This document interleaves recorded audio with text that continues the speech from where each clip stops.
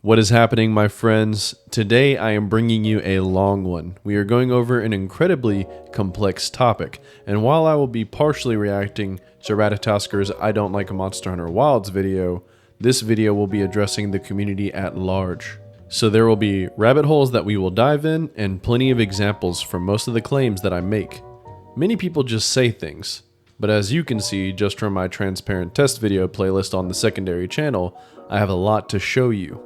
First things first though, let me tell you the objective of this video as a whole. I will be showing you evidence of not only unintentional misinformation in the Monster Hunter community, but I will also be showing you evidence of content creators and authorities in the community being imperfect as well. I know, surprise surprise, who would have thought? Human beings can be subject to bias and misremembering, even if they have experience or influence.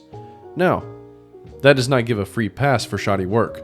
Fact of the matter is, Ratatosker himself has been doing sloppy work since base Monsterhunterrise. And I don't mean that in a mean-spirited way, by the way.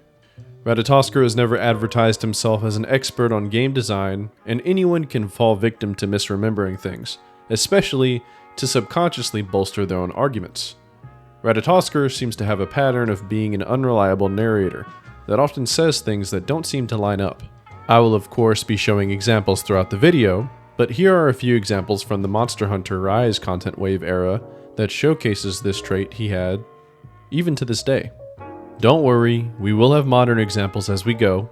This is just to establish something that I have noticed from Ratatosker since his Rise days, where he first began to gain more traction on YouTube. This does not work as a method to invalidate his arguments in the video, so don't get ahead of yourself and just follow along with me. Now we will jump in the time machine and go back to July 2021, to this video where Ratatosker regales us with a tale of overcoming Kushala with an unfamiliar weapon. What you see before you is me fighting Kushala with a sword and shield. As you may have noticed, I am doing poorly, and that's no surprise. Because before recording this hunt, I had never used sword and shield in Rise. I'm getting hit very often. I'm not using my weapon effectively. I'm not exploiting the monster's weaknesses. In short, I suck. But even though I suck, even though I'm constantly getting hit, Kushala can't seem to turn those hits into a cart for the most part. And in fact, I do end up clearing this hunt. First try. Now, it wasn't pretty. I didn't have fun. I didn't learn anything. I had to replenish my potions several times, and it took like 30 minutes. But I did clear it, and that's a problem. I shouldn't be able to do that. Now, shoddy argument about restock aside, which also existed in World, the game he compares Rise to as well, the main thing we are focusing on are the results of his test. He showcases okay SNS play from a fundamental standpoint. He's only struck once with a minor attack in the beginning of the clip. In his own words, he describes that he sucks with SNS. He beat the quest first try with SNS, he had to replenish his potions multiple times, so restocking, and it took him around 30 minutes. Okay, cool, we have the test. Now let's fast forward to Ratatosker reflecting upon this same test on a couple of occasions. 14 months later, September 2022, Ratatosker is a guest on Ruri's Cons cast. I'd never played the sword and shield, like at all. And then I was like, well, just to prove my point, let me try and fight a Kushala de Aura during base Rise, and without a build, no build. I'll just like not slot anything in. Just pick out some random armor, or actually armor that I'm using for my longsword build, and not change anything. Get a random sword and shield that I don't know what's good, don't know what's meta, don't know how to use it, and then I beat it in like 12 minutes, without ever worrying about carding. It was sad. It was kind of sad. Okay, some things have changed, and some things also don't seem to make much sense. He begins with saying that he uses the same build as his longsword, as if that changes much about being able to play a raw weapon if you are already using a raw build, which he did, even in the same video he showcases. It's very likely that if he truly was using his longsword build without changing anything, he was just running quick sheath instead of offensive guard. He then talks about how he does not know what SNS is good or meta, so he ends up picking Teostras, judging by the video. Or it could have been a layered Rampage SNS, but after going through World and Iceborne, especially Fatalis, you don't know how to look at the number of the attack and affinity figures to see what may be better or not? I doubt that. since he was running the statistically best longswords in the game in the video with the Nargacuga and Camillus longswords showcased.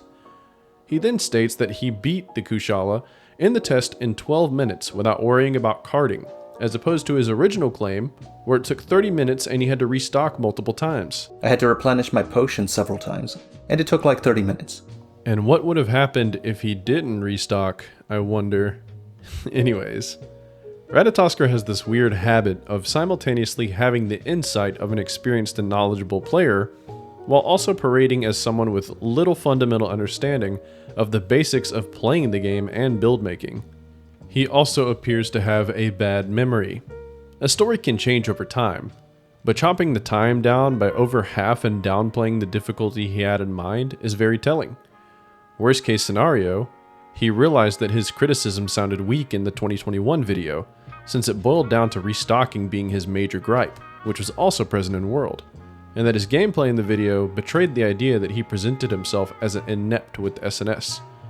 Also, the concept of spending 30 minutes and admitting to restocking multiple times indicates a lot of struggle, which also sounds a lot harder than saying he took it down in 12 minutes with no cart worries. Not to mention going out of the way to make the test sound more hardcore than it was by dressing the parameters behind the test with ignorance of basic weapon comparisons and only potentially missing one meta skill. Best case scenario, his bias and lack of decent memory and willingness to check himself leads to over-exaggerations that confirm his biases, which I find to be more likely, as this is quite common in people as a whole. And yes, we will be going over examples of even the Monster Hunter community at large. I bring up this Rise era Ratatoskr because I find that he is doing a lot of similar things with Monsterhunterwilds. The heavy comparison between the new Monster Hunter game with an over-exaggeration on Monsterhunterworld's actual difficulty, tests that are not very good confirming his own biases, misremembering things, or leaving things out for the sake of boosting his own arguments. The funny thing is, in the same month of the Cons cast where he misremembers his own test against Kushala, he also released episode 11 on his own podcast. It is unlisted on YouTube, but is still uploaded on Spotify. In this snippet, he hits us with another angle from his bad memory. I did a little experiment in the video where I used Sword and Shield for the first time ever using it, and I was fighting this Kushala Dora. And the first thing that hit, it wasn't even a build, really. I don't even think I had many decorations on it. Nothing was optimized at all.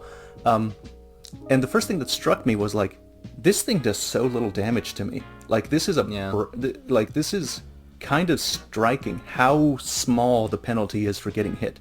And like people are like, no, monsters in Rise do a lot of damage. I don't think they do. I don't think they do a lot of damage. I'm fairly certain I can take 5 or 6 hits of a Kushala Daora before going down. And it's a Kushala Daora. It's an Elder Dragon. Why are you lying? This is still in reference to his test from the 2021 video. Going back to the footage, Ratatoskr doesn't really have Spearbird health buffs. Fair enough, most people didn't bother with the Spearbirds because unlike Health Boost in World where you could easily slot it in, it was a hassle to interact with and a shitty mechanic as a whole. But I remembered very differently from Ratatoskr about Kushala's damage. So, I booted up Rise, crafted a full Teostra HR set, ate, and went to face tank attacks. And sure enough, it hit just like I remembered. For the full test where I showcase World Kushala's damage with and without Health Boost 3 in unupgraded HR Teostra gear, check this video out. It's an Elder Dragon. And by the way, from here on if I reference a video I have on the secondary channel for testing, I will put the title and thumbnail in the corner. If you are skeptical of me or my findings, feel free to verify my claims. Those videos are for transparency purposes. While there is no such thing as full objectivity for critics, there are things that are in fact true and things that are, unintentional or not, lies. This is not an expose on Ratatoskr. This is not a hit piece. I do not think he is a malicious liar and swindler. I believe that he, like most people in general, believes himself to be sincerely correct and lacks the care to truly verify his beliefs. And if he misremembers or spreads false info along the way, it doesn't really matter to him.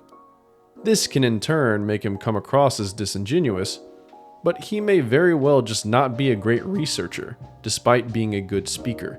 Not everyone is good at everything. Ratatosker is merely the driver of some of our discussion today.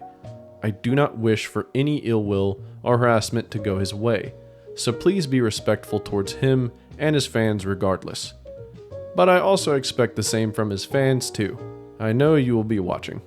Now, I have done a lot of digging across YouTube and various other social media sites, so be ready to see video footage from 7 years ago and posts from beyond that from multiple sources.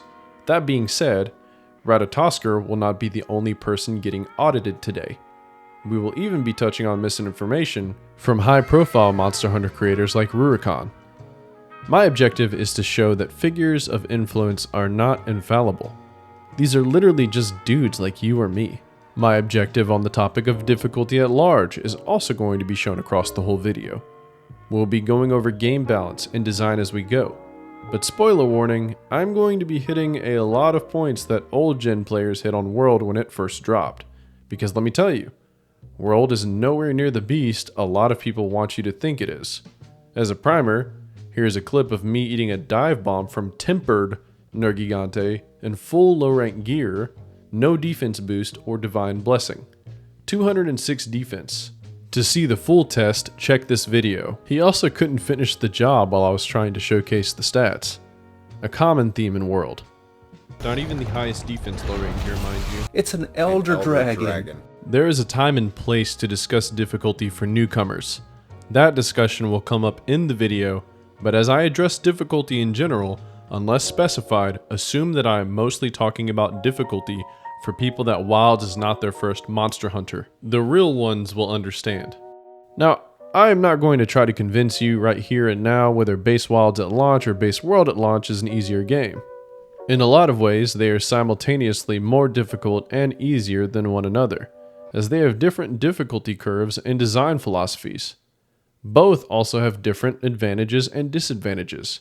To get you thinking about what this means, I want you to really think about if low-rank Rathalos and Diablos in World are legitimately more difficult fights than low-rank Jin Dahad, Guardian Arkveld, and Zoshia.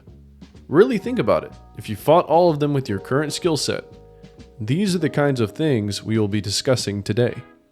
Oh, and just to bolster my own credibility, not only have I done all the testing in this video, but I was also there on base World launch.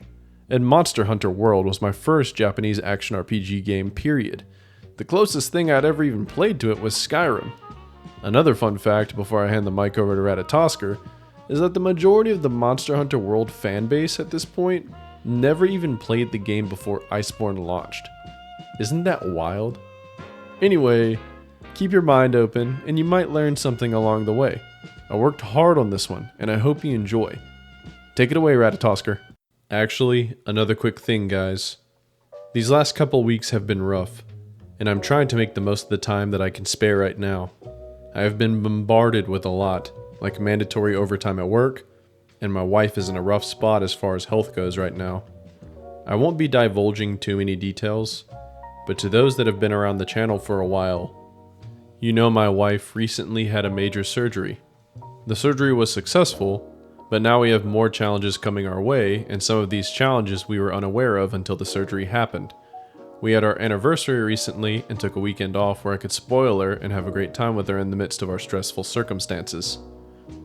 As it stands, I lack the talent, time, and capability to make this video as perfect as I want. It's not like what I have is dog shit, but still, I always try to take a little pride in the videos. I do want to go ahead and thank you for watching, and thank all of you that have been encouraging me through this past month. Thank you. Now, onto the video for real this time. Take it away, Ratatosker. This video is going to be a critical review of Monster Hunter Wilds. In it, I'll be talking about my problems with the difficulty, the story, the entire structure of the game, and my concerns over the direction of the series. Not everything in this video will be negative, but it will be negative overall, as even the things I like are impacted by the things I don't. I realize that this can be an abrasive topic, especially if you like Monster Hunter Wilds, so I will remind you that you can exit out of this video at any time. But if you choose to stick around and hear me out, I'm sure you'll realize that I love Monster Hunter, and you'll agree with at least some of the reasons why I found it so disappointing. So what he says here is actually pretty important. people can love Monster Hunter for different reasons in different ways. Just like people can love any game for different reasons in different ways. And while Ratatosker is definitely abrasive in this video, and with some of his viewpoints in general, I do think that he comes from a point of sincerity, and I think that's important. However, there are a lot of things that he does that can be kind of destructive and really unproductive in general as far as pushing the conversation. However, the fact that we're even having this video and I'm having this conversation and I've made all of this, it just goes to show that Ratatosker is a catalyst for discussion. And what he has done here is he's brought something to the table that we can hash out. And this has been a continuous issue for the past 2 games in the series, Monsterhunterrise and Monsterhunterwilds. And, well, I'll let him take it from here. Before we start, though, I think it's important to give some context. There is a kind of old-gen versus new-gen attitude in the Monster Hunter community, and I want to make it clear that this video is not one of those. My first and favorite Monster Hunter is Monsterhunterworld. I've played 4U and 3U, and I think there's a lot to enjoy about those games, but I would not want to go back to those systems, and I don't believe that they're better than what was introduced in Monsterhunterworld. This is not an old-gen versus new-gen argument, it's a new fan versus newer fan argument. And it parallels the argument we've already had between the Monsterhunterworld fans and the Monsterhunterrise fans. Monsterhunterrise minimized or removed many of the elements I felt were important to Monsterhunterworld. Monsterhunterrise is flashier, faster, easier. Tracking was removed, meaning you'd know where the monster is at all times. Counters or counter equivalents were given to most weapons, homogenizing the gameplay and making them feel samey. So what he's doing here is he's kind of padding out his argument against Wilds preemptively. So whenever Ratatosker was leading the charge in negative criticism against Monsterhunterrise, people enjoyed dunking on it whenever it first came out because it was Switch exclusive, the graphics were incomparable to World, and many people claimed that it was just way too easy baby game. And it also released unfinished. It legitimately released pretty much unfinished, but that was due to COVID delays. So it was pretty popular to dunk on Rise at the time. And whenever Ratatosker was dunking on Rise, not many people defended Rise. People agreed with him. And so right now he's kind of padding his argument a little bit. Well, if you thought that Rise was too easy, if you thought Rise was a problem, if you thought the counters in Rise was a problem, what about Wilds being too easy? What about the counters in Wilds? What about all of this? So he's already padding it out a little bit. Really clever. I will have to say against his point, homogenizing gameplay and making everything feel samey, that is a very reductionist viewpoint, especially whenever you take into account before Monsterhunterworld, before Longsword even became the counter weapon, Lance was the counter weapon. If you truly play multiple weapons, you will know that the weapons operate differently. Nobody was saying that World Lance and World Longsword were samey because they both had counters. Nobody was saying that. So just want to put that out there. The moveset, the mobility, the damage, and the counters available to the hunter were so strong that player power had never been higher, and the monsters simply couldn't keep up. And that's the real source of the easiness in Monster Hunter Rise. It's not that the monsters move slowly, it's just that the hunter has more than enough ways to deal with whatever attacks, movement, or damage you give them. The importance of both nutrients and food.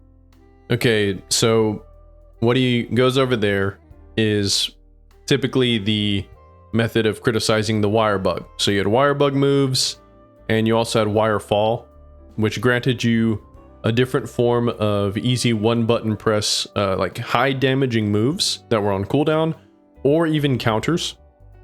And as for wire fall, you had a methodology to getting up while simultaneously sheathing your weapon and going a decent distance away. Wirefall was exceptionally strong because it would sheath your weapon and you could aim it and you had perfect control of the timing. It wasn't a perfect get out of jail free card because you still had to time your wirefall properly because it did not really have many iframes at all. In fact, Rise had less iframes even on rolls than World. It's a lot harder to iframe things with just your base dodge than it is in World. That's something a lot of people don't talk about. So in a way, it required a little more work to avoid monster moves. Food were greatly minimized because eating in Monsterhunterrise would give you your full health bar. In Rise, when you're knocked down, you could use Wirefall to quickly get back into the action, or get to safety and heal at a pretty minor cost. Basically eliminating or greatly reducing the situation in which you would be on the ground and you have to carefully get up so as to not get hit again right away. Okay, so he's going to use that to gear up for Seikret pickup. I do want to go ahead and provide this.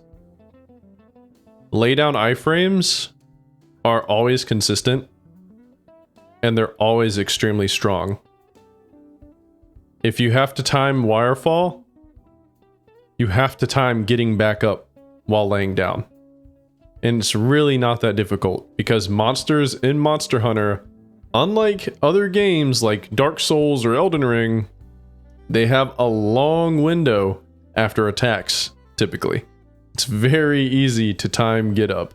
And if you don't believe me, I've got a video of myself with a charged blade, mind you, which has the longest sheathing time in Monsterhunterworld, going against Tempered Furious Rajang and Iceborne, which is considered one of the most oppressive monsters in the series, period. Not just Iceborne, in the series. Tempered Furious Rajang. Charged Blade has the longest melee weapon sheathing time, second longest in the game, only behind HBG. And I basically just purposefully get hit over and over again. And I get up, and I sheath my weapon. Most of the time, I don't even have to use laydown iframes. And it's easy to do this against any monster. In fact, here's a little clip of me doing it to Fatalis in my other video where I do some funny stuff showing off infinite restock and how powerful that is. You want to talk about power to the player and the monster not being able to keep up? Yeah, infinite restock, Superman dive, lay down iframes. All of these things exist. It's not just Rise or Wilds where you have OP shit. It is also World. And these things are built into your toolkit from the ground up. It's easy to do. It's not as much drama as people like to lay off. If you can see a move coming, if you can even like somewhat read a monster, you don't have to worry about getting up in the middle of it unless you're panicking. And if you're panicking, you also have the chance to panic into a wirefall that's going to get you hit. And you also have the chance to mess up whenever the Seikret's picking you up, and I'll clarify on that later.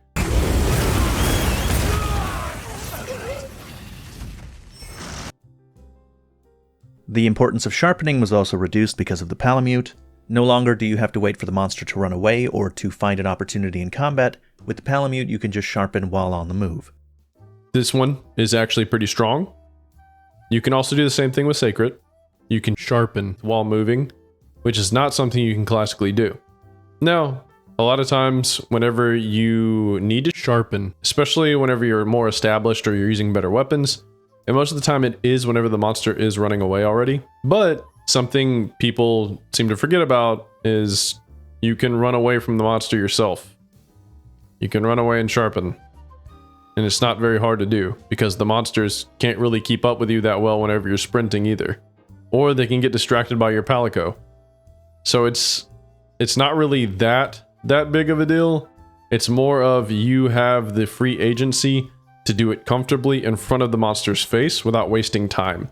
And that's really what Wirefall and Seikret or Palamute sharpening boils down to.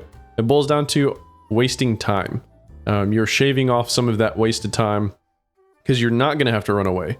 You're not going to have to do certain things that other people would normally engage with, as in wait for the monster to do a huge attack window with huge recovery afterwards so that you can immediately begin sharpening. And if you're not running any speed sharpening, sometimes you're going to eat a hit right after you finish, but at least you're going to get that sharpen off. You can't just say the game is easy because you can just easily sharpen while running away, because you could already do that in World. You could do that in Old Gen by running to a different loading zone.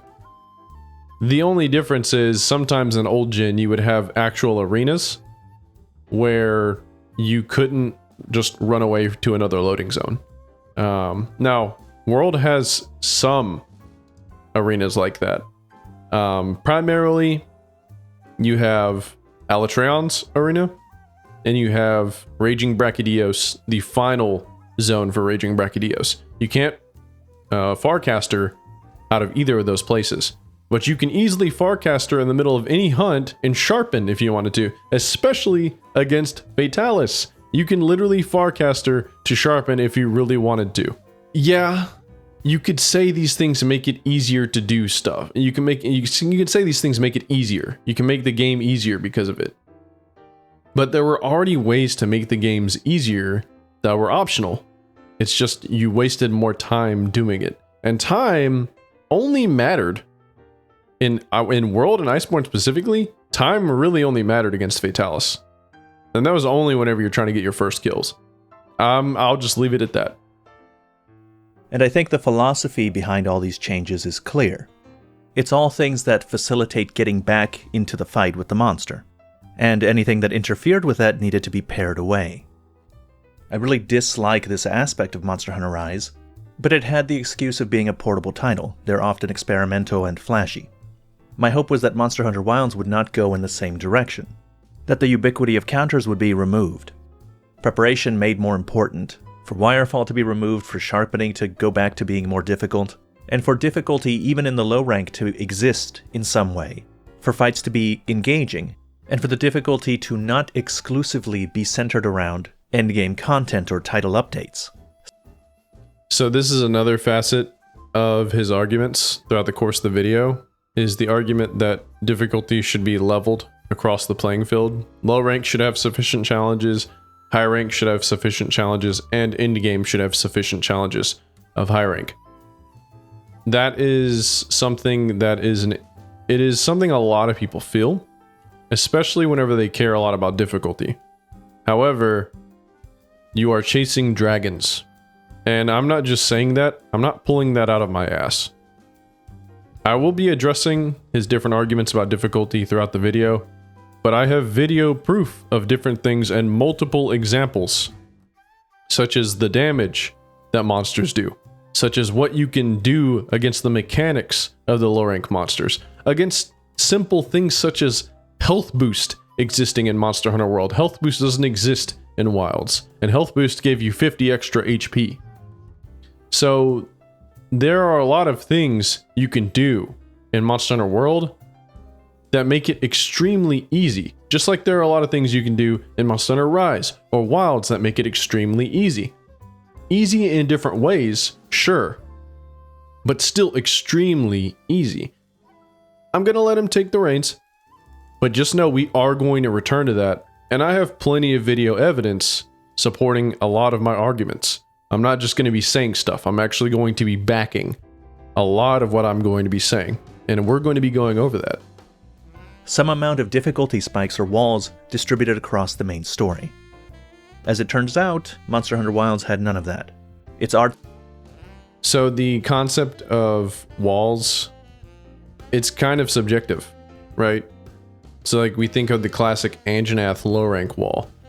We don't think about the fact that World dropped and there were millions and millions and millions of people that had never played a Monster Hunter, let alone an RPG or an action RPG. This was before even things like Elden Ring existed. This was before the really huge live action era of Final Fantasy. This was a time where there were a lot of people that bought into the hype, came in, they bought the game, and they bounced off because they didn't understand anything. For the sake of time and structure, we'll let Ratatosker take the reins again and continue moving forward, but we will swing back and I will discuss the principle of walls, specifically walls that Ratatosker feel are present and that a lot of people seem to overinflate as difficult. Art style and monster designs are closer to Monsterhunterworld, and I appreciate that, but in terms of gameplay, it's continued to move in the Monsterhunterrise direction. When I got into this series, it instantly became one of my favorites. Monster Hunter is as important to me as something like From Software games or Zelda. The kind of thing that I thought I'd be interested in for the rest of my life. But if the next Monster Hunter game releases, and I find that it's continued to go in this direction, then I probably won't follow. That one hurts to hear because Ratatosker's been around for a while, right? He's been playing a lot of Monster Hunter. You're chasing dragons, Ratatosker. You're chasing that first feeling you had in World. For the sake of fairness to Ratatosker, I'm going to drop his story about how he got into the series just to show a little bit of context of what he likes, who he is, and what really made him love Monsterhunterworld. I feel like this will be good to show, and I'll let him use his own words since I pull from a podcast.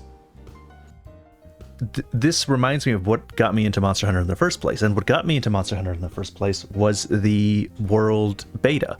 So I played the first World Beta because my friend was trying to get me into the game, and I killed the Anjanath with several different weapons, and I didn't know how to use any of the weapons, but I still killed it.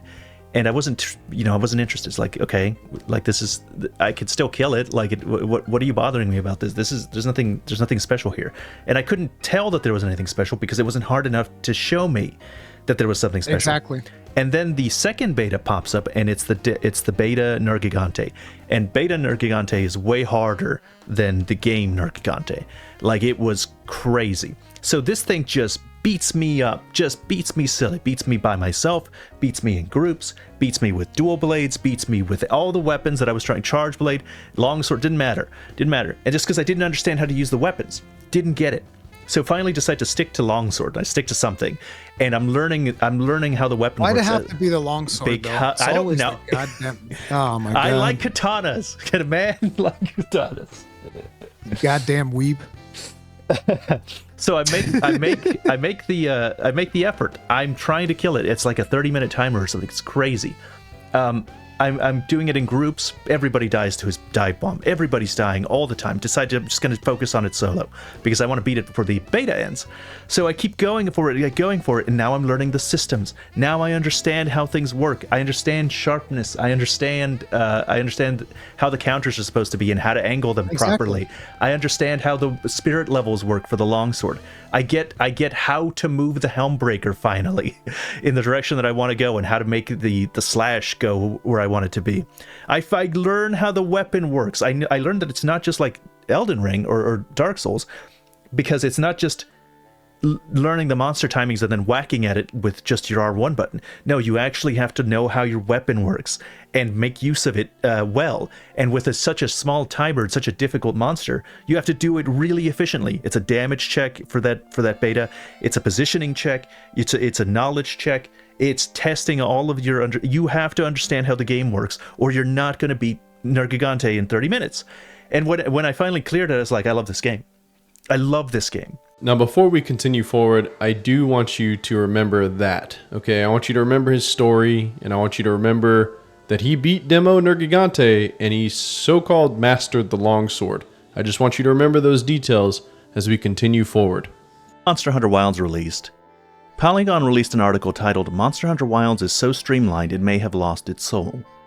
It's actually an excellent article, and details many of the same problems I have with Monster Hunter Wilds. Of particular note is their comments on the difficulty. They describe it as agonizingly easy to veteran players. Quote, I want to say Wilds is perhaps the easiest entry in the series yet, largely due to the new wound system, which allows you to perform special attacks on monsters that deal devastating amounts of damage, often netting you monster parts or in some cases knocking them over. The dual blades had me tearing through even the most formidable monsters, lacerating their legs, puncturing their hides, and creating wound after wound to continue a cycle of just dealing a disgusting amount of damage over and over and over again. In a way that almost felt mind-numbing, I zoned out during fights. My evade window was so large I could often get a boost from perfect dodging attacks, which meant when I would dodge I would also spin around in a flurry of blades, dealing even more damage. Frustrated, I switched to Hunting Horn to try and give myself a challenge, but the experience was mostly the same. Okay, so Ratatosker using a journalist article is already kind of funny to bolster his argument. But the fact that he's talking about, oh, I spam focus strikes and I do the damage over and over again. Now, Dual Blade's focus strike is really long. So I can see where they can be kind of, ooh, that's a little long. Yeah, it can be a little goofy. Zoning out during your fights Your evade window is so large that you get a boost from perfect dodging attacks. Zoning out in your fights compared to what? Base World? Base Rise?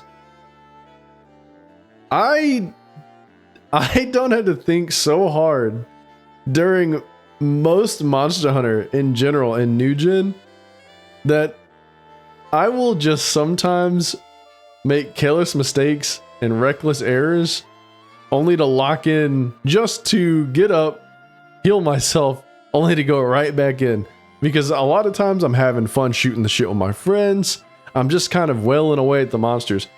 Because let me tell you, Monster Hunter, once you get the fundamentals down, is not that difficult of a series in New Gen, okay? In New Gen. And by the way, New Gen has been for the past 7 years.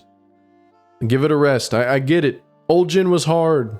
I've been there. In fact, I did all 228 Deviant quests, which all shit on Fatalis from Iceborne, by the way. Well, maybe not all. But the EX Deviants, most of them, most definitely are harder than Fatalis. They're definitely more heart pumping. So, look, the fact of the matter is the games are different, and New Gen is easy. It is easy, okay? All of New Gen is easy. Well, besides High Anomaly, Special Investigation, Sunbreak. But that's a different story. And some Fatalis. And you could argue AT Velcana and Alatron as well. I think those are just difficult in different ways. I think Fatalis is the truest form of difficulty in Iceborne. I mean, hell, Extreme Behemoth, I would put on that pedestal as well. Extreme Behemoth is probably the hardest, unless Wilds changes it, probably the hardest like base game experience that we'll have in New Gen for a while. And that was strictly because of crib dismanagement. You had to have a good team going on with DPS checks and just a lot of different things. It was mostly, you couldn't just rely on yourself, you had to rely on other people. And so that made it kind of hard. But yeah, this is goofy. Like the concept of zoning out during fights, that's very anecdotal, right? Like that's extremely anecdotal. Switching to Hunting Horn, same experience, also anecdotal. IGN's review video said many of the same things, and a great deal of that video was dedicated to criticizing how easy the game felt. Every weapon also has a simple to execute focus strike that will deal a burst of damage to a wound and break it right away. So maximizing the amount of time you leave one open and then using that finisher before it closes naturally is an interesting subgame to manage. Or at least it would be if Wilds ever presented me with a challenge that pushed me to make those considerations. Whether I was playing online or solo, I've never had a mission reach the 20-minute mark, and I've only fainted 2 times total across dozens of hours. Compare that to World, which had real tests like Kieran, who smacked me silly my first couple of attempts, forcing me to regroup and craft an armor set around thunder resistance, and it's hard not to feel like Capcom's desire to make this a more inviting Monster Hunter sanded off some of the bumps I actually enjoyed in terms of overcoming big threats. So, once again, Ratatosker using journalist points. Which, first off, I find it funny how he brings up Kieran as his great test, when the only mandatory Kieran fight is the double tempered Kieran fight to unlock tier 3 tempered fights.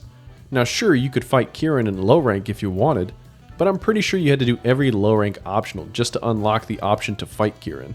And low rank Kieran was a joke. People typically only mention Kieran as a menace in his endgame tempered fight. Showcasing the journalist footage of the guy fighting Kieran at half health. He still has health boost 3 on, mind you, hence why his health bar is bigger than his stamina bar, but he's fighting, look at this, half health, or a little over half, but still. And he mentions having to build around elemental resistance. You don't have to build around elemental resistance for Kieran. You can put 3 stun res in, that'll help. But as far as elemental resistance goes, even against the tempered Kieran, which, by the way, I have proof of on my Meatman Streams channel, my secondary channel, I have a video of me fighting tempered Kieran with -9 thunder resistance. Just a standard end game build that you would have at that by that time period.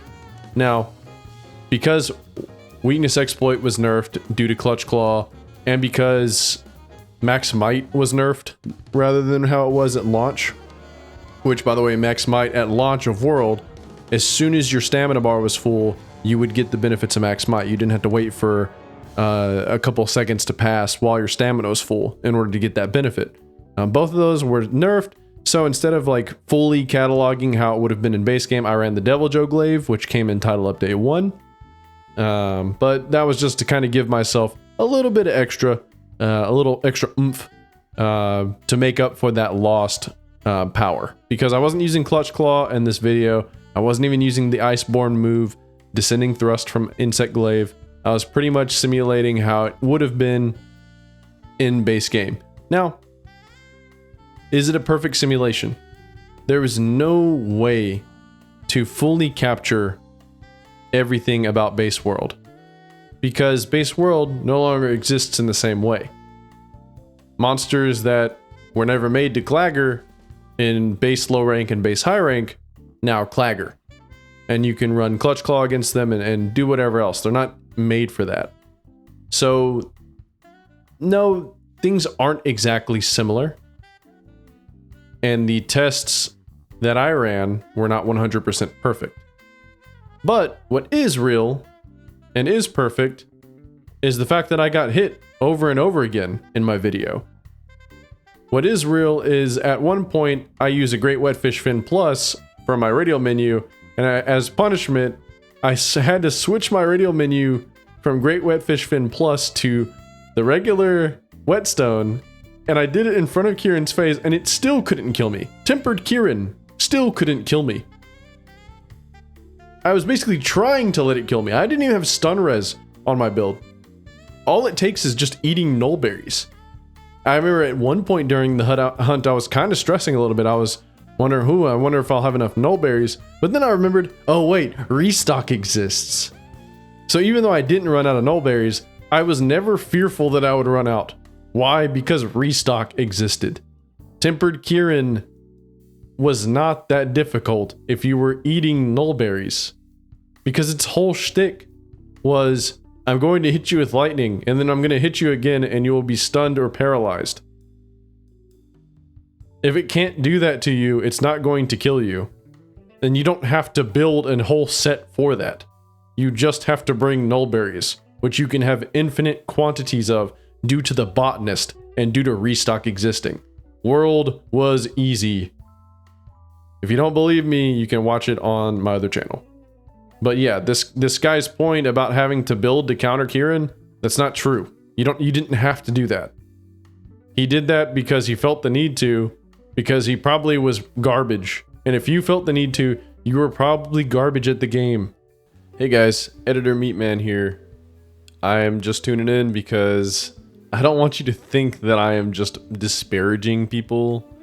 Everyone was literally bad at Monster Hunter at some point. Everyone. You had to learn how to play these games. If you don't understand how to utilize tools or items, how to build make, how to fight something properly, how to keep your health topped off, how to ensure that you're going to survive by waiting to properly get up whenever you get hit, or to roll out of the way of attacks, or to not get greedy, you are bad at the game. It's nothing to be mad about. It's something to improve upon. So don't take it as just a pure insult. Everyone was bad at one point. I know that hurts whenever someone tells you, you probably were bad whenever you fought this monster. Yeah, you probably were bad. Like Anjanath, I remember so distinctly breaking through. Yeah, because like I told you earlier, Anjanath is a wall. Even if it didn't block, even if it didn't hit you at the time, it's like, oh, this is kind of like a really challenging monster. See how your brain assimilated like, oh, Anjanath, yeah, I remember that. Yeah, because it was a wall, because it was harder, and therefore that made him more memorable. It was a significant step up. I remember that, actually. Yeah, it was a significant step up in difficulty. No, you're absolutely correct. Here is the perfect example of a very recent case. Preach, who was on the right, played through World and Iceborne as his first Monster Hunter not too long before Wilds came out. Preach blasted through the game, and was only really halted by Alatreon. But here he is reflecting how Anjanath stuck out to him early game a little bit. Rurikon says it's because Anjanath is a wall. We will get into that later. But let me show you how Preach played when he fought Anjanath. First, we will watch a clip from him meeting Anja during an optional quest, and then we will watch a clip from the actual hunt he did directly after. It's very high up though.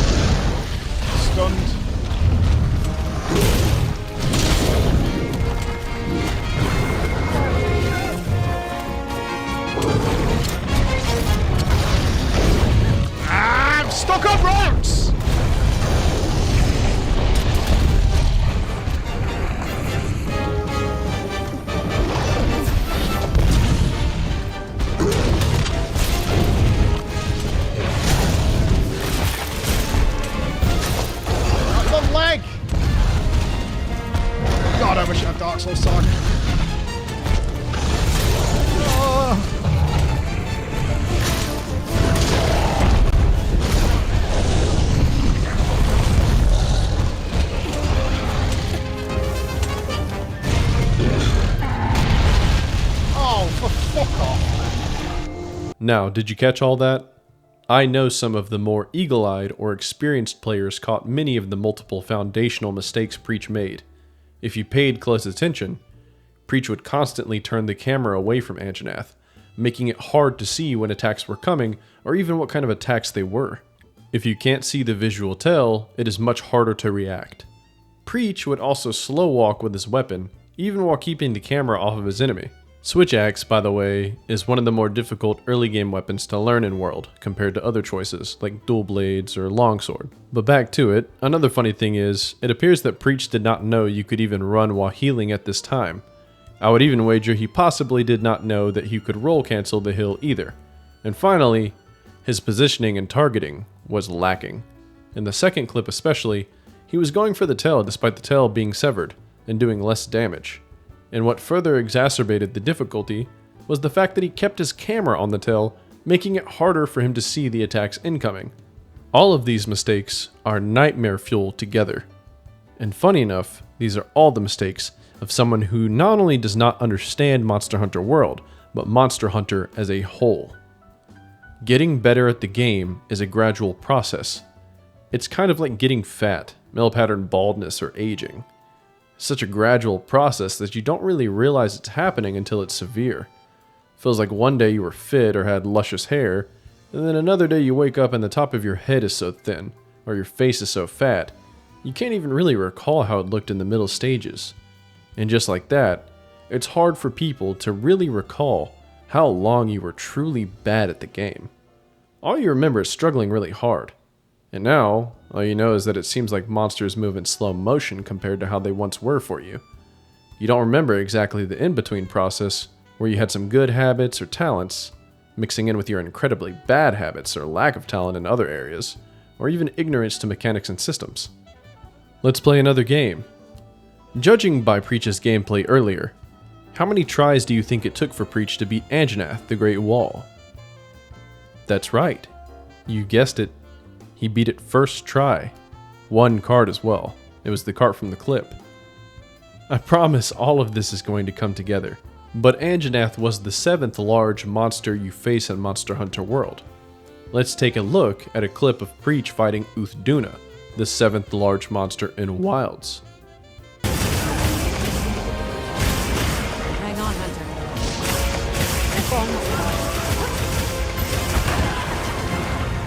If I mistimed that dodge. So I put a dent in it.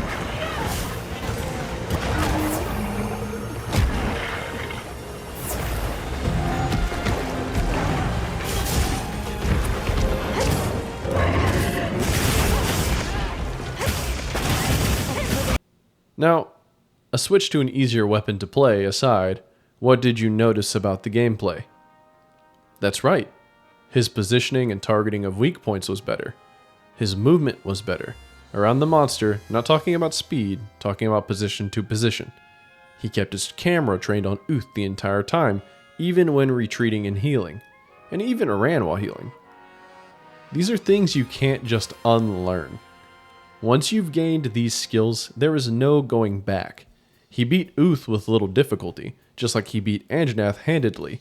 But his difficulty with Anjanath wasn't with Anjanath. His difficulty was with his weapon. Camera. Lack of fundamentals for attacking and recovering. Funny enough, here's a comment from this same podcast where someone almost became self-aware. Sadly, they did not. They only chalked up difficulty for Wilds as what we just showcased for Preach here. Preach was an awful player. No offense to Preach, we all were at some point. And now he isn't. But it is hard to really conceptualize being that fundamentally bad, when the fundamentals come so easily by instinct now. If you thought low rank and high rank World was hard, it's because this was you. Whether it was lack of fundamentals, difficulty with understanding the combat, or even lack of understanding or synergy with the weapon you were using, you were bad at the game on a fundamental level. And there's never going to be a time that you go back to this. Never. And it also makes more sense to me now, as a general thought, why people were pretty upset with fights like Alatreon, etc., considering what they had been playing for a long time in the base game, because I imagine World was like that as well. If I think back to the World-based game, I didn't really struggle. I don't think I died for quite a long time, even though I had absolutely no idea what I was doing or how my weapon worked. Now back to Kieran. If you go back and you fight him and you still struggle, under the same parameters, like you're running high rank gear or whatever, and you go back and you still struggle, it could be the weapon you're using. Because guess what? Another aspect of how Monster Hunter works is that there are 14 different weapons, which means that even if you perfectly recapture different things about the games, it's still not going to be the same for you as it is for somebody else. I play with Insect Glaive. Very low commitment. Very mobile. Someone who's playing Greatsword against Kieran, I can see them struggling a lot more. So the fact of the matter is, difficulty is extremely subjective. This IGN review has this whole little anecdote about needing to do something to overcome Kieran. It's also using SNS, by the way, which has barely any need to commit. It can just hit. But this guy's fighting like half health. And the funny thing is, he's talking about how difficult Kieran is while fighting at half health. Why isn't he dead yet? Playing so carelessly. Why isn't he carded yet? What's going on? You know, like there's just so much wrong with this whole thing. And Ratatosker's not doing himself any favors, including stuff like this. Because people that know what they're talking about, people that were there at Base World, people that know what they're doing, people that know these games, can see right through this.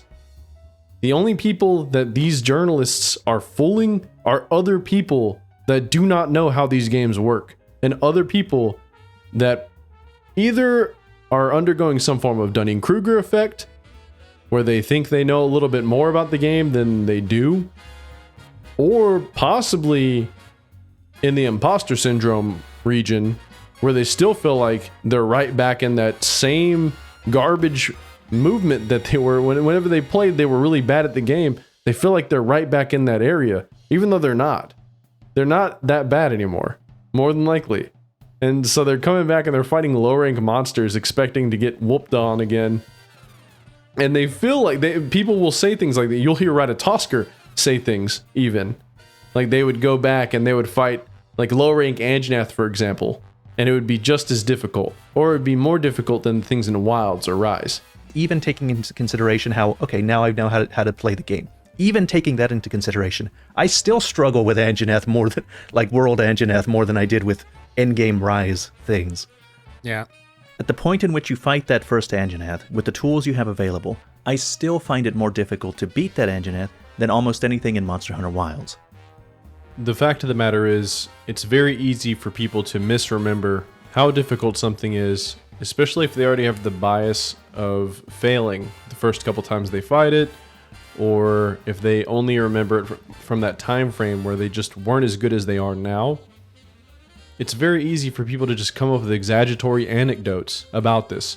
We see it all the time about people lying about monsters being able to one-shot no matter what defense you're at. Which just isn't true, by the way.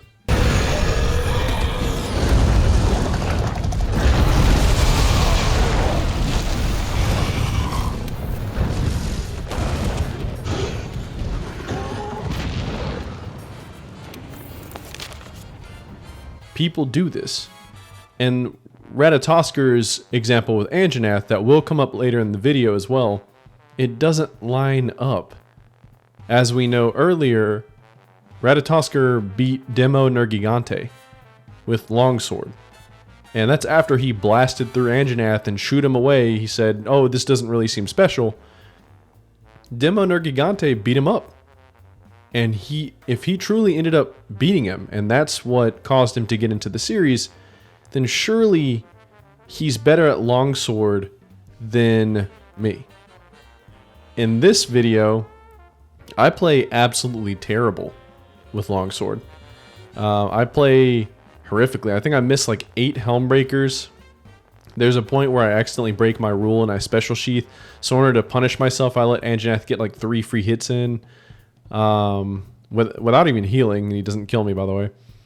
And then there's even that being said, there was a point where I foresight slash, and I get one tapped by the flamethrower because my defense is shoddy, because I was playing with like more of a newbie setup, as opposed to like a actual like optimized low rank defense setup. And by optimized, I mean just running full Toby Kadachi or something, instead of just running like weaker pieces. But the funny thing is, I still clean Anjanath's clock relatively easy. Someone like Asmongold only felt against Anjanath once. He triple carded once. And it broke down to the fact that Anjanath hits with his flamethrower, and it's effectively a one-tap. It hits disproportionately harder than everything else that you fight up until that point. Like, I feel like the boss is a joke until he does that fire, and then I just get one shot. It hits disproportionately harder than everything else that you fight up until that point, and even a little bit after as well, which leads to a weird feeling with the difficulty, by the way. You get this odd sense that the game was like weirdly difficult in one single way, in a very one-trick way, literally, and then it just goes to being much easier afterwards, again, which is kind of weird. People say it's because Anjanath is supposed to teach you to upgrade your gear and to upgrade your defense. However, if it were such a good teacher, well then why did people have the same exact problem with Pink Rathian? Why did people have the same exact problem with Nergigante? Why did people have the same exact problem with Tempered Basilgeuse or Tempered Kieran? Interesting little walls along the way to the end game. Whereas in Rise, all the difficulty was in the end game. I still remember people in like forums and boards and community posts were like, help me with this Pink Rathian. Like, this Pink Rathian's really messing me up. Help me with this double Tempered Basil quest. I can't get through it. Help me with the first Tempered Kieran quest at Hunter rank 49 or something like that. Yeah. And people were not prepared for those things. I saw people getting one-shot by the Basil. I saw people getting one-shot by the Kieran. Not even the highest defense low range here, mind you. It's an Elder Dragon. It's almost like they didn't learn the first time, and it was just a weird difficulty curve, where instead of thinking, oh, Diablos and Rathalos in low rank were the hardest challenges early game, no, you think about Anjanath, and Rathalos and Diablos are kind of underwhelming. And when it comes to the Elder Dragons like Teostra or Valhazak or Kushala, people don't think about them hitting. They think about Pink Rathian. Not me personally, but people that struggled with understanding the basic fundamentals of upgrading your gear and just never picked it up, which were a lot of people, seemingly. There's just no way Ratatosker beat Demo Nergigante and thought Anjanath was that difficult. There's just no way. And the main thing that makes Anjanath difficult is the flamethrower. I have another video that's like 15 minutes long, and I'm purposefully trying to get hit by the flamethrower because I'm trying to test out like some defense along with the health boost 1 that you can get from the bone helmet, which is relatively easy to get, by the way. And, you know, that paired with the 30 HP meal you can eat, because by the time you hit Anjanath, you can eat for 30 HP. You can live through the flamethrower. Well, I was trying to test it with like as minimum defense as possible with health boost 1, and it took him over 15 minutes to hit me with 1 flamethrower. And I had to run into it. I had to actually run into it. If you don't believe me, you can watch the video. It's unintentionally funny because it's really goofy. He seemingly just can't hit me. And I'm trying my best to stay in range whenever he's in fire mode. And he's either hitting the palico or he's just doing it away from me. It's so hard for me to get hit. I'm just saying there's no possible way that he's remembering that correctly. And if he is remembering it correctly, he's not actually taking into account his growth and skill, because he's not a bad longsword player. He's been showcasing his gameplay the whole time. He's not a bad longsword player, and he's no doubt way better than me in World. And especially if he goes back now and he plays it, he would just smoke Anjanath. Really and truly. Especially, this man's beaten Fatalis. You don't have to know every ounce of the Anjanath's moveset because his moveset's simple and easy to deal with. In conclusion, when people recollect how hard these monsters are, you can't just trust anecdotes. You can't. Because they don't line up a lot of times. There's no way Ratatoskr actually means what he says. And if he does, he hasn't went back and actually tested it. But yeah, these anecdotes are goofy. Whether we're talking about a journalist talking about Tempered Kieran while showcasing gameplay of him fighting at half health, or Ratatoskr just literally saying shit that doesn't make sense. Not according to the stories that he's told, and not according to what he's played. Some of the bumps I actually enjoyed in terms of overcoming big threats. Do you know how odd it feels to have IGN and Polygon complain that the latest Monster Hunter game is too easy? And they are not isolated incidents. I watched many of the pre-release reviews, many of them from well-liked, established Monster Hunter YouTubers, and 100% of the reviews I watched felt that Wilds was too easy, maybe the easiest game in the series. Now admittedly, they did still give it a good review, but the point is that almost universally, reviewers listed it as a criticism. They agree with me. The only difference is that I perhaps think it's a bigger deal than they do. So, just because people are established content creators, or journalists, or professionals, or whatever, does not mean that they are immune to bias in any form or fashion. It also doesn't mean that anecdotally, their opinion gets skewed over the course of time. Revisionist history, as far as base world goes, or just Monster Hunter in general, it exists. You know, people experience these games at different points in their life, and for a large amount of people, they experience the games whenever they're having to learn a lot. So, naturally, things that once seemed really tough aren't actually that tough. Not as tough as you remember. Why journalists would harp on difficulty and why YouTubers would mention it could be for a multitude of reasons. As out of touch as journalists can be, they also know controversy gets clicks. And it doesn't take a genius to look at the hate train base Rise had to know that saying new game too easy compared to World equals instant swagger. Which is how you get IGN reviews comparing low-rank wilds to high-rank endgame monsters like Kieran. As for YouTubers, it could be a mix of things. It could be the fact they feel like they have to address it at risk of being called a liar or a shill like some of them were during the base Rise era. Trends with YouTube are not a surprising thing, considering how the YouTube rat race awards those that cause controversy with engagement. It's why we saw a trend with early copy reviewers having the standard, it is good and fun, but it might be the easiest game now that we have something newer than Rise. And then later reviewers seeing all of the yummy engagement, only really harping on every Reddit and Twitter critical talking point, Not saying every reviewer falls into these categories, there are outliers of course. But how are these sets of reviews so different from each other, but consistent with the early access or first month content wave they came in? It could also be that they, just like any normal person, can misremember things or grossly underestimate how bad they were on their first playthrough of a new generation Monster Hunter, which for almost all of the people in this space was Monsterhunterworld, me included.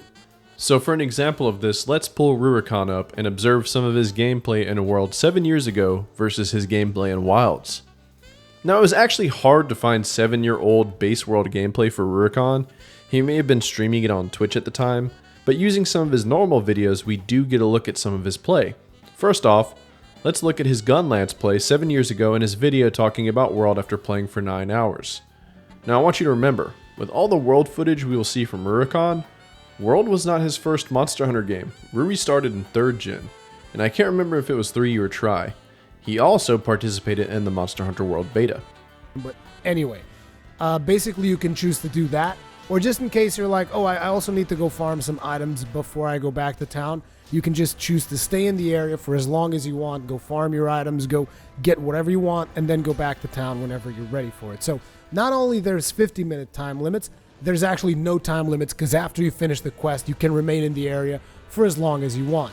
And then on top of that, let's say for instance, you don't even want to do a quest, you just want to go to an area, you can do that through expeditions. Expeditions have no time limit, so you can go to any of the maps that you've unlocked, and you can just go there, collect resources, do whatever the hell you want, just hang out, and you can go on about your business for as long as you want. However, in expeditions, monsters like the big alpha predator of the area or something will leave the area at like, oh my god, I actually don't like the path that I've taken with this weapon.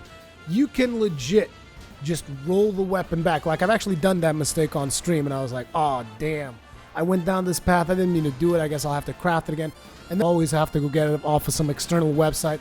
And I always quoted how Soul Sacrifice did it better, because it always told you, hey, you want to get this thing? This is the quest you got to do. This is the thing you got to go fight, you know?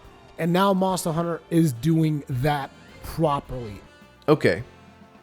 He apparently went back to fight monsters that he had already fought before, and we have some weird habits showcased already. We see a lot of spamming that leads to inefficient play and taking unnecessary hits. We see bad timing and choices, like trying to Wyvern's Fire right in front of Gyarados from neutral. We see him immediately walk away and sheath right in front of Gyarados, right after that, taking a hit. He isn't healing himself and only relying on Vigor Wasp spray from the palico. I wonder where I've seen that before. Let's fast forward 7 years later and look at some of his Gunlance gameplay early game in Wilds.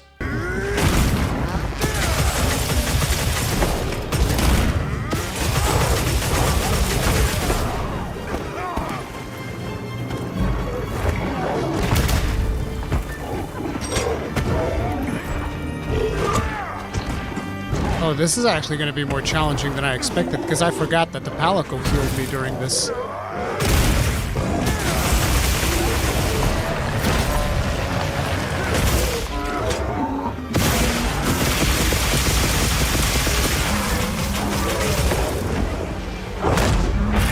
Okay, Gunlance is way better in Wilds, and so is Ruri. We see a lot less wasted attacks, and we don't see spamming. We see him retreating and playing defensively when he needs to. Oh wait, I see you. Still not convinced that Ruri was not very good when Base World came out and is just that much better later on in Wilds, huh? No worries. It's only fair that you are skeptical. After all, Gunlance in focus mode could be just that busted in Wilds. Let's try something different. Let's go back 7 years ago to a video with Ruri playing SNS against Nergi in a duo. Now, duo fights in Base World, while they did inflate the monster health to 4-player health because 2-player health wasn't added until Iceborne, it does help to have a friend to help in both palicos to help take the aggro off of you. Near the beginning of the video, they even talk about how they've already beaten Nergi, and they even talk about the Black Spike State in Dive Bomb. And if you don't break the spikes off in time, they will turn black. Or he'll just enrage and everything will turn black. And when they're black, he will one-shot you pretty easily. His damage is increased very significantly. Did I miss anything? Yep. Only that he does the one-shot attack every now and then, which Yeah, has a massive hitbox, so you it can't looks stand like- anywhere. It looks like he's failed a frontal tackle, but then he like digs his head into the ground and then he like rips the ground up with his head and shoots spikes at you, and that's what's gonna kill your ass. It's not even the only thing. There's one where he just straight up jumps into the middle of the air, and if he's able to get that off and you're anywhere, even just like, let's say if you're in the same zip code as that particular attack, you're dead. Ruri knows the fight already. Surely he will demonstrate some impressive gameplay for us. Lunch money. Steal the lunch money. I'm gonna go for that sales. You ain't making no more gains. Oh, dude. I don't think like, he seriously? needs to make any more gains. Look at I'm this. dead. I'm dead. Hengist said, no! Ah! I ain't scared of you. Did you leave? No, Come back. I'm chasing I'm trying him. to give you a cold drink. He just triggered my one shot. Dude. Oh my god. There's a skill in real life. It's called the Flash Pod Mastery. I got that shit. You know what I'm saying? I got Yeah, the dude. Flash Pod Mastery. It's a passive. So that just I like have to work. increases Oh shit! the No, effectiveness. see that right there? That's the one-shot dive bomb. I don't know how he didn't It's kill alright. me. Oh no. Oh no. He is spamming horrifically, which leads to inefficient play and taking unnecessary hits, just like earlier. We see bad timing and choices, just like earlier. We see this paired with no ability to read what Nergi is about to do despite beating him before. He takes his camera off of Nergi when it is doing its dive bomb when he could easily just Superman dive it. He even seems taken aback when he survives one of the dive bombs. So that just I like have to work. increases Oh shit! the No, effectiveness. see that right there? That's the one-shot dive bomb. I don't know how he didn't It's kill alright. me. Increases Oh the shit! No, effectiveness. It's an elder dragon. Which tells me he probably has always just gone willy-nilly silly without healing, and just keeps getting decimated by big attacks. Despite the Great Wall Anjanath teaching everyone the valuable lesson of getting better gear and topping your health off to survive a super damaging attack that can only be done when the monster is in a specific state.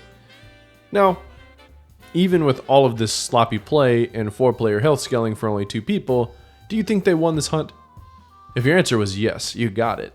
They ate for insurance and only had 3 carts, and despite all that, they still beat Nergigante in less than 20 minutes. Absolutely insane. But something is still bothering me, guys. Ruri is a Monster Hunter veteran. There is no way that he was just that bad when Base World came out. Maybe he's just bad with SNS. Let's check his Monsterhunterrise play out. Let's see how he did versus high rank Diablos in his Rise playthrough. 8 operations with that weapon at the blacksmith. So it can be 8 upgrades, or it can be craft 8 weapons. I do think they have to be different weapons. You can't like craft the same weapon 8 times, but I'm not sure because I haven't tested that.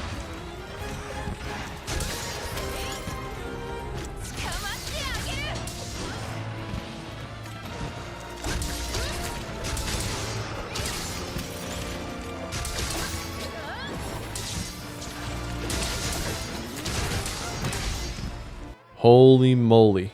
His movement is better, he's keeping his eye on the monster and responding to attacks in an appropriate manner, he's not just spamming and keeping the camera in weird spots.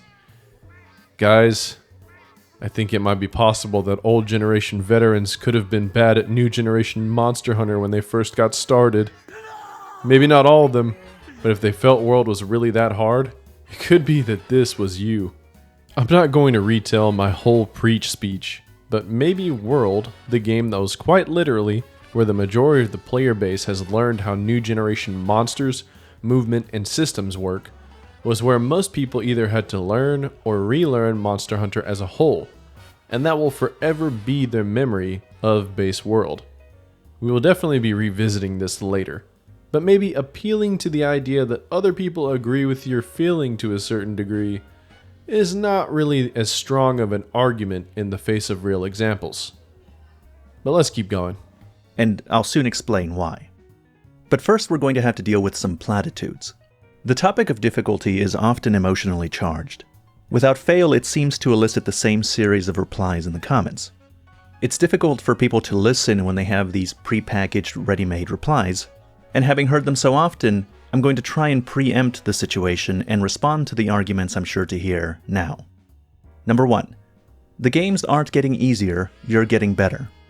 Or another similar phrase, the hardest Monster Hunter is the first one you play. What these phrases are trying to say is that having played a Monster Hunter game, you will have acquired some skills that transfer to playing another Monster Hunter game.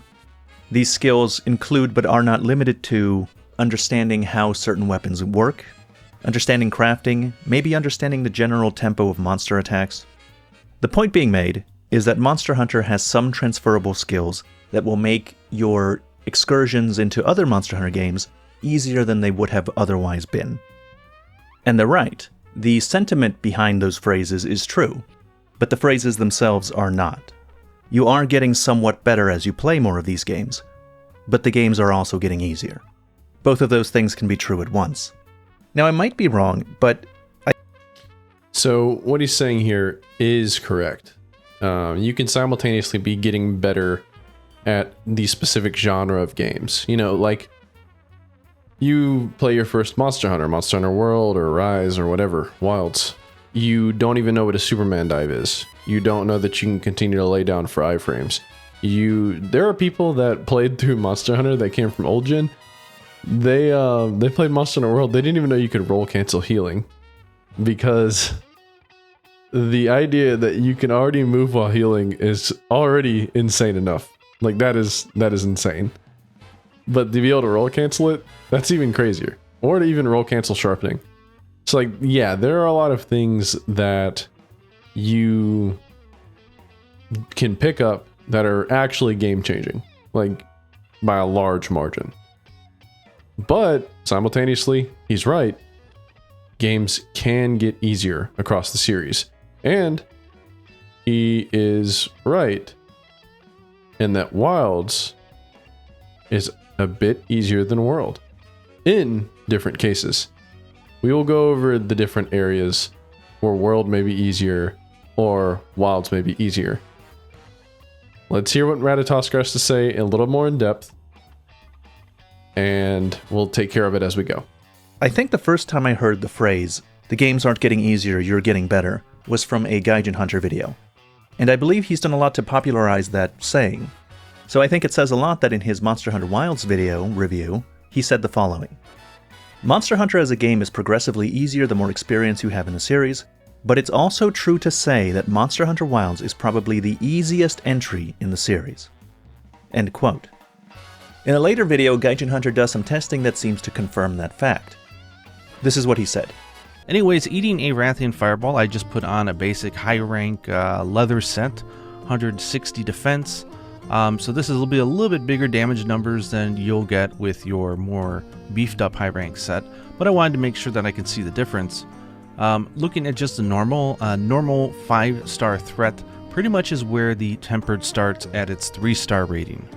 And it just goes up from there. So if you compare a normal 3-star rated one to a tempered 5-star, it's 225% more damage. What you're seeing here is a breath attack, and those are the different damages that I took.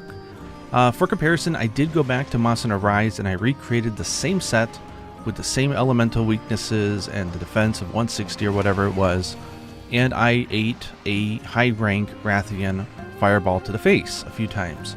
And it measured out to roughly about 67.5 damage, which would put it right in between about the 4 and 5-star for the normal Rathian, which is interesting. So it definitely, when we think that the monsters aren't hitting as hard as they did in even something like Rise, I think there is some merit to that claim because that's what I'm seeing. Now the 3-star is the baseline for monsters. So, real quick, right off the bat, one of the issues with this thought experiment, right off the bat. So, foundationally, Monster Hunter Rise and Monster Hunter Wilds are the only two where once you eat, you get your 50 HP from the beginning, from the jump. In a World, for example, you don't get 50 HP from eating from the jump. You get 30 HP, but that's right before you hit Anjanath. And then you get 50 HP, and that's right after you beat Zora Magdaros and get into high rank. So already right off the bat, we get a kind of skewed viewpoint as far as damage goes. Whenever people say the monsters hit harder in World, or even possibly Rise or whatever, a lot of times they're talking about low rank, and they're comparing 150 health to 110 health, 130 health. That's what they're comparing it to. This is fair, right? It definitely, from the start, you get hit a lot less harder because you have way more health. Well, actually, let's look at the last regular large monster hunt for Wilds and for World and low rank. We have the Wilds footage from Ratatosker, and we have the World footage from me. Let's see how much damage they do comparatively, especially since I'm using a lower defense armor piece for the sake of health boost 1.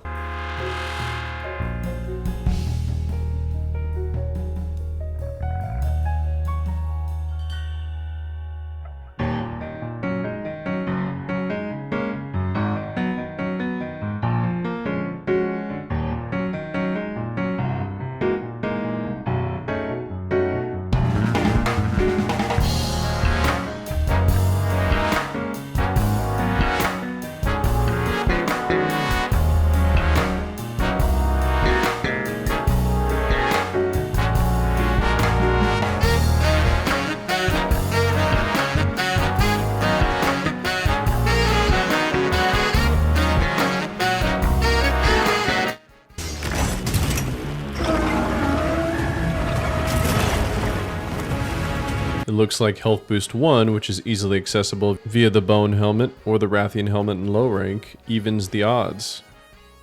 You get hit a lot less harder because you have way more health. However, this doesn't take into account high rank in the later game, or all of Rise.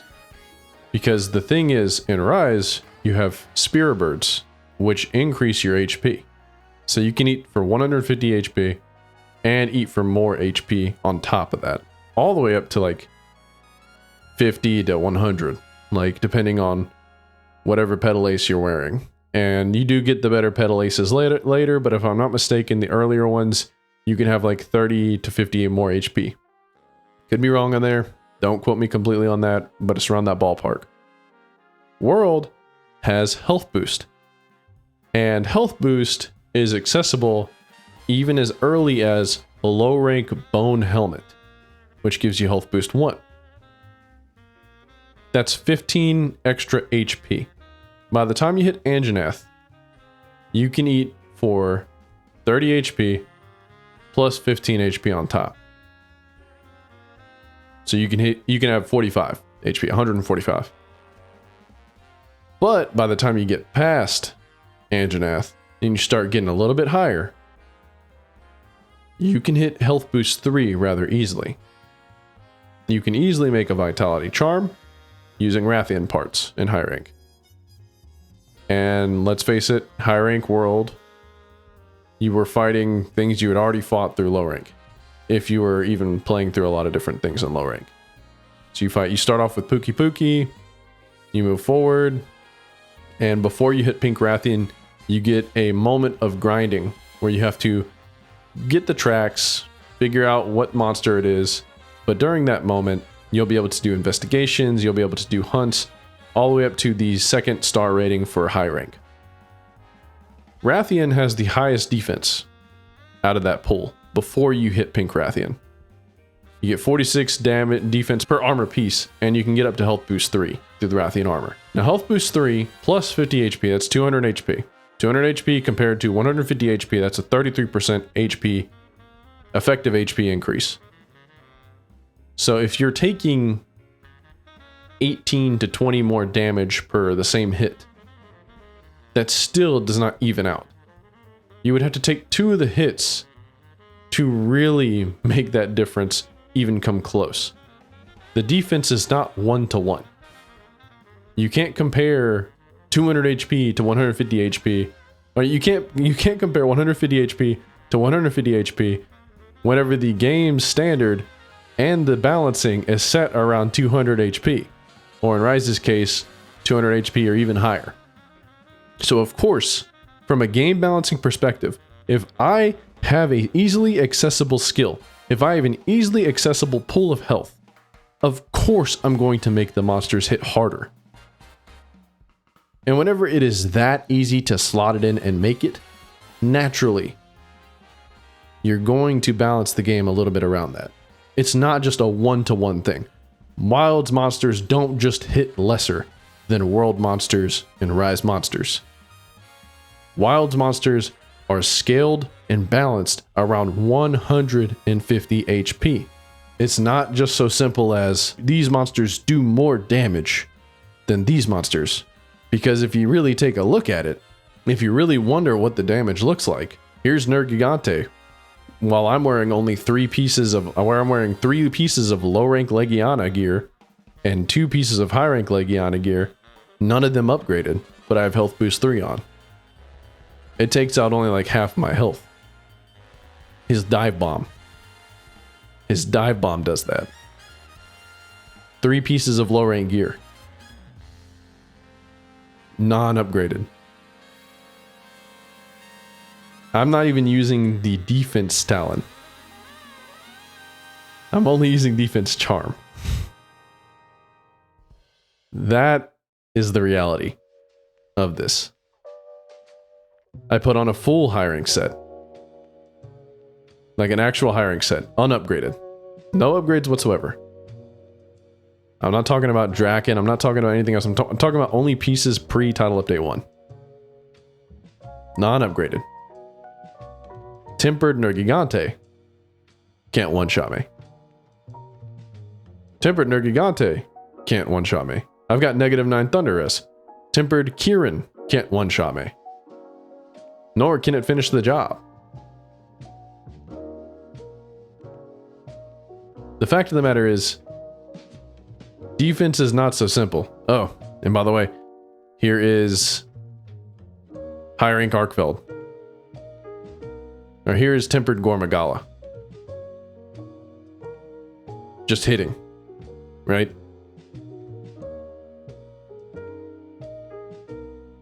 Let's keep going. That's what I'm seeing. Now the 3-star is the baseline for monsters. It's the default, and it's what we have to fight in basically all of the low rank and high rank story. And that means that it's not at all a surprise that people are finding Monster Hunter Wilds to be significantly easier than previous titles.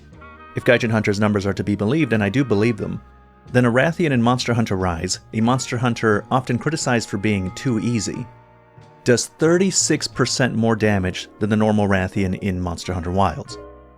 Which means that you are not just getting better, the games are in fact getting easier. Now there's a related 36% damage sounds way bigger than it is. Because like I said, if 36% extra damage is only like 18 to 20 health points, well then what's 50 HP just for free? Or even 100 in Rise's case. What is it? Right? It's easy to just overblow different things while thinking about total game balance. It's easy. And there are people that will sit and argue, well, I didn't use health boost on my world run. Well, that's fine. On my world run, even past Fatalis and Iceborne, I couldn't iframe anything. I never iframed a single attack or roar. I didn't know what a Superman dive was until after Iceborne dropped. I didn't even know about laydown iframes. I didn't know about any of this. And there were probably a lot of people that didn't know about it either. But that doesn't make the game harder. That just made me ignorant.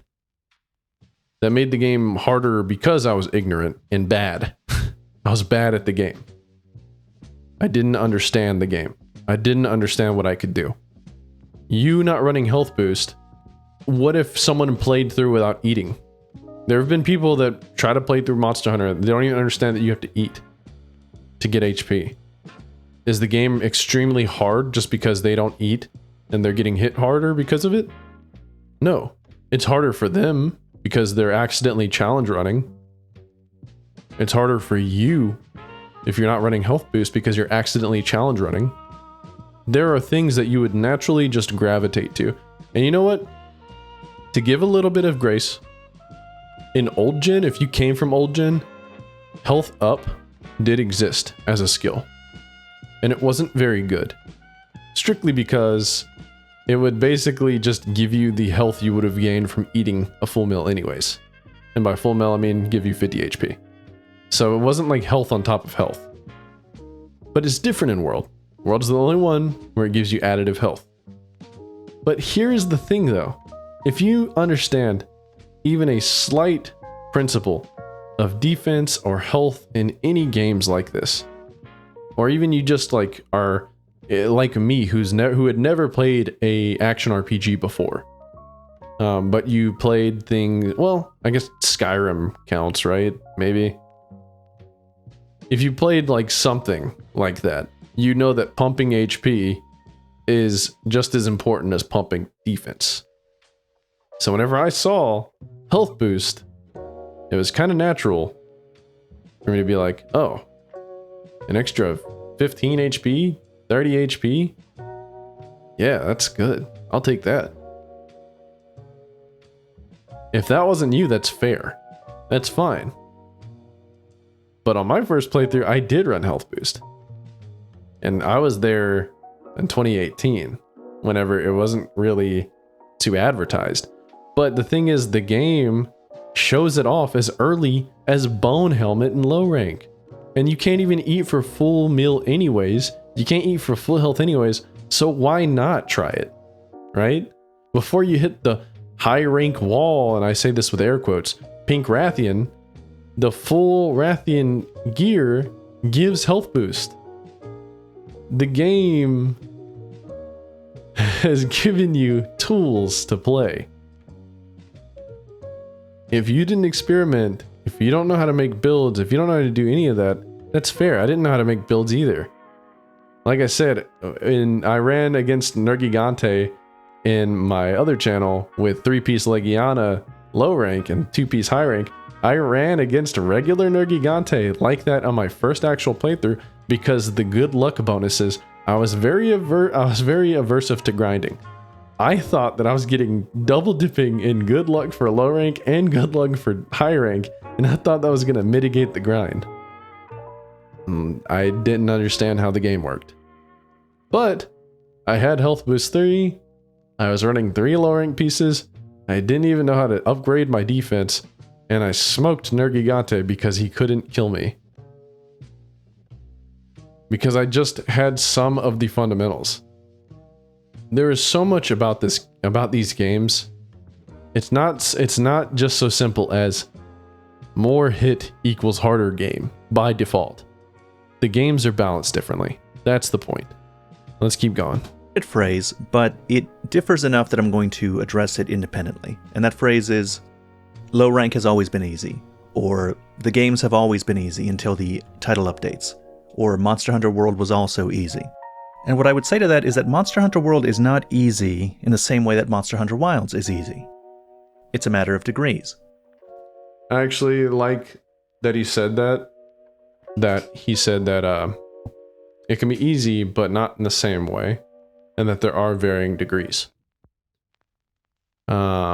I will, you know what? Let's see his graph, and I'll show you some of my alterations. If, for example, I would say Monster Hunter World was this difficult, then Monster Hunter Wilds I would put down here.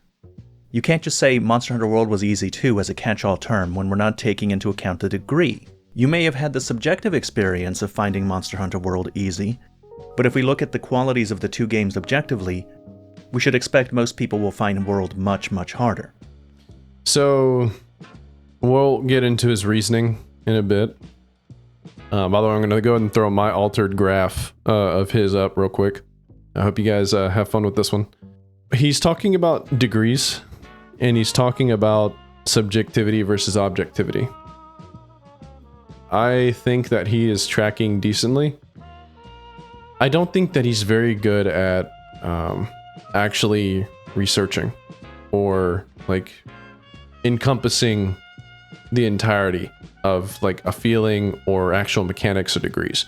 And it's not a surprise because Ratatosker isn't the most dedicated, well-rounded Monster Hunter player.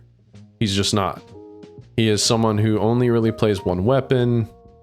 He's not as invested into the series as you or me. I'll play Monsterhunterwilds again, probably. Just not anytime soon.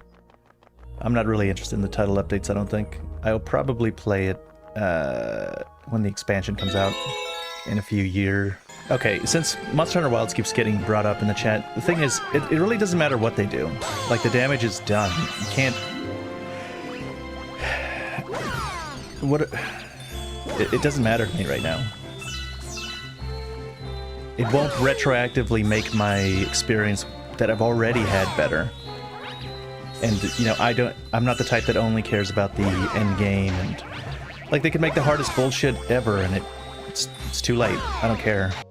He is someone who has a very huge penchant for misremembering how World works, probably due to nostalgia and bias. He's not immune, like, as well spoken as Ratatosker is, he's not immune to the same pitfalls that hit everybody. People just say shit, and they say it based off of feeling, not off of complete memory, because it's hard to remember. Ratatosker had a hard time remembering his encounter with Kushala in Base Rise.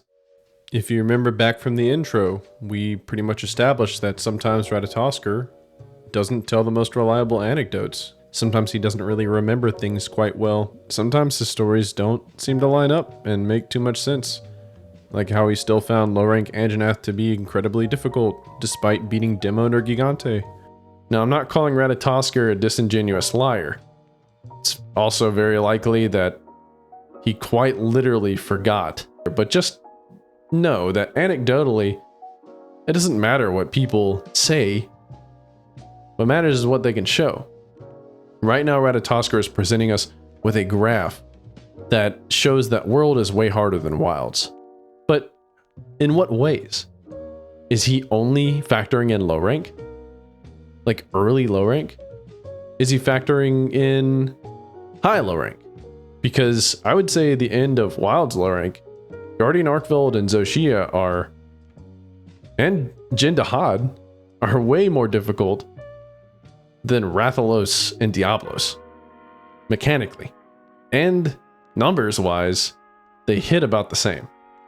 Well, Zoshia hits a little bit harder. So what are we taking into account? In high rank, World is actually easier if you take into account health boost. And yeah, you could argue HP values of monsters. People are talking about killing Wilds monsters in 5 minutes. They're mostly talking about with like actual good gear or high-end gear. But you know what? I'll go over that in a bit. What are we talking about here? He's mentioning degrees. I'm gonna let him continue. Of the two games objectively, we should expect most people will find World much, much harder. And I can demonstrate that just by looking at the damage that the first few monsters do in both games.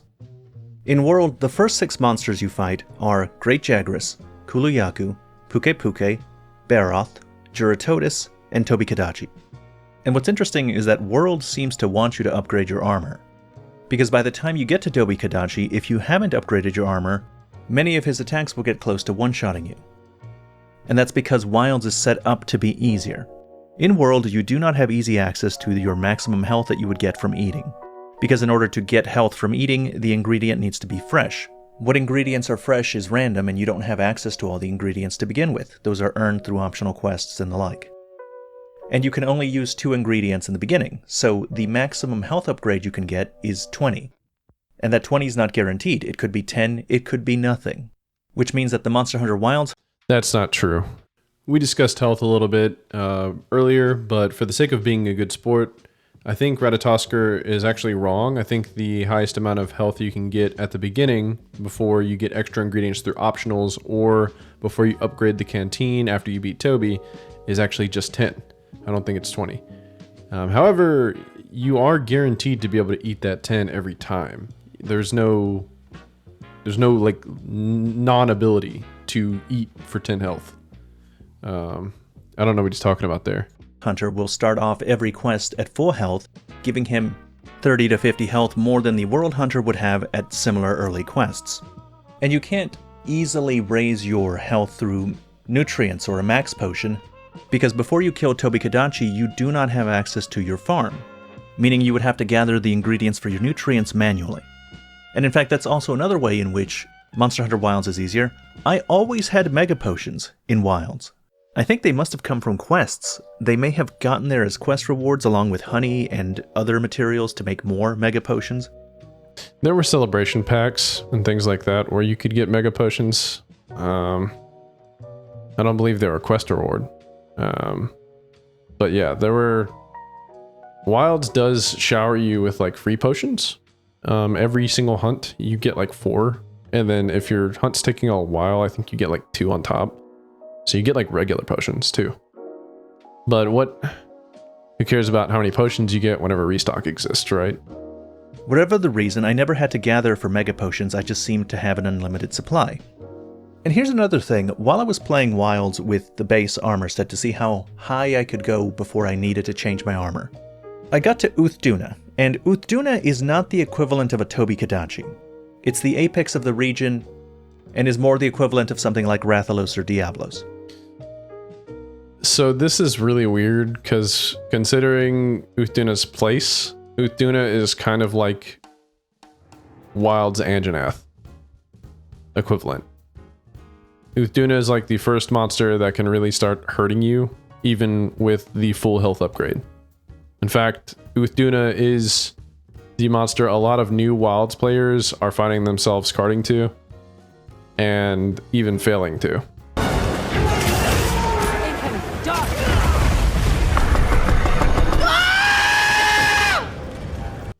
Funny enough. So you can't say that it was the same as like Rathalos or Diablos just because of lore. Lore does not give actual credence to the mechanics of Monster Hunter. It never has. Why does a tempered Rathalos in base world hit as hard or harder than like Nergi regular or Teostra regular? You know, like it doesn't make sense. That's not how this works. So you can't equate a monster because it's at the apex of a map. You can't equate that with Rathalos or Diablos just because they were called the apexes in the end of the low rank campaign. You can't equate that. You fight Rathalos and Diablos last. You fight Duna in the front half of the low rank campaign. It's not even close to being the same. It's so goofy. I do want to thank you though, with this self-report, even though you tried to dress it up in a really weird lore way, you have identified that Duna, the 7th monster in Wilds, is kind of like Anjanath, the 7th monster in World, where you felt the need to upgrade your gear. And here's another thing, while I was playing Wilds with the base armor set to see how high I could go before I needed to change my armor, I got to Duna. I get it, you were doing some fun little challenge thing as a test, but you told on yourself.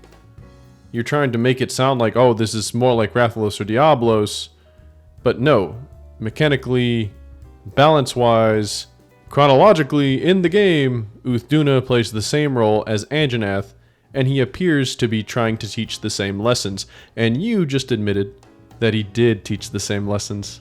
Thank you. It's the apex of the region, and is more the equivalent of something like Rathalos or Diablos. And those monsters definitely would be killing me instantly. Duna doesn't, because of the health thing that I described already. But still, without armor upgrades, yeah, Duna was doing a lot of damage. What I found interesting, though, was that he couldn't really finish me off. I was taking damage and many of the attacks left me close to dying, but they never really killed me. It's much harder in Wilds to put me in a uncomfortable situation when I can just press the secret button and the secret will come get me.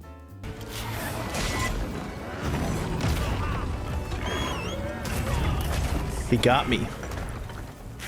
He got me, and he got me specifically because of the secret. It isn't even just that the Seikret can get you when you're knocked on the ground. You don't have to be on the ground. If you want to heal, you just run away from the monster, call the Seikret, and heal while you're going around in the circle.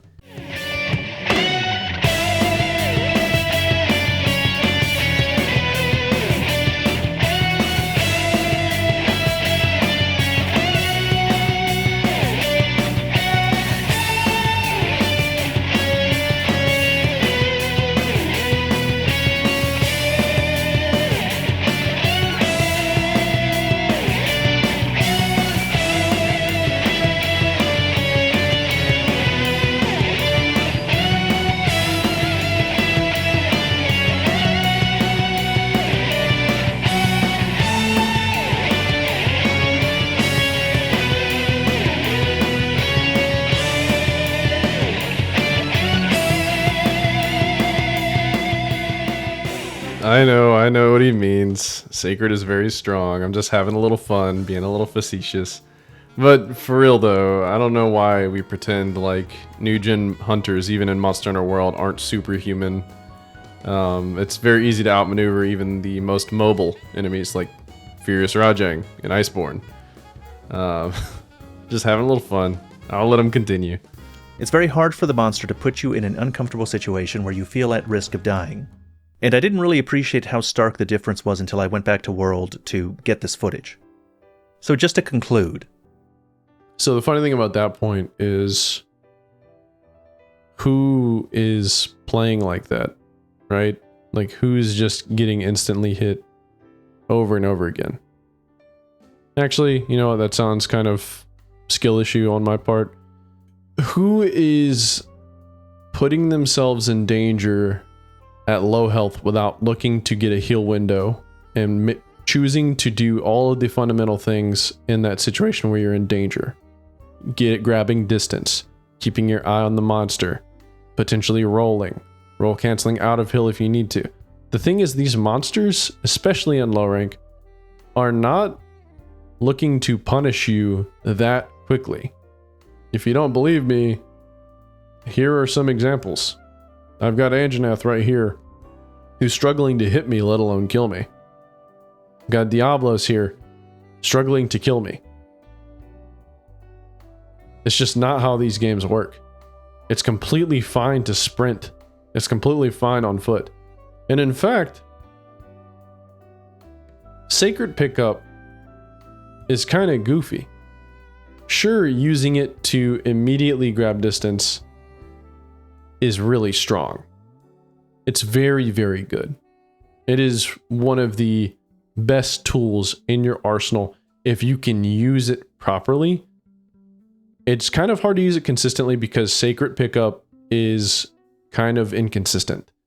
I know that sounds redundant to say, it's not easy to use consistently because it's inconsistent. What I mean by it's inconsistent is the distance between you and the Seikret can vary.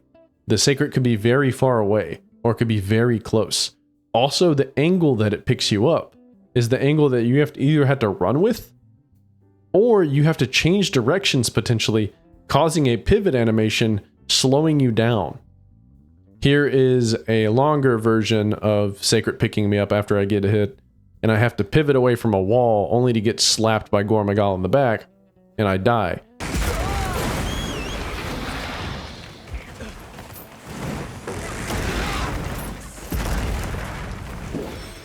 And here's another one where I call the Seikret as soon as I get hit, and as soon as it's right behind me and it picks me up and I instantly get hit. In fact, here is the same thing happening to Ratatosker.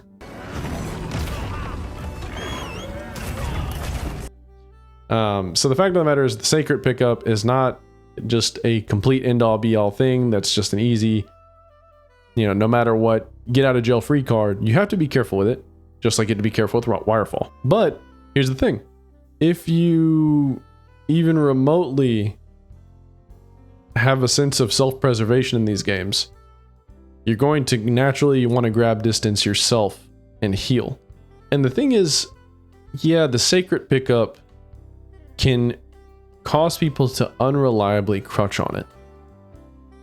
And that's not a good thing.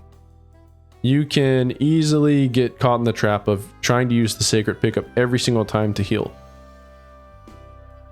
And that's something that will be punished more and more as harder monsters come out in title updates and in the DLC. We can already predict that that's going to happen. And so you could give World a good point in saying, well, World kind of gives you more reason to actually like quickly learn to use lateral movement to avoid enemy attacks, to create distance, and to use those healing window, like just drink your pots. And you need to also learn how to heal cancel. Some people don't, and they just kind of take multiple hits. You can still beat low rank World like that, so I guess it's not the greatest teacher in the world, because it's hard to just teach everything with just sheer mechanics, especially with a game as nuanced as Monster Hunter. But that's the reality of what we're looking at, right?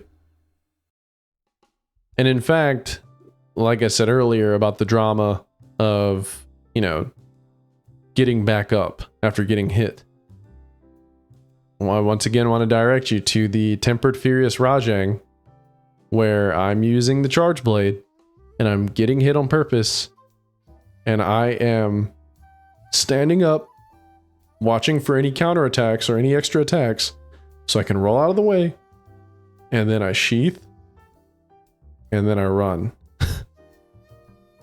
And all of that is sufficient and strong enough, and it actually is a bit faster and can be safer if you know what you're doing, or if you learn what you're doing.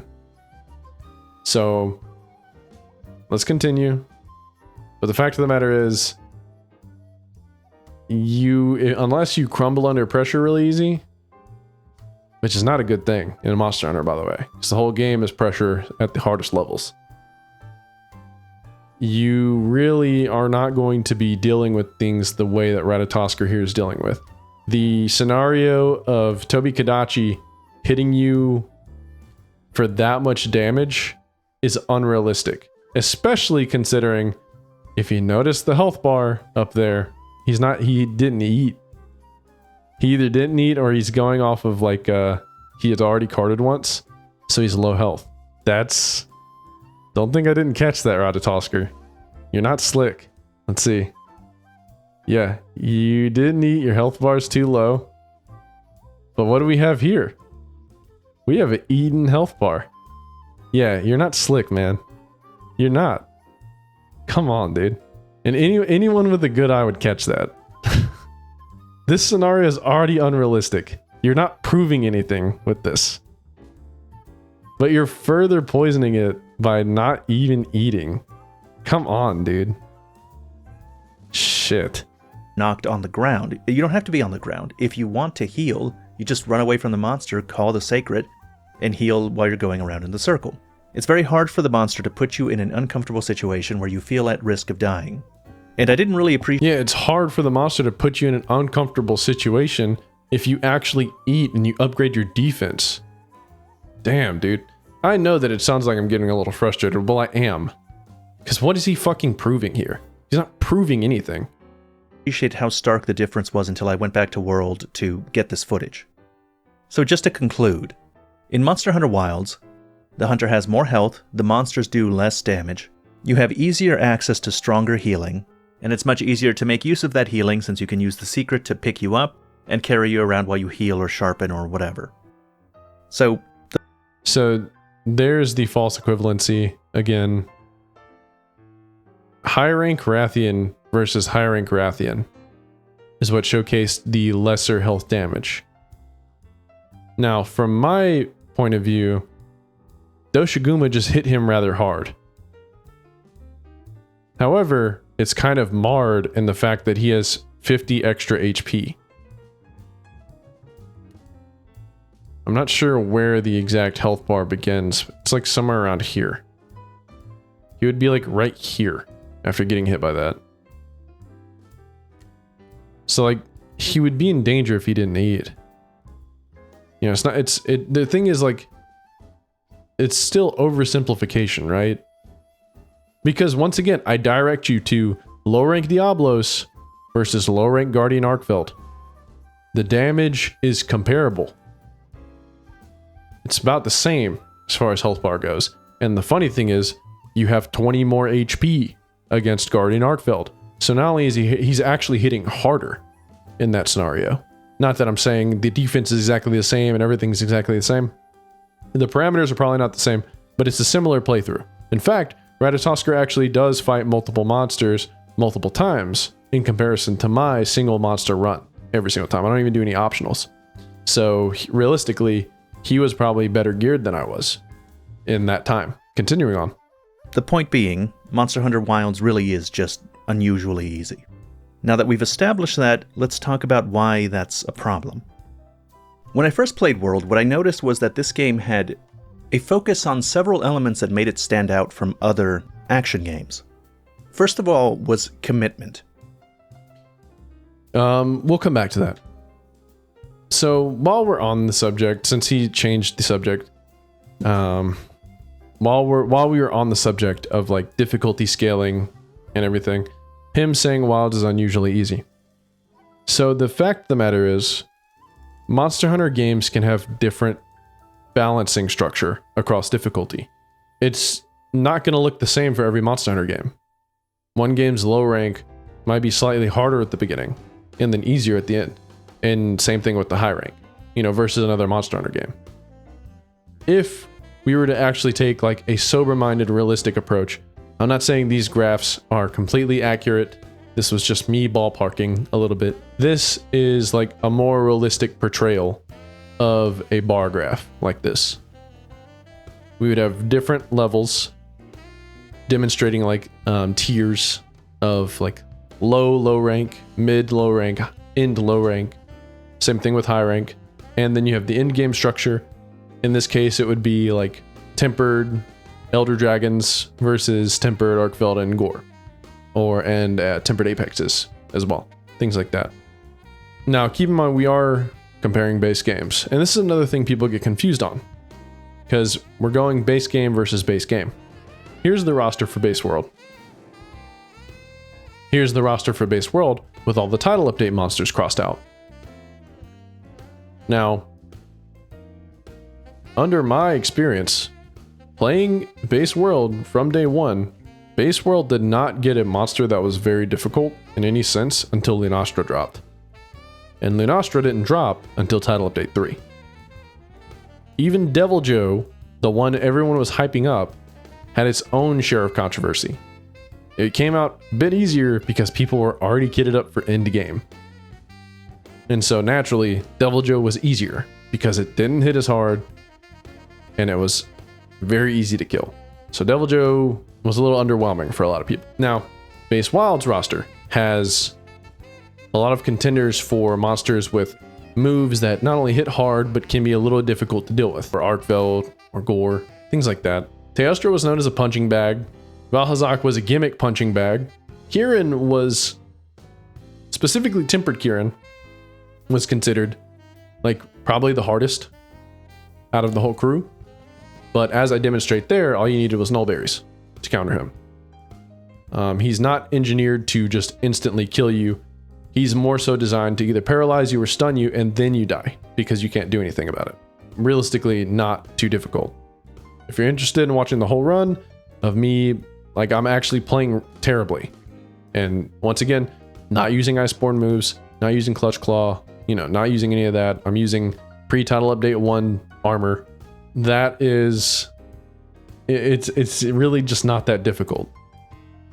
You don't have to counter it with a build or anything like that. So the fact of the matter is, this is the bar graphs that are a bit more realistic in how the actual game progression works. Remember, low rank, end fights, Diablos, Rathalos. Low rank in Wilds is Jin Dahad, Guardian Arkfeld, Zoshia. I would definitely put them harder mechanically. Even if you fight them with 20 more HP, they still hit hard enough to overcome that. I put them harder mechanically over Rathalos and Diablos. The end portion of low rank is definitely harder. Now you have like a little weird Anjanath who has the one shot. It's not always a one shot if you actually upgrade your defense or just make a decent set of gear, possibly run health boost 1, not forgetting to eat. and not playing horrifically. And then you also have high rank. The high rank's beginnings of both games are very easy. And one could make the argument that Wilds is actually harder because you start off with Cuckoo and you have to capture it. I had a buddy who didn't understand what capturing was in Wilds' first game. I had a buddy who didn't understand that you don't use the capture net. And I had to help him learn how to like trap and sleep bomb and stuff. So, you know, there's like a learning curve there. Why you could make the argument that that's harder, you know, whatever. But realistically, you know, what are you fighting in high rank world early? You know, you're fighting Cuckoo, not Cuckoo, you're fighting Pookie Pookie, Kuliaku. You know, like you're not fighting hard monsters at the beginning. Same thing with Wilds. In the mid-range area, you're starting to fight tempered monsters and everything. Whereas you really start unlocking the tempereds as you go past the story in high rank. You know, you have to do the double tempered basil and the tempered Kieran to unlock the different tiers of tempered monsters. So that's the post-story kind of deal. You kind of unlock the tempereds as you go across the high rank story in Wilds. So like everything's a little weird, right? Like the differences are a little funny, but this is a bit more realistic. I would easily say tempered Arkveld and tempered Gore are way harder. Maybe not way harder. Tempered Gore probably way harder. They're harder than tempered Nergigante, tempered Kieran, tempered tempered Teostra, tempered Kushala, tempered Valhazak. And even down to like, people like to talk about the HP and how fast monsters die. They did the same thing in World. People are talking about monsters dying in 5 minutes. Here's me killing a Rathian in not even, like I'm not even a speedrunner or anything. I'm not playing to be a speedrunner. Here's me killing a Rathian in like 2 minutes. Man. I wish they gave them more health so they wouldn't die in 2 minutes 34 seconds. Wow. So here's me killing an Odegarin in like 3 minutes. How long did it take? For the very mobile Odegaron, took me 3 minutes and 12 seconds. If only these monsters had more HP, they would be able to fight me longer and maybe the fights would be harder. Maybe the fights would be actually harder if they had more HP. That would be crazy if they actually had more HP. That would be the fights would be much harder if they had more HP. Just goofy. Those runs were with no Rocksteady mantle or Clutch Claw, by the way. I know that in base World you wouldn't have had it, but where the majority of the player base played World after Iceborne dropped, they would have it. So, and I was using nerfed skills that rely on it, so I guess, you know, it would have been fair if I used it maybe, I don't know. But still, 2 minutes, 3 minutes, really? When I went and fought Nergigante with this set, I killed him in like 6 minutes, 55 seconds solo. And I wasn't even looking to play well, I was kind of messing around with him, and I even let him hit me, like with some stuff. So like, I'm not even trying to do stuff like that. These games are... World was not as crazy hard as you people like to think or say. It wasn't. And to wrap up difficulty in just one little subsection of the game? Really? Really? And your testing was just wearing leather armor against different monsters and conveniently forgetting to eat against the world ones sometimes? Really? That's your proof.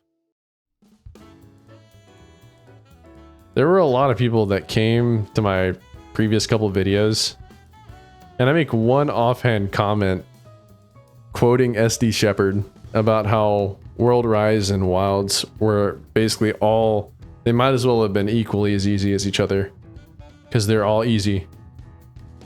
And especially if you know what you're doing in these games, like they might as well all be equally as easy. That's me adding that on, by the way, not SD Shepherd. And people that more than likely came from your video, Rata, were in here spreading this bullshit. as proof. The only thing you proved with this little shoddy test is that at the lowest possible defense, some of the monsters hit harder. And the funniest part about it is Duna is one monster ahead of Tobi Kadachi in like time order. And so that's why you threw in that whole, oh, it would be more similar to Rathalos or Diablos thing, because you knew how unsubstantial your argument would be. And here's another thing. While I was playing Wilds with the base armor set to see how high I could go before I needed to change my armor, I got to Duna, and Duna is not the equivalent of a Tobi Kadachi. It's the apex of the region, and is more the equivalent of something like Rathalos or Diablos. That's corny, man. You can do better than that. You can. I believe you can. You don't have to do that. You don't have to do this. Now that we've established that, let's talk about why that's a problem. When I first played World, what I noticed was that this game had a focus on several elements that made it stand out from other action games. First of all was commitment. One of the reasons I fell in love with Monster Hunter's combat when I played it in Monsterhunterworld is that the gameplay is slower and more commitment heavy than even other action games that are famous for it. Things like Dark Souls and Elden Ring are often praised for their slow, deliberate combat. They're praised for their heavy commitment to weapon attacks and the risk of getting hit that they entail. Well, Monster Hunter has that, but to a much greater degree. There is more commitment, a greater emphasis on positioning and attack angles. Each weapon is also complex and has many more moves available to it, and with those additional moves comes more choices for you as the player to make. In my opinion, that's where Monster Hunter shines. It's what sets it apart and above other games in its genre. So I think the final portion is completely correct. The earlier portion though about commitment is kind of subjective, right? So some weapons have way less commitment than others. I loved Insect Glaive. I loved Insect Glaive in World and Rise because it needed very little commitment. It was hypermobile, very low on commitment, and you had good reach. It wasn't the greatest DPS machine in the world. Get it? The world? It wasn't the greatest DPS machine, but by God, it could throw a consistent DPS easily, and I loved that. The longsword, especially base world longsword that he played a lot, it was famous for not having to be as committed as other weapons, because you have foresight. Literally after any Y or B attack, you could just right trigger B and use foresight with a huge generous window of iframes. I don't recall in Souls games having a foresight slash. And as far as commitment goes, I don't recall, unless you're running a one-handed straight sword, I don't recall an ultra great sword having less commitment than the long sword. You know, maybe some of the other weapons, like maybe switch axe, maybe charge blade, you know, things like that. But not longsword, not insect glaive, not DBs. You know, here it goes again. Like commitment is very subjective in Monster Hunter, especially whenever you can roll out of a lot of the committing, you know, frames, just like you can in Souls games. Funny enough, I'm gonna let him finish. And it is specifically commitment to attacks and the focus on positioning that Capcom decided to take behind the shed and shoot. Okay, the focus on positioning, monsters still have weak zones. You're still going to, if you want to do great damage, you're still going to need to point towards the weak zones, which ultimately do put you in more danger, as like the head is almost always the best weak zone. Which means you do need to be focused on your angling and positioning. Now, if you want to play unoptimized, sure, you don't have to focus on that. But it's the same thing in World too. Multiple hunts that I've recently just posted, and even in the 2022 VOD, I'm just kind of wailing on the monsters. A, because they're easy, and I don't have to worry about anything. B, because, well, I just could. and I didn't want to like showcase try hard like fighting anyways. Wanted to show more of like a get the damage where you could kind of mentality. You can do that in World too. You don't have to worry about just positioning and angling all the time. This mode lets all weapons attack in any direction whenever they want. It's no longer important to plan out and line up your attacks. And this is very related to the commitment I was talking about because you no longer have to commit to a direction. Greatsword got the worst of it. It can aim in focus mode while charging up its attacks, and it can do that for every level of its charge. The Greatsword was the poster boy for commitment. Its attacks were slow, it did big damage, but the angles in which it could attack were narrow. And now, not only can it attack in any direction, it can change the direction of its attack 180 degrees as it's attacking. You know, the fantasy of the biggest final hit that the Greatsword does is that the momentum is so strong that after the first hit, it carries you forward to the second. But that's no longer the case, because after the first hit, you can continue to angle the attack, and even force yourself to go in the opposite direction. And it's not just about positioning, commitment of all kinds has been reduced. So the whole Greatsword point and commitment due to focus mode. Focus mode does take away like that notion of angular commitment with different things. You can alter the direction of a lot of different things.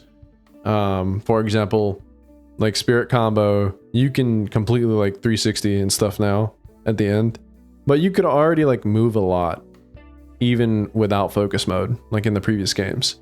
Same thing with like Greatsword TCS, you still had some leeway angular wise. But here's the thing, right? People, this goes to like subjectivity of weapons too. There are people from old gen that they say World was harder for them too than Wilds or Rise. And there are old gen players that legitimately thought World was difficult. And no, it's not because they are forgetful or just exceptionally bad at the games, though that could also be possible. It could also be something as similar as maybe the weapon that they one trick changed to be harder. So one example I can think of is World, Greatsword. A lot of weapons got easier to play.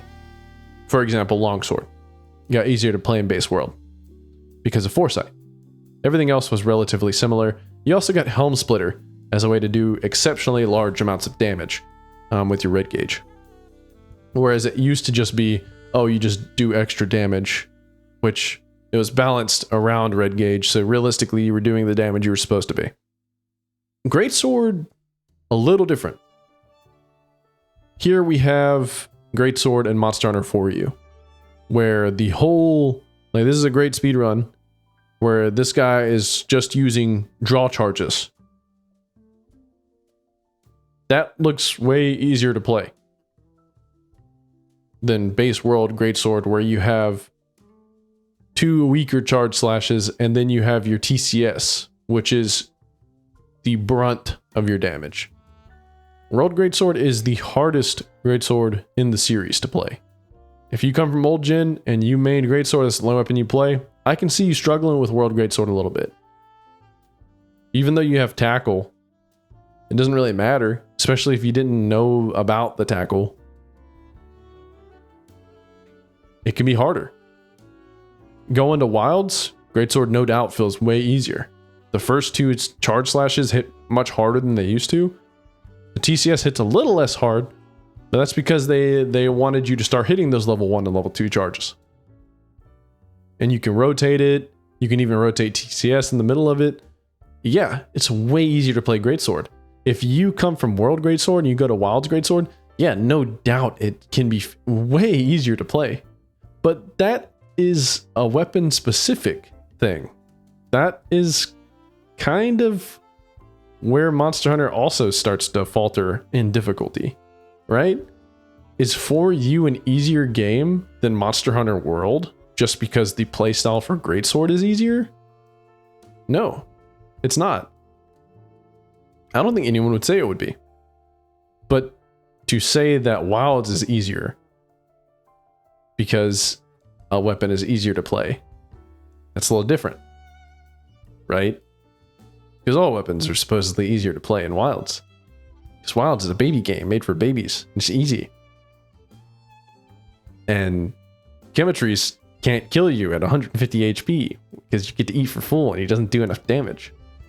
And that's why Wilds is way easier. I know that I'm being a little snarky right now. I'm just trying to have a little fun with this. It's a fun discussion. And people always try to oversimplify it. I know this video is going to be long because I'm not oversimplifying it. It's complex. And I'm not trying to put one game over the other. Clearly from the graph you could see World was simultaneously easier than Wilds in some places and harder in some places, and vice versa. And if we made another little graph for Rise, it would be the same thing. Because unlike World, the extra HP you actually had to work for to get. And a lot of people just didn't want to do that, because it wasn't as simple as just slotting in vitality decorations, or wearing an armor piece with it on it, or making a Rathian talisman with health boost on it. So if I go and I fight Mizutsune Urgent Quest, which is like middle high rank, and I'm getting the absolute dog shit slapped out of me, even with the highest possible defense possible, unupgraded, but full like Barioth gear, he's hitting me harder than Nergi was hitting me at the end of high rank. With 3 low rank pieces on, mind you. So is Rise a harder game because it's harder in one spot? No. It's not how difficulty works. It's not how these games work. Back to the weapon discussion. Commitment. Weapon styles. Weapons change across the series. A weapon can get easier. A weapon can get harder. That doesn't say too much about the general difficulty beyond how difficult is it to play your weapon. Because I can tell you, as an Insect Glaive guy, I don't think Insect Glaive is particularly too hard in Wilds, but it's definitely more difficult to play than the simplistic World or Rise IG. It's definitely more difficult to play. Gunlance in Wilds, easiest Gunlance to play, period. It's so easy. easiest Gunlance in the world. In fact, like I said, it's the noob weapon. I like to call it the noob weapon because I put my noob friend on it because I knew he would have an easy time with it. He's the kind of guy that likes to play these kinds of games casually, but he wants to enjoy them and not just get beat down. So what did I do? I put him on Gunlance. What would I put him on if I was getting him to play World? Probably Dual Blades. Low commitment. I would just say don't use Demon Dance. You'll be fine. Only on down, which is all you have to do, really, right? Use Demon Dance on down. So let's let Ratatosker continue. Dual Blades don't have to commit to Demon Dance, they can dodge out of it. Longsword doesn't have to commit to Helmbreaker, it can stop in the middle of the air. So he's right about the Demon Dance. You don't have to commit to it, you can actually cancel it. But the thing is, Demon Dance classically was used on wide openings, right? Demon Dance was classically used in like downs or trap states. You weren't using it in just general combat scenarios anyways, unless like you were a speedrunner and you were possibly running earplugs or something and you know a monster's gonna roar like twice or something. It's not like you're just whipping Demon Dance out from neutral. You have to find a good opening. The Dual Blades Demon Dance maneuver is a little different because now you actually use it mid-combat while you're in mid-fight, like in neutral. Mechanics are different. The mechanics of the weapon, the function of the weapon has changed to be more generalized, to be useful in a different way. It's not so simple as they took away the commitment, therefore making the weapon easier to play. No. Now you have to juggle between either the Archdemon or the Demon mode attacks, and you can time it out based on how long you want to spend in there, or you can cancel out using it mid-fight in neutral. It's different. But you like to oversimplify things a little bit, Ratatosker. Just like with the committing to the Helmbreaker. Helmbreaker, I take you back to my Anjanath noob longsword setup, where I missed like 20 Helmbreakers. It's still really easy to get back in red gauge. It's not like it's that punishing for missing a Helmbreaker.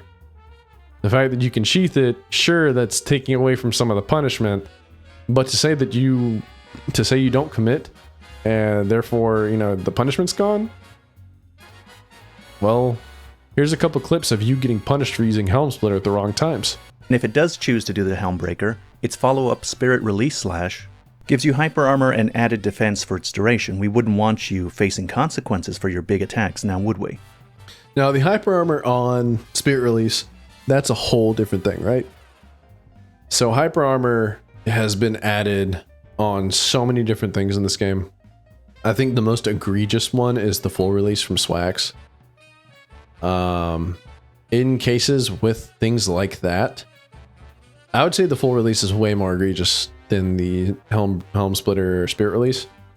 I think that's a little overkill, most definitely. But yeah, definitely the hyper armor, it's kind of just gratuitous. Like, there's not really a need for it. I get it. They might want like players to be able to have like their X Factor moments a little bit easier, because you know, you want to have at least a little bit of strong fantasy in there, like, oh, I'm badass moments, and instead of like being able to just create them that's one thing Wilds is doing across the board, especially with like the wound system and focus strikes and things like the heavy hyper armor things on follow-up moves or just greatly strong moves. They seem to want people to have highlight reel moments. You know, what is one of the cool things about Monster Hunter? You know, you watch a Eris MH YouTube video or short, or you know, you just see one of those hype Monster Hunter moments on like TikTok or whatever other social media app you use, and you're just like, damn, you know, I would love to be able to do something like that. Well, they're kind of giving almost everyone the ability to do stuff like that, and like kind of for free. And it kind of takes away from like the special capabilities, like, oh man, anyone could kind of do it to a certain degree, but at the same time, not really. Not everyone's going to be able to do the really, really cool things all the time. And especially if you get really good with it and you can do it consistently, you can really make use of it a lot better than like any noob could. But at the same time, the hyper armor, it's a little gratuitous. And I can agree with Ratatosker on that. All of the shield weapons have access to a perfect guard that is very strong and has very generous timing. The perfect guard is very strong, and it is very generous. The only one that's kind of iffy is sword and shields, and that's only against specific attacks. For example, Argvild's triple strike, where he kind of like diagonal slashes with his chains. If you block the first one, even if you perfect guard it, the second one is going to fly you back, and you're probably going to get hit by it if you don't have any guard on your SNS. Same thing with Gore. Gore can also blast you away, so you got to be careful. You can't just perfect guard everything if you're using SNS. Very easy to perform. And it seems like every weapon has like a dozen of these little changes that remove their disadvantages. I'm not going to keep talking about this because I could make a 20-minute long video on just the longsword. In fact, I did do that. The point I'm making is that it's very disappointing whenever I see this element that I value so highly, this element of commitment and limitation, being de-emphasized or removed. Once again, Jamie, pull up the clip of Ratatosker getting hit out of the air multiple times. And then more challenging than the monsters in Monsterhunterwilds, even though I just started playing one.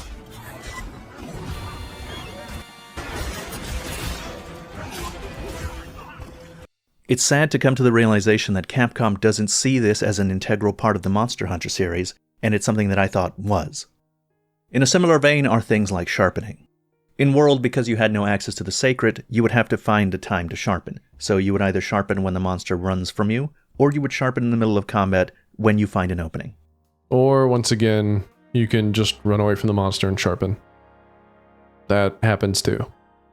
And in fact, even in like places like Ancient Forest, where there's a lot of like little bushes, you can even hide in the bushes.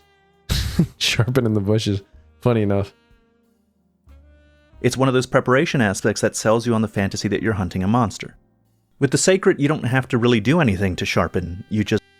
I don't really get the preparation aspect that sells you on being a hunter.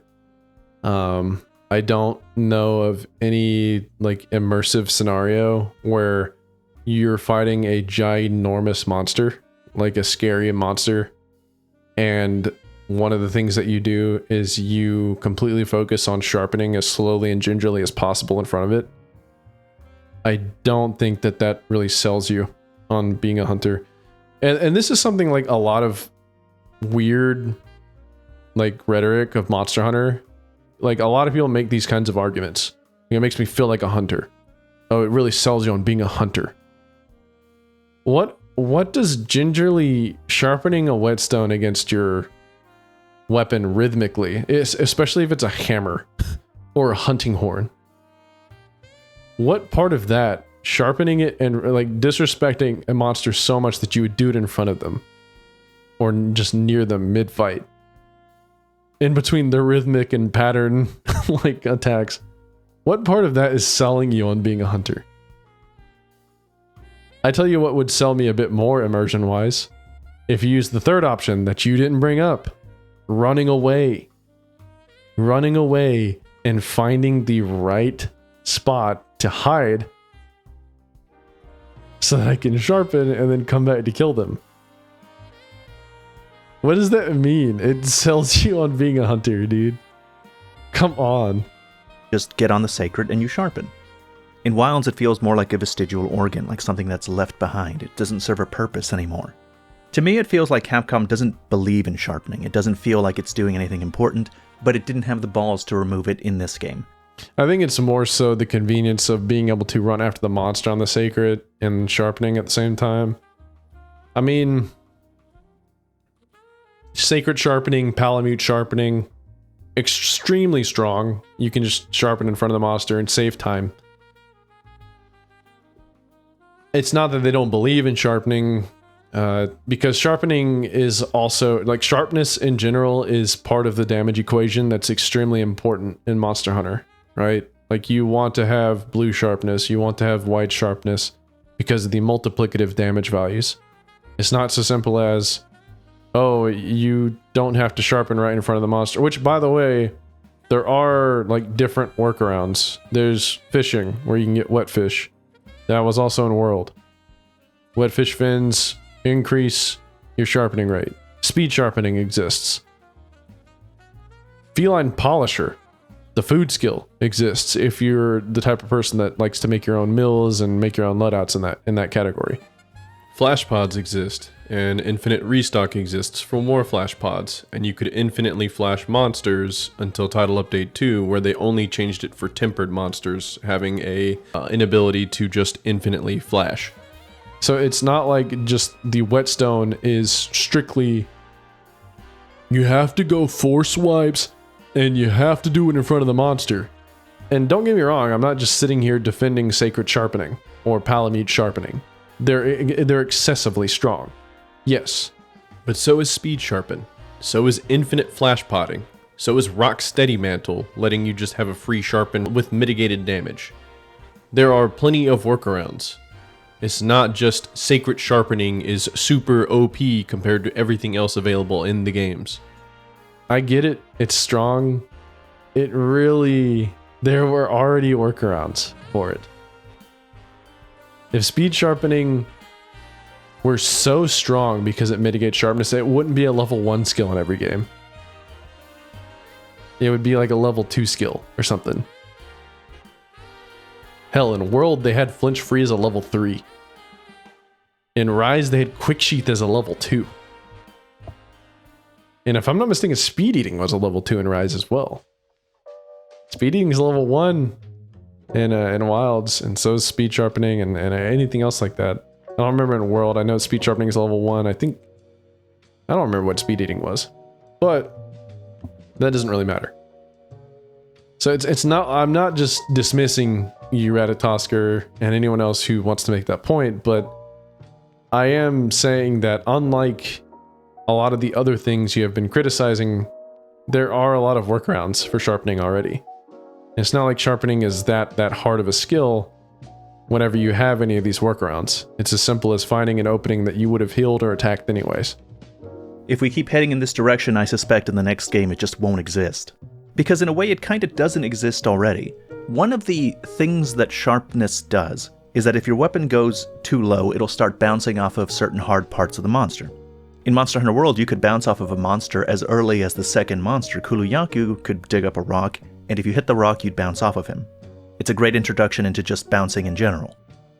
I will agree, Kuluyaku was a good introduction into bouncing. I think that the way he used the rock is really funny. However, Kulu isn't the best example for this because his gimmick is bouncing. It doesn't matter what sharpness you're at, you could be at purple, you're still going to bounce. Here's a clip of that.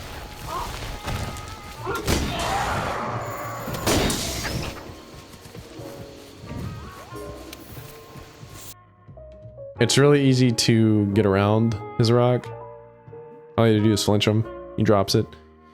But I mean, the executive function of sharpness sure is so that you won't bounce. That's primarily if you're going into like red sharpness and shit like that. And there are a lot of like different monsters you can bounce on different parts, even with white sharpness, I'm pretty sure. So, you know, sharpness does matter in that degree across the series, but it is also part of that damage formula. The classic low raw white sharpness weapon versus, or low raw purple sharpness weapon versus higher raw white sharpness weapon, like stuff like that. Just part of weapon balancing as a whole. And the fact that he's leaving that out, I don't know if it's because he's ignorant to it, or maybe he doesn't see it as important because it's not part of the negative side. I'm not sure, but you know, it is what it is. I'm not going to assign any potential assumptions or beliefs under him. Monsterhunterwilds, though, I didn't even know that there was weapon bouncing until deep down the line. For the first 6 hours or so, I was convinced that the mechanic was more or less removed. And the problem I have with this minimization is the same problem I had with the minimization of commitment. World led me to believe that this was an integral part of the series, the preparation aspect. The elements in the game that's trying to sell you on the hunting fantasy. Things that were inconvenient but were necessary to optimally hunt the monster. This includes monster tracking, weapon sharpening, hot and cold drinks, different monsters doing different kinds of status effects that require different kinds of solutions such as poison, sleep, blights, and the like. In Wilds, though, they were minimized or removed, so tracking's gone completely. Sharpening is less important because you don't bounce off of monsters very... Okay, hold on. Tracking doesn't have anything to do with combat. Tracking is filler content. Has nothing to do with the fight. The only time it really matters, because in World, you only have to track them once, and then they're on your map, and you can still just use your scout flies to guide them if they fly somewhere you're not sure how to get to. It's really easy. In Old Gen, you had to paintball, and that was part of the combat. You know, you had to find a window to paintball, and you had to make sure you timed it up to where, you know, by the time the paintball's going to wear off, you need to hit them with another one before they go. Maybe that is what you're talking about. I'm not sure. But you say tracking, and the only one that has tracking is World. So I don't know. I like how you threw that in there. Let's see. What was the other thing you said? So tracking's gone completely. Sharpening is less important because you don't bounce off of monsters very often. Sharpening is very important still because of damage reasons. Sharpening is very important still. We're talking about like 10 to 15 times, or 10 to 15% damage increases. It's very important. And also, you could beat different monsters in World 2 in like green sharpness and like high rank as well. And even if you like bounced on some of the monsters, you could just kind of go around it. You didn't have to hit them where you'd be bouncing. It's not like it was extremely dire. I think the only time in my Monster Hunter career where I legitimately hit like a bouncing wall, if you could even call it that, was actually low rank Nargacuga in Monster Hunter Generations Ultimate. That's whenever I really understood the importance of complete sharpness. And that was because I was running Adept Greatsword. And I would hit him and I would bounce, and the animation for bouncing was so long that I would get hit by like whatever attack that he was going to throw next. After that happened like 4 or 5 times, I abandoned the quest and I was like, okay, I need to make a weapon with higher sharpness. Because this isn't cutting it. I didn't run into anything like that in World. And I played through the entirety of World with like just regular ore weapons. Things like that. Okay, let's keep going. And it's easier to do because you can just call your Seikret to do it safely. In its current implementation, I think it just might as well be removed. I'd rather have nothing than this. That's very overdramatic. It's very overdramatic. And that's, like I said, it is part of the weapon balancing. It doesn't matter how you feel about it. It's part of the weapon balancing. And whether you like it or not, it is part of the time consumption. If I have a white sharpness weapon and I get down to green sharpness, if I want to continue doing really good damage output, I need to get my weapon sharpened. If I hop on the Seikret, it's going to take longer. In fact, funny enough, a lot of the setups in these games, people were using anti-sharpness, like sharpening setups. Master's Touch was everyone's baby in World because you would just hit crits and you would barely have to sharpen. People are running Razor Sharp 3 and Master's Touch in this game. A lot of it's geared towards not even setting up for sharpness. And sure, I'm talking about like end game examples, but that just goes to show the things people are doing to manage their sharpness for the sake of damage. It is important. Something like a Great Wetfish Fin Plus or Speed Sharpen 3 at a proper timing will be infinitely faster than having to hop on your Seikret and then sharpen a full cycle there. Infinitely faster. The diminishing returns of Seikret sharpening is way too high because, like I said earlier, you can run away and sharpen pretty safely if you wanted to. It just takes more time. So what are we concerned about? Are we concerned about time? Are we concerned about ease? Speed Sharpening 3 is infinitely easier and faster. It requires less. We do still have different status effects and different concoctions that will heal the different status effects, but now we just have a heal status effect menu option, so you can just bring all of the different status effect items, and you don't have to select them. Your hunter will automatically choose the best one for the situation. Yeah, that makes things a little easier, I guess, but what's the difference between that and just having things on your radio menu? It's not really too much of a difference besides like not memorizing like 2 or 3 different spots, I guess. I don't know. I get it. That's like, I'm not gonna say he's being extremely nitpicky. That could be like a straw that broke the camel's back for him. I don't know. But come on, you know? Come on.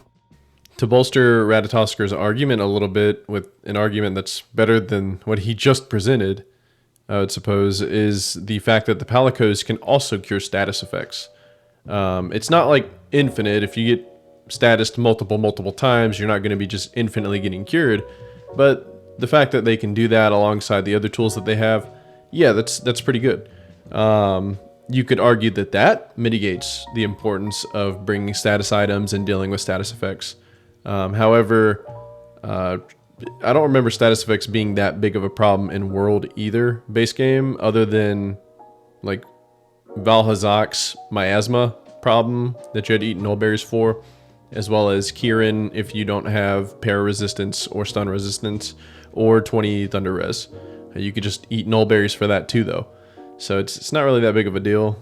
Poison's not super strong in World. Sleep wouldn't be a really big problem unless you fight Sleep Palumu and Iceborne. I mean Blast, but that was Raging Brachydios was the biggest perpetrator for that, another Iceborne monster. Any meal will give you your full health buff, and it will last anywhere from 30 to 50 minutes. You don't have to slowly build up the effectiveness of your canteen over the course of the game. The full health benefit is just given to you right away. That is true. Now, I will say, I do think that the games would benefit more with that gradual increase in health. I think it kind of makes it feel a little better as you get into high rank and you're getting hit harder. That HP increase, it naturally teaches you that higher HP is important, which should have coaxed more people into health boost as well in World, but that's a different story. But like I said earlier, the way that they balanced it out in Wilds is a little different. You know, like I said, even with 20 extra HP, the damage was very similar for the ending of low rank for both games. Things like that. A little bit higher even on the end of Monsterhunterwilds. So it's just a matter of taste, I guess. Naturally, Ratatosker, he loves World, certified World Glazer. He's going to want things to be more like World. I don't think it would even matter if old gen did the same things. It's just the fact that it did it this way in a World, which he made apparent in the beginning, you know, where he's like, it's not an old gen thing. It's a new gen, new hunter versus new hunter thing. So, you know, I would say it's just a matter of difference in balancing. Wilds has more of a steady difficulty curve, whereas World does like some weird bullshit where it makes things a little bit weirder as far as like increasing the difficulty. Like Anjaneth having a random, like heavier attack than anything else at the time. And funny enough, one could find that to be a really weird game design too, because if I beat Anjaneth and I found him more difficult, but then I'm not finding any of the 5 or 6 monsters after him by any means challenging in the same way, what is going on with this game? Why is it doing that? That's really weird. You know, there's not like a steady increase in difficulty that makes it just feel you're improving as you go without even realizing it, which is a really cool kind of way to increase difficulty. Whereas the other way is like, oh, I hit this weird wall. If you even get walled, what even constitutes a wall? You know, people call them walls. Did you triple cart once? Are you triple carting like 10 times before you realize, hey, maybe I need to upgrade my defense? You know, what even is a wall? And isn't that also based on anecdotal experience? Monster Hunter World had way more new fans that entered the arena of Monster Hunter than any of the games prior and any of the games after. And with a lot of people that at the time probably never experienced action RPGs, you know, considering Monster Hunter World and like Elden Ring were a lot of people's first real tastes of action RPGs like this, there were probably a lot of people that just didn't get how these games worked. So naturally, more people that struggled. And it's the same thing with Pink Rathian, right? Pink Rathian was the kind of monster that hit pretty much as hard as like Nergi, funny enough. Also, funny enough, Asmongold beat both of them with first try with low rank gear pieces. So that's kind of funny, you know, everyone talking about how the game is so hard. With Greatsword, by the way, hardest weapon in the game, probably. We'll come back to Asmon later, because I'm actually going to talk about him and multiple other YouTubers. But yeah. When knocked down after taking a big hit of damage, you no longer have to carefully get up so as to not get hit again. You can just call this Seikret. Back to, you know, the whole inconsistency of the Seikret and the danger that the Seikret can have, and to the consistency and easiness of just getting up after getting hit. It's not really that hard. I've literally shown that all throughout this video, so I'm not going to continue. Will easily take you to safety, and you'll be mounted while you heal. In a way, it's even worse than the wirefall in Monsterhunterrise, because it's an infinite wirefall that also puts you immediately on your mount, making it very difficult for monsters to put you in uncomfortable situations. And then there are things like stun. I also thought stun might have been removed from the game, since throughout my 65 or so hour playthrough, I may have gotten stunned less than, 10 times. So funny enough about his stun point, it just kind of goes to show his nostalgia, like bias with World. If you go and watch any of these clips that I'm showing you, even the Tempered Kieran one or the Tempered Furious Rajang, or well, I'm not going to say the Fatalis one because I have stun resistance on that one, but any of the other ones, I think I only get stunned in one of the videos. I can't even remember which one, but I only get it's the Pink Rathian. I get stunned against Pink Rathian. All of the other ones, I don't get stunned a single time, even though I'm taking a lot of hits. And Wilds didn't get stunned much either. But this one's a funny point.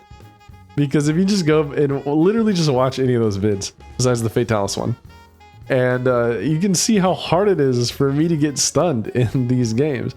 I'm not running stun res. Here we go though. I don't think I noticed anything like tremors either, or wind resistance. It's like all these things that people said were tedious and annoying have been removed. Now, tremors, there aren't really too many tremors in Wilds that I'm aware of.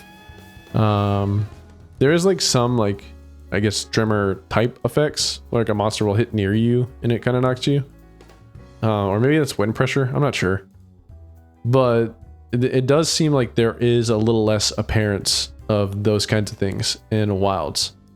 So that is an interesting point. Though I think it's also not really too important, because in World, the only time windproof like was really needed was during Lunostra's Nova. Everything else, like if you got wind pressured, you weren't really taking a follow-up strike. It's not like Old World where you had like roar stun setups where they'd hit you and after, like, while you're roar stunned, or even like wind stunned setups where they would wind you and then you'd get hit immediately. It's not like that in base World. So I don't know. This point is kind of, I guess they might have just been like, yeah, I mean, if we're not going to do anything with it anyways, we might as well not throw as many in there. I guess this one's a matter of taste. I don't know. Ratatosker seems to be bothered by it. I don't really see too much of a need for it unless they're actually going to use it in a dangerous scenario. Because as of right now, they really don't. Or they haven't in New Gen. So that you can get back to fighting the monster as quickly as possible. Even getting knocked down is uncomfortable. It's tedious and annoying. The Seikret will get you up and get you back into the fight. Yeah, if you potentially want to risk an inconsistent move in directly into a strike. Yeah. It's really, it's not that hard to lay down and just watch and see if there's a follow-up strike. It's really not that hard. It is not difficult. I'm tired. I'm tired of World fans pretending like it's difficult. I'm tired of it. It's not. It's not hard. It's not hard. Do you have eyes? Can you see? There are people that struggle with seeing in these games that play them. But that's naturally going to be, something that they're going to have to deal with. And maybe Seikret pickup, I guess, is a pseudo accessibility option for them. I don't know. But even then, it's still not safe. I don't know. It's not that hard, though. Getting stunned and not being able to control your hunter is annoying. Let's minimize its effects. Now, here's the funny thing. Ratatosker just talks about how he didn't get stunned much in Wilds, and I went ahead and talked about that and showcased some of that in World as well. What he doesn't bring up, funny enough, is that stun is easy to overcome in Wilds. In Old Gen, specifically GU, I think GU might be the fastest. It could be the same across the board. Stun is relatively easy to shake off. You can just, you're rotating your stick and pressing the buttons and it wears off rather quick. It's just like Wilds. In Rise and World, it's different. It's not as easy to overcome. You're stunned for a long time. To the point where Stun Res 3 is a really fucking good skill. Just really good. It's even innate on Fatalis armor, funny enough, in Iceborne. Stun Res is just really good. Because, and I made note of that even in base World, because I realized that the only time I would ever cart in base World was if I got stunned. That was the only time. The monsters couldn't kill me unless I got stunned, because I would just be sitting there waiting to get hit instead of being able to roll or roll cancel out of a heal. Instead of any of that, I would just be a sitting duck. And so I find it funny that he doesn't bring up that it's easier to mitigate. I would imagine stun was so strong in World and Rise because you could easily slot in stun res. Whereas in old gen skills, when the skill economy was a lot lower, you couldn't just have every skill in the game easily slotted in. You had to actually choose very wisely and be really, really wily with your armor piece choices in order to have multiple skills activated, and especially skills that you wanted. And so you had to really shave down exactly what you wanted, depending on what armor, or depending on what weapon you were using and what playstyle you wanted to go with. But yeah, wild stun is easier to overcome. And that's not what he means when he says that, but I'm just kind of throwing that out there as a freebie for you, Ratatosker. Bouncing off of monster parts is tedious, let's reduce the frequency of that. Having to stop and sharpen in the middle of a fight is annoying, let you do it on the Seikret, and then the next game will just take it out. You can't The next game will just take... There you go, being dramatic again, man. Come on. Come on, dude.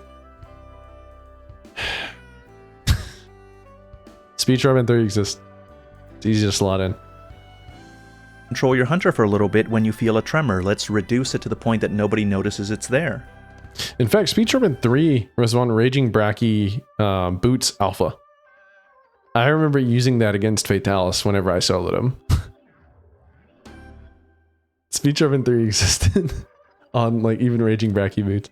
Oh man, okay. That was just an aside. That didn't really have a point against Ratatosker or anything. That was just me remembering something. The thing is, I liked the tedious and annoying elements of Monster Hunter. Was it not okay for there to be one game that had this focus on deliberateness, on preparation, on commitment, that made you be careful where on the monster you attack, that made you be careful how you attack and in what direction you attack, and that would penalize you if you didn't do it or did it poorly? Monsterhunterworld is not the hill to die on for this one, man. It's not. It's just not. There's a term coined by people that agree with me called, I want to play Monster Hunter, not Monster Fighter, or something to that effect. It's called Monster Hunter, not Monster Fighter, when you're arguing as to the direction the series is going. The phrase is expressing a desire to not move away from the hunting simulation aspects, the preparation. You see him get exploded? Hold on, I'll replay that real quick. This is expressing a desire to not move away from the hunting simulation aspects, the preparation aspects, the tedious and annoying aspects that the current games seem to eschew. Now, of course, I agree with the statement. Okay, hunting simulation aspects, tedious aspects, all of that. Monster Hunter versus Monster Fighter. What part of sharpening in front of a monster and following green bugs, like literally just from like a piece of shit or some claw marks, and then directly to the monster on foot, what part of any of that is just straight up the Monster Hunter? You can't just like be part. You can't just go, they're ruining the soul of the game and Monster Hunter and what it was. Because let me tell you something. In old gen to new gen, which was the most significant change from old gen to world, they mitigated a lot of that already. Even down to the fact that you can move while heal. You saying that not being able to, not having to sharpen right in front of the monster, your little 4 ticks, and not getting trimmered a little more, and not getting bounced as much, because you're not running into as many monsters that are bouncing you as much.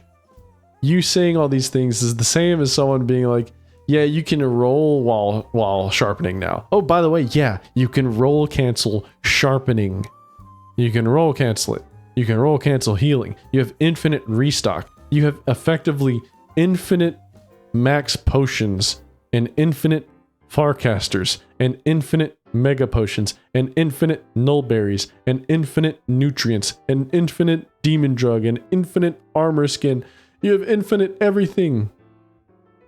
The preparedness? What preparation? You have armor sets you can pull out in the middle of the hunt. You have item sets you can pull out in the middle of the hunt. What preparation? Wind pressure, trimmer res, if it's really bothering you, just slot it in. World, ever since World, it's been super easy to slot in stuff like that. In Old Gen, it wasn't like that. You had to activate multiple skills. And you had to deal with negative skills. You want to sit and you want to CC the monster over and over again with traps and just craft more traps on the go? You can do that too. You can have a whole team doing that. And just rotate, farcastering out and restocking. The choices are infinite. Hunting aspects? Preparation? Come on, dude. World was just as much of a joke. Love the monster fighting. I like getting to the monster and fighting it. That's great. But the monster hunting parts, the parts that come before the fighting, the parts that make the fighting a little bit more deliberate, add spice to the fighting. In my opinion, it makes the fighting better. It makes you engage with the monster fighting in a deeper way, and it lets you appreciate it in a deeper way. Just as an example, I really like the monster designs on these monsters. Monsterhunterwilds really did a phenomenal job with almost all of them. One of the things I appreciate the most about the monster designs is that they're not just fantasy monsters. They're animals that live in a fantasy environment. They live in a fictional environment. And their design and movements and attacks reflect that. But it's hard to appreciate both that aspect of the monster and even the fight itself during the low rank when you're breezing through everything and nothing provides any kind of challenge. So you're saying this as someone who has, at this point, defeated Fatalis and run through multiple games and is currently playing old gen games. You said the same thing about Base Rise. Yeah, you didn't say exactly that this didn't happen on World. But you're using World as your benchmark. And World was excessively easy as well. Rata, your anecdotes and your ideas do not line up. Your story about how you got into Monster Hunter does not line up with your beliefs about Monster Hunter World. Not in a way that's believable. If you truly mastered World Longsword and beat Demo Nergigante, which you would have had to, because that's how hard Demo Nergigante was. Now, if you're saying you beat Demo Nergigante, and you also admitted to beating Anjanath in the demo multiple times, and he wasn't really that much of a challenge or threat, what you're saying there does not line up. Because if you really either knew what you were talking about, or you weren't exaggerating, because Anjanath is a joke. If you played through any of these previous games, you would be able to just go in and whoop its ass. Because he's really not that hard. Unless you're playing like an absolute fool, or you're playing blindfolded, or you're choosing not to upgrade anything, and you're just standing still to take a flamethrower. Even taking into consideration how, okay, now I know how to play the game. Even taking that into consideration, I still struggle with Anjanath more than, like World Anjanath, more than I did with endgame Rise things. Yeah. At the point in which you fight that first Anjanath, with the tools you have available, I still find it more difficult to beat that Anjanath than almost anything in Monster Hunter Wilds. So I know we're kind of rehashing something that I touched a little bit earlier on in the video, but for the sake of not just being repetitive, I'm going to show you Rurikon during Return to World. He plays Charge Blade against Anjanath, and he plays with such a low level gear. He only has 35 defense, which is less than half of what you need to survive Anjanath's one-shot flamethrower if you're not running Health Boost 1. Also, he doesn't even eat his meal for 30 HP. He makes some really shitty meal with 0 HP, and he just goes in, and he's playing Charge Blade. Rurikon, no offense, your Return to World Charge Blade gameplay was not very good. Let me show you a couple of clips of him playing Charge Blade against Nergigante. He's just not very good with it. shit. Oh, what? What? I'm dead. It's over. Goodbye. Yep. Else you want to say?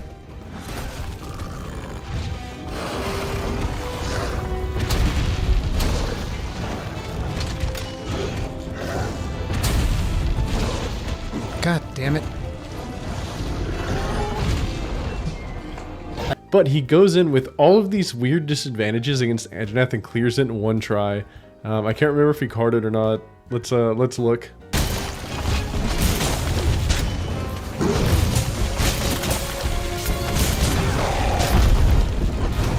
Oh! My face when I cooked the shittiest meal in Astera. These monsters are great and they deserve better than this.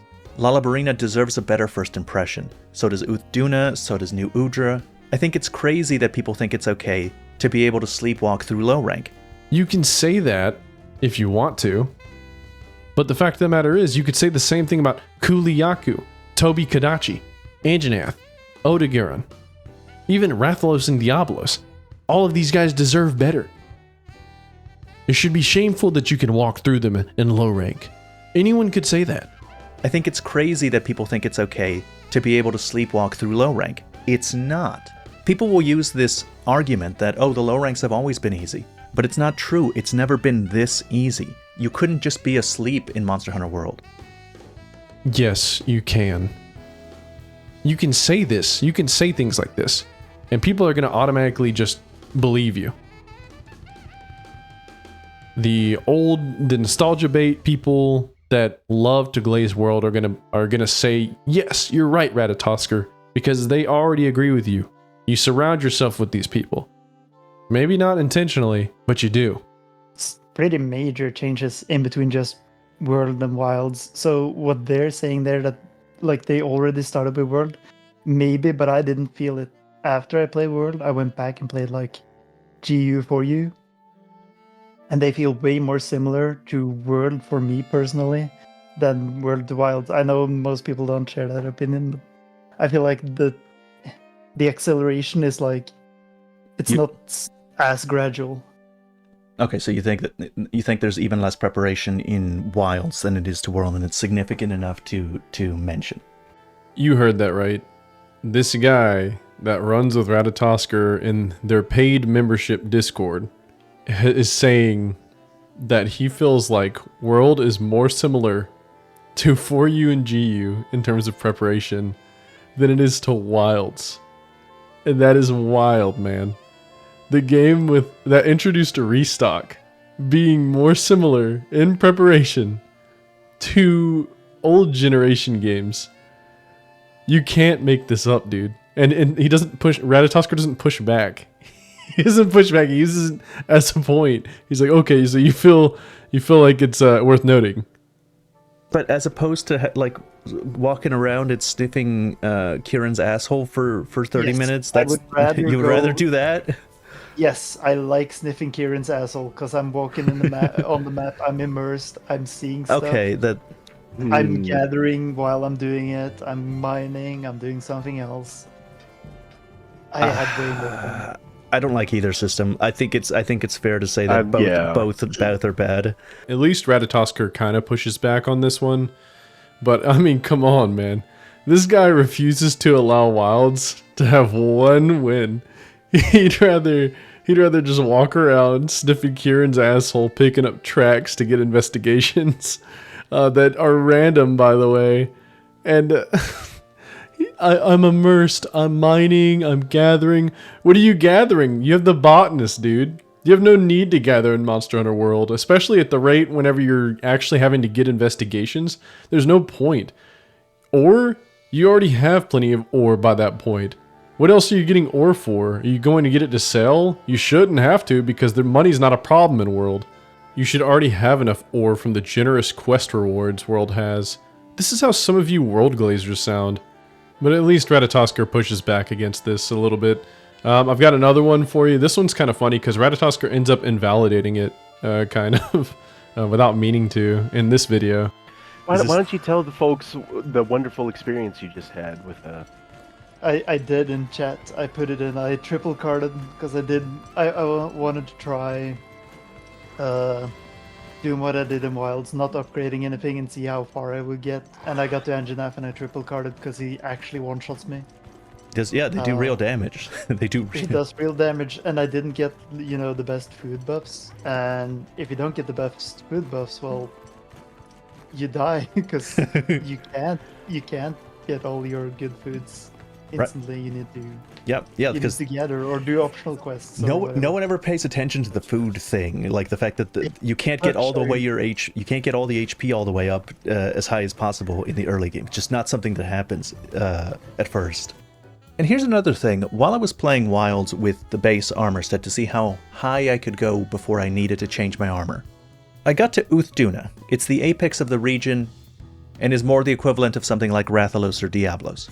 From what I gathered, the guy in the video talking about doing the Anjanath challenge plays heavy bowgun, or he plays one of the bowguns.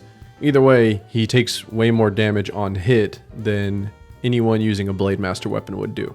So already, we have Anjanath hitting a ranged person, triple carding him because he's getting one shot, or I don't know what kind of moves he was getting hit by.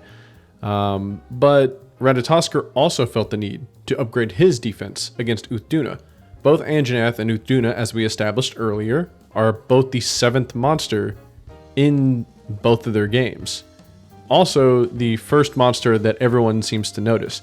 My friend, whose first Monster Hunter is Wilds, that seemed to be the one that he noticed first. He carded against him, even with Gunlance, and there were other people that triple carded.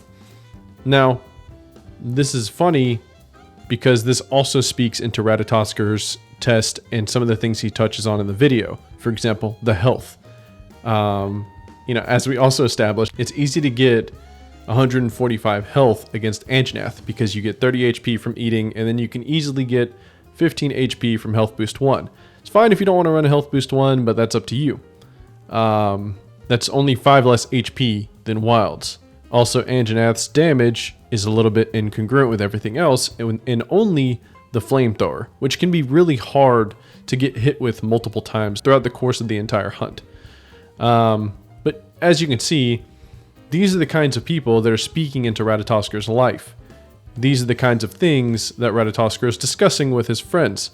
It's okay to surround yourself with like-minded individuals. There's nothing wrong with that.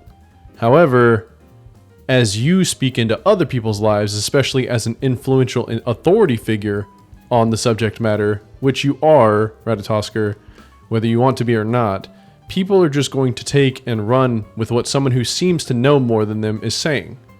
Yes, Ratatoskr, spit your truth. And then new people that never experienced Monsterhunterworld, or Rise, or anything like this, they're not going to know any better.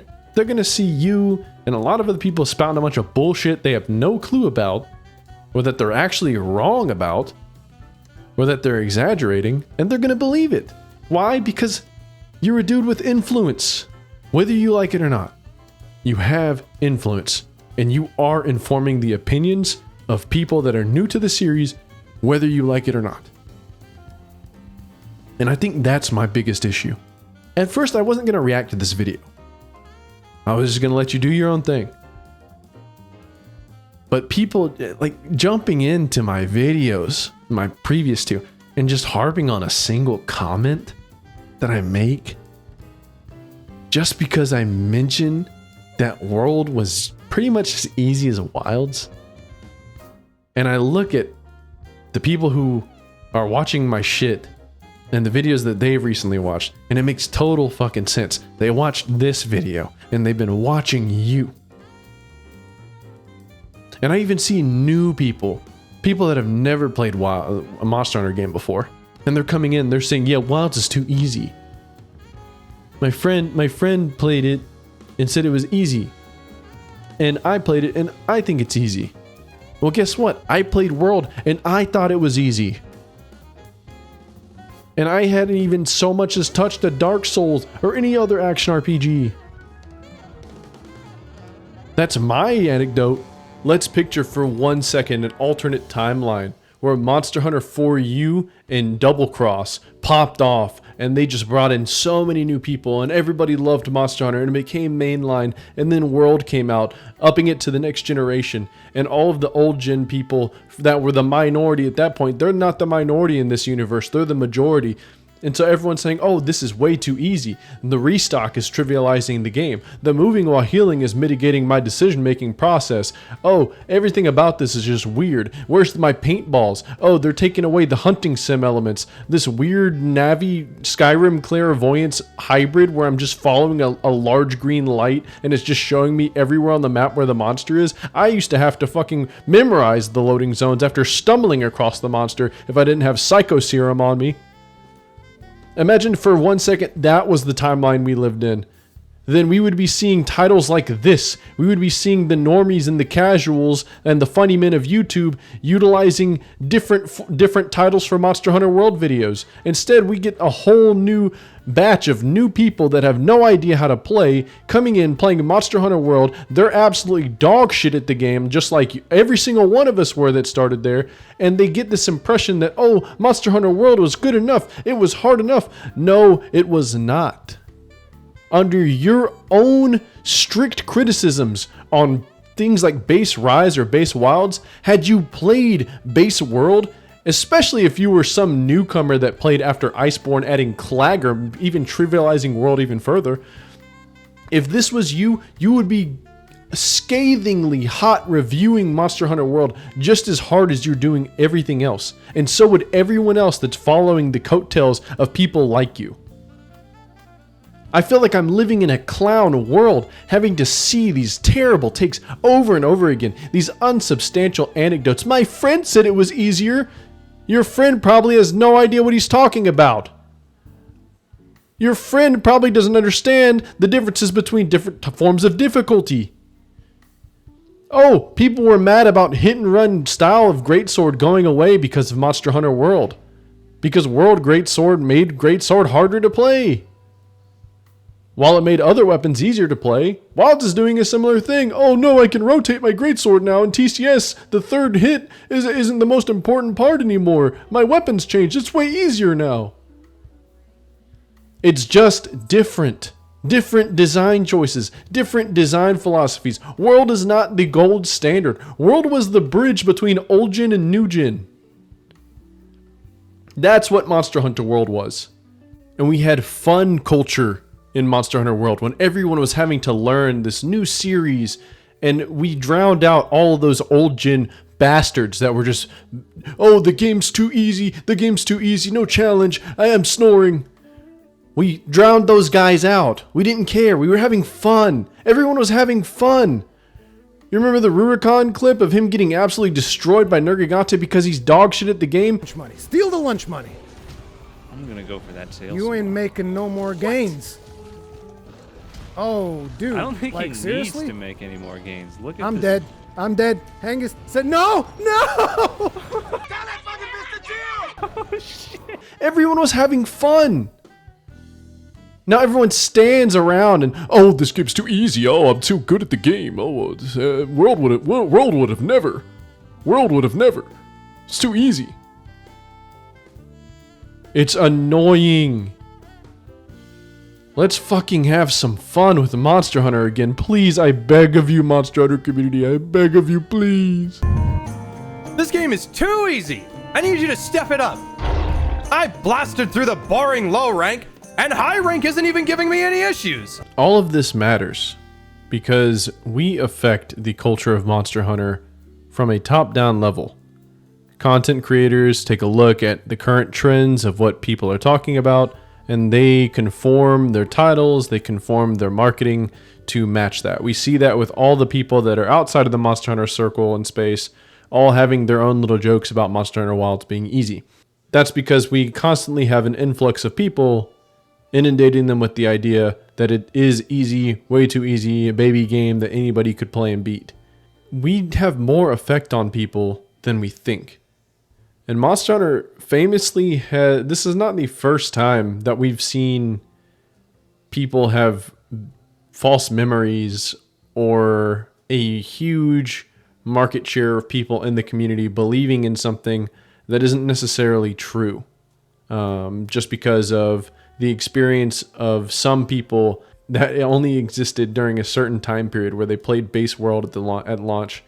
We also have this video by Flyan2, who talks about the concept of Deviljho eating his own tail. Monsters, he will eat his own tail. Wow. You heard him correctly, stating to the masses that Deviljho eats his own tail. Interesting to note that there is no footage of him eating his tail within this video, however. This video, along with many others, would contribute to the grand farce that will be unraveled in this video. If you are hearing Deviljho eats his own tail from a source belonging to the company who made the game, well, honestly, you're gonna believe it. Well, hearing that something is true is one thing, but seeing it is something else entirely. So you're probably asking, if so many people believe this rumor, they must have seen it happen. There must be some footage of Deviljho eating his own tail. Well, there is, but that's the problem. Take a look at Exhibit A. So this video is a great video. He basically goes through, he debunks the fake footage from Deviljho eating his tail. The funny thing about this is that there was a large portion of the community that believed that Deviljho would eat its own tail. It was even all over like memes from like NCH Productions, like big YouTuber cartoonists like that. It was just a huge batch of misinformation that was only verified by people saying, "Oh yeah, I remember that. I saw a video of it," or a lot of people that said they experienced it or have vivid memories of it. Now this is something very interesting because Flyan2 in this video debunks not only the videos, but he debunks the possibility of Deviljho eating its own tail. It never happened. People said something, like an authority figure like Capcom mentioned something as like fluff text describing Deviljho. Then people also potentially faked footage or had shoddy evidence. And then there's also the unreliable anecdotes from a lot of people that were around at the time. The unreliable anecdotes spread like wildfire. People swear up and down they believe something. And it's not true. And I think one of the funniest aspects of it is this was an old gen thing. But there are even Monsterhunterworld people that came in and they swear they saw World Deviljho eating its tail or picking up its tail in its mouth. People are unreliable. Memories can go bad. People are influenced by the culture around them. This is not just some like weak-willed thing that I'm making up. It is just common psychology. You don't have to have a psych degree to understand. You are influenced by your surroundings to some degree, and some people are more suggestible than others, especially when they want to fit in or if they want to seem more interesting. Even I myself, whenever talking about Deviljho with other people, would sometimes share, "Oh yeah, Deviljho would eat its own tail in old gen," without knowing that I was spreading a lie. That's just the way these things work. I'm not pulling this out of my ass. People believe World was super difficult because people have made shit up or talked it up in their head. When they talked it up into something that it's not.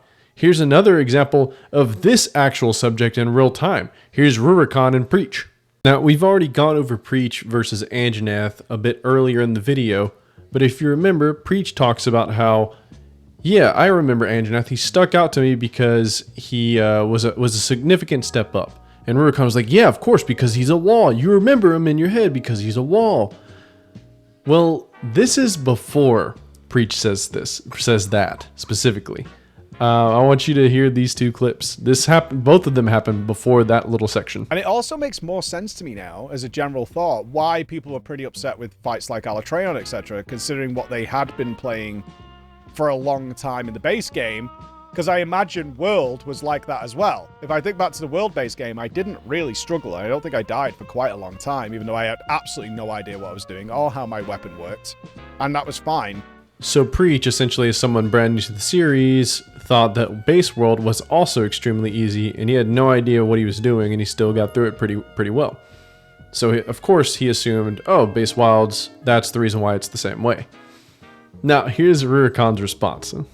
See, so in terms of difficulty when compared to World, I would say that World is harder than this. World has a couple of walls, like in the form of Anjanath. A lot of people as a matter of fact, a lot of people quit the game at Anjanath. Like, Capcom actually has these numbers. I think they might have mentioned it at some point. Or somebody else figured it out through the Steam, the Steam Achievements thing. A lot of people bounced off at Anjanath because Anjanath was a legitimate wall for a lot of people because they were playing around and you fight like what's the name of the yellow one? Jesus, I'm so bad with names. The Great Jagras. You're fighting the Great Jagras. Yep. Then you're fighting the little chicken with the rock, and you're fighting all these easy monsters, and then you get Anjanath, which actually walls people a little bit. And a lot of people quit at that point because they did not want it to deal with it. And then there were other walls that were introduced later down the line. I don't remember all of them.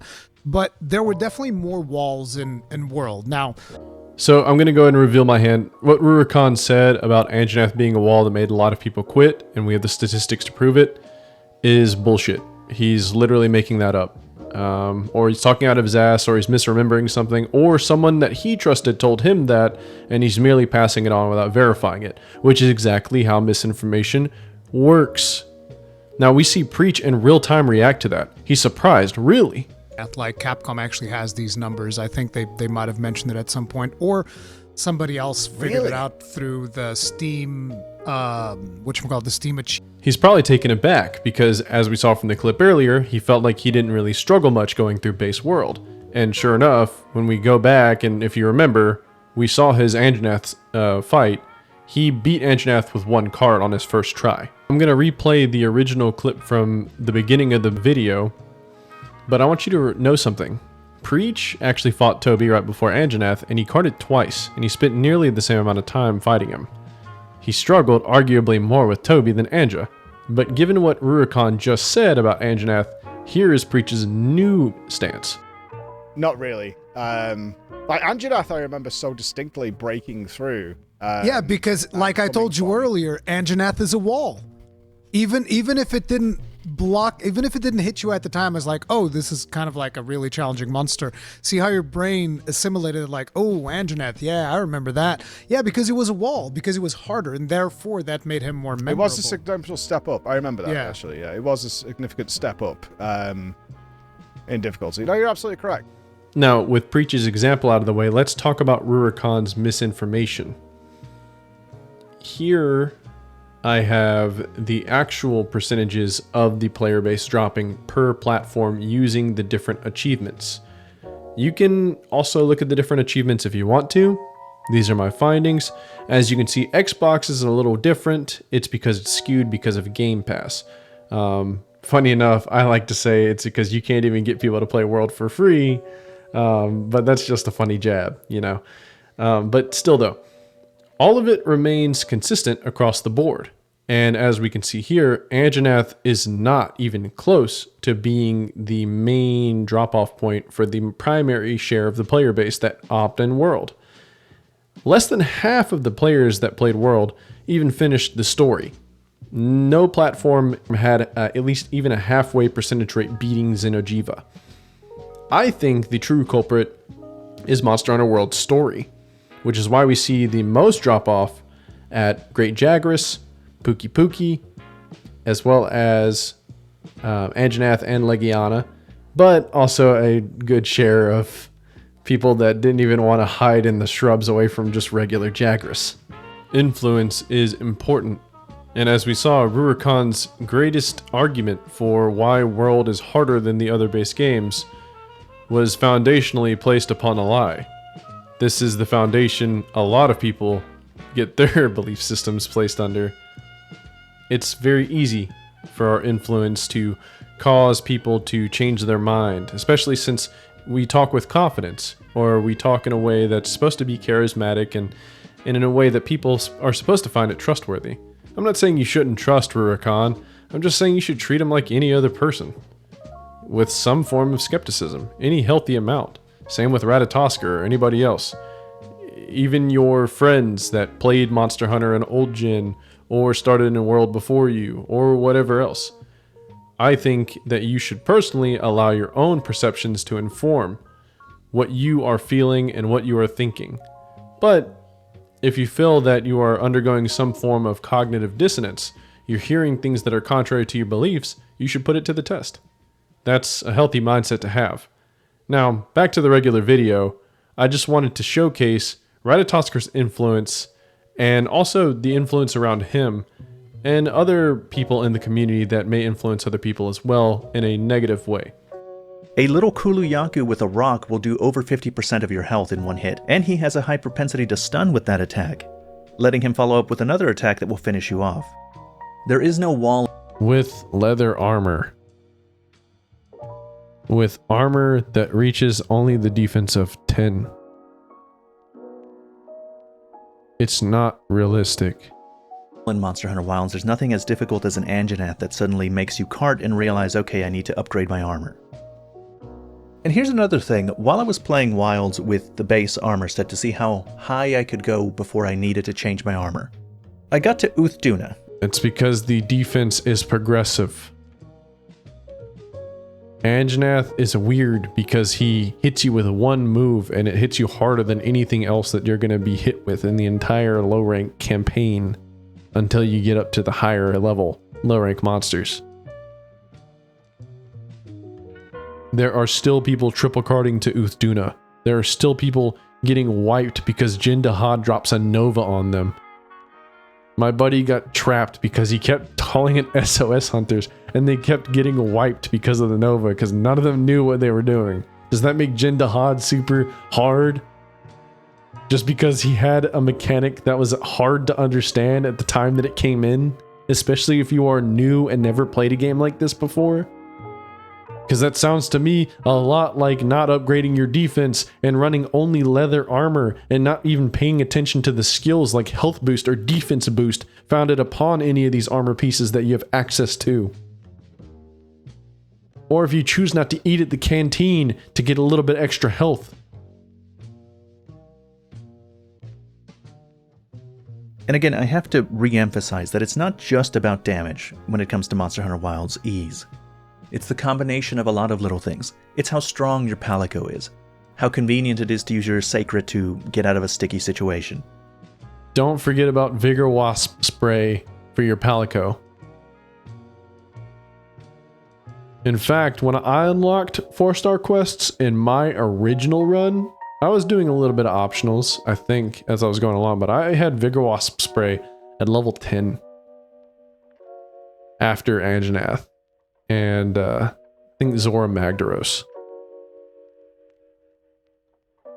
Vigor Wasp spray is very good in Monster Hunter World. It was very good in base world. You got a lot of healing off of it. Lay down iframes still exist. Still not hard to do. It's about wounds often keeping a monster locked to a position and continuously taking damage over the course of a hunt. The wounds flinch, that's a good point. However, Monsterhunterworld monsters also had damage flinches, also had part break flinches, also had damage knocks. And for the majority of the player base, Monsterhunterworld monsters also had Clagger.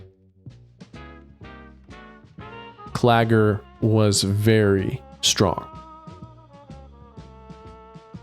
Not mitigating focus mode, because I do think focus mode is too strong. I will say that. But it's easy to headlock monsters in any of these games, especially in low rank. And especially post Clagger. So I know I said we would return to it later, and here we are returning to it, but the concept of HP and time spent in hunt being an indicator of ease or difficulty.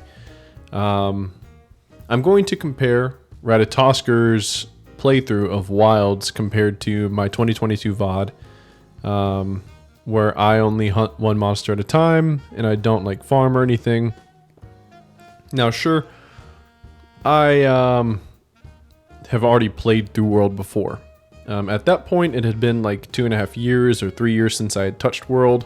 I only picked it back up because of, funny enough, Ratatosker's review on Monsterhunterrise. And me scratching my head because I don't remember World being that tough, I went back and I played through it.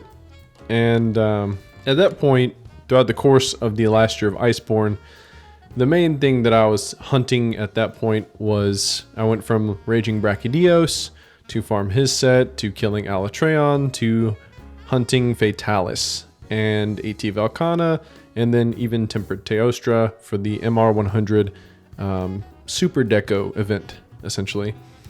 And those are the main things that I was touching on that final portion of the Iceborne season. Now, yeah, it's not totally fair, because sure, I played through World before. And it had been years and years and years since I had touched low rank anything, and even fought a lot of the monsters involved, like Pookie Pookie or Anjanath and such. But I'm going to be going off of that because of things that Ratatosker said, and that many people would say, is that they would still find World difficult upon their first playthrough again had they played another Monster Hunter. So we're just going to use that as some examples. Ratatosker's not a bad longsword player. He's been playing longsword in World, Iceborne, Rise, Sunbreak. He's been playing longsword for quite some time at this point. I do take out some of his runs that are, as I saw like inconsistencies in his time spent in hunt, and I would notice like his highest times, sometimes he would go AFK for a little bit on his streams, things like that. So I try not to include those. But I will be showing those alongside mine, and then I'll be breaking down runtime versus fight time. Because in World and Wilds, there is a stark difference in the amount of time you spend hunting and the amount of time you spend fighting. And the funny thing is, because in World, you get thrown into the quest and it starts it from the base camp.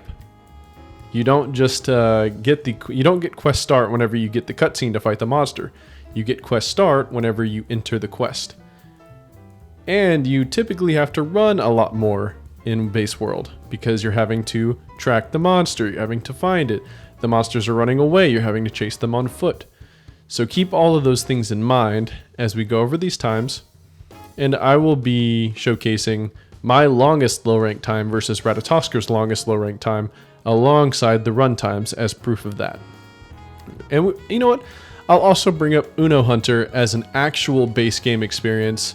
His first actual fights against Anjanath, well, his first actual fight against Anjanath, he beat him in one try, no carts. And Uno Hunter is a longsword player.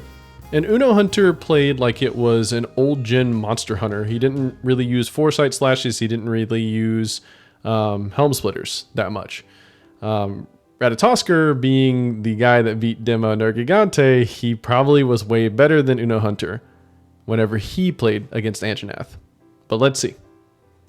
So as I'm talking, you're going to be seeing his times flash through the screen. As you can see, he's kind of screaming through low rank. He's sub-10ing a lot of the monsters that he's going against. It seems like he's just kind of breezing through. So not bad, Ratatosker. But when we get to mine, you're going to see that the times are kind of similar. Now, as I said before, it's not the perfect test because Clagger exists now. And Clagger can help out a bit whenever you're fighting through the low rank monsters, even if you're not using Clutch Claw or anything like that, which I don't in my VODs. Now, my times are pretty strong. I'm no speedrunner, I'm no Jal Bagel, so I'm not cranking out like incredibly impressive times as I'm running through base World. However, I'm doing pretty good. I'm IG main, I love IG, I have a lot of time with it, same with Ratatosker and his longsword, and I just kind of go ham, as good as I can.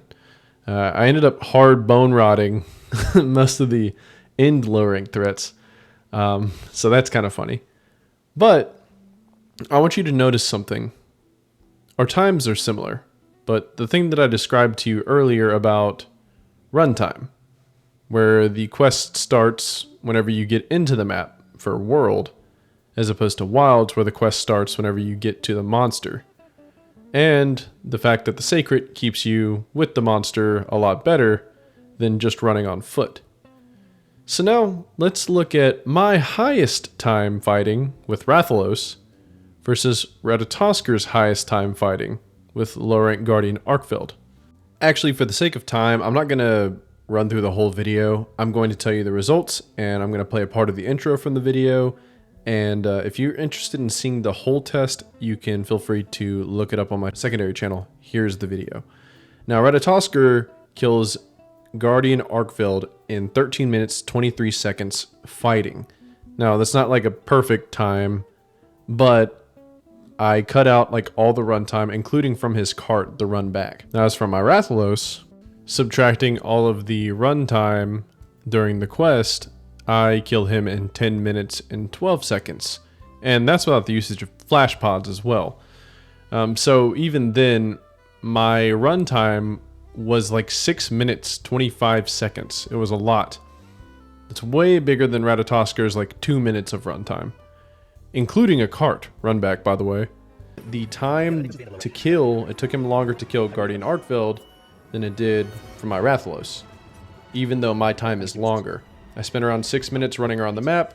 He spends around only 2:15, even counting the cart run back. I even had the courtesy of counting the cart run back as part of the runtime.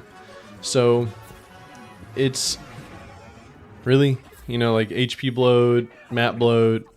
People are mistaking running around the map for length of kill, and it's complicated. It's not so simple as I get faster time in this game than the other. It's not that simple.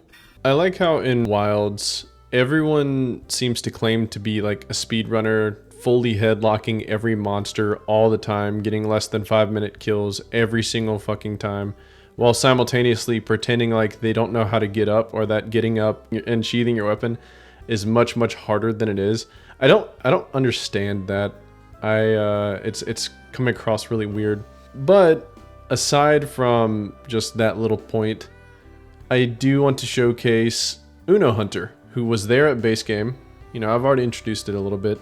I'm going to showcase his Anjanath run, his time, and how he plays. And you tell me whether or not he looks like a professional, and whether or not he should have killed Anjanath with more difficulty at a longer time. So what we're looking at here is I put all of his run time at the top, and I put his fight time at the bottom. The fight time ends up totaling up to around 11 minutes, 18 seconds. I could be a little bit off, but that's around the ballpark of how much time he actually spends fighting the Anjanath. Now, with the runtime, I also include some weird shenanigans that he does, like this. He's wild for this, man. Second. You about to stun on him? But aside from that, yeah. So I break down all of that as runtime, showcase everything that is fight time, and by fight time I mean he has gotten to the monster and is about to throw out his first attack. But one thing I want you to notice with Uno Hunter is he actually wastes a good portion of the beginning of the fight. He stands there and he tries to trap Anjanath, and then he ends up whiffing a whole bunch. Oh, the electricity, that's right.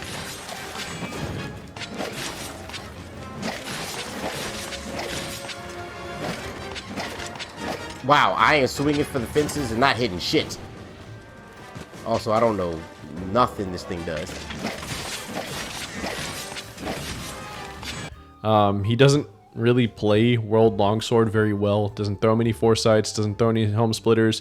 He does throw a helm splitter at the end with the yellow gauge to kill Anjanath, which I found pretty funny. But here's another clip of, like, here's the actual kill, and here's how he was playing. That's just not very good.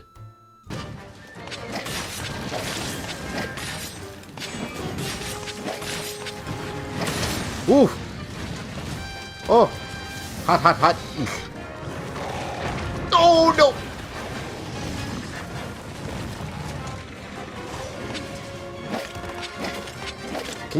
Hit him.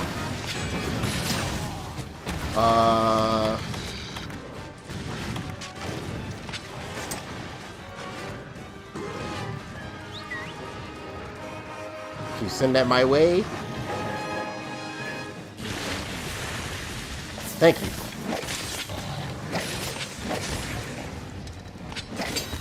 Uh oh. Combo. Spirit sword. And I missed. Alright. Sacrificing it. Sorry. Please kill him. Thank you. Now, Uno Hunter is old Jin, and he played Longsword back in the day too.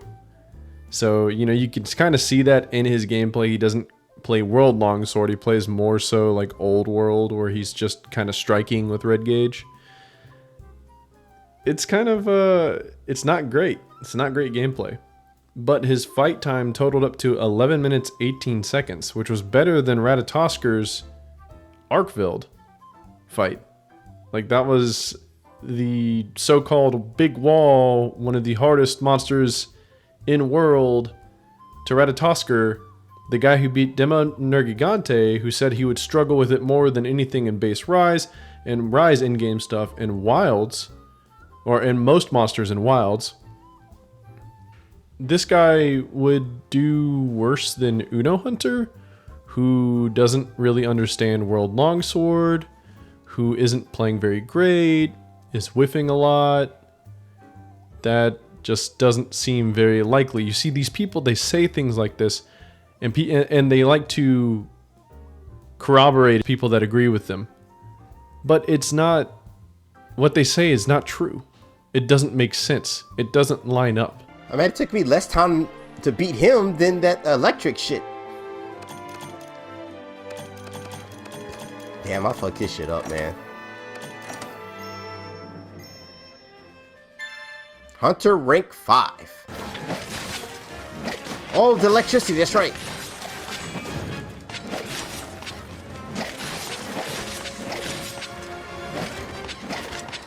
Wow, I am swinging for the fences and not hitting shit. Also, I don't know nothing this thing does. How can you even heart this? How can 245 people like this and think this is truthful? And then everybody clap type shit right here. Holy fuck, how can you be this delusional? How can it spread this far? How can the brainworms eat at you this much? It is insane to me. Focus strikes aren't saving this person if they're triple carding to Anjanath. There's no way they beat Wilds like that. Especially if they are going back to refight him? Are you kidding me? In conclusion, judging by Ratatosker's times running through low rank, which are comparable to a lot of people's times that are veterans to the series, people are not just stun locking and stagger locking these monsters over and over again to death, unless they're fighting in a group of people, in which case stagger locking is pretty easy to do if you're in a good group. And that goes for World and Wilds. Also, if you're running back in a good gear set and beating the shit out of like really weak monsters, especially since we have the star system now, so you can fight 1 and 2 star monsters, which are even easier than what they're supposed to be, instead of like 4 and 5s or whatever. If you're just going back and beating the shit out of them, yeah, you're going to be seeing faster times and easier fucking stun locks too, especially with the wound system. I'm not denying that the wound system is easy. It's very, very good. It's too good. The move that they're doing right now to make 8-star tempereds get less wounds is something that we needed for the overall challenge in in-game. It's appropriate for that.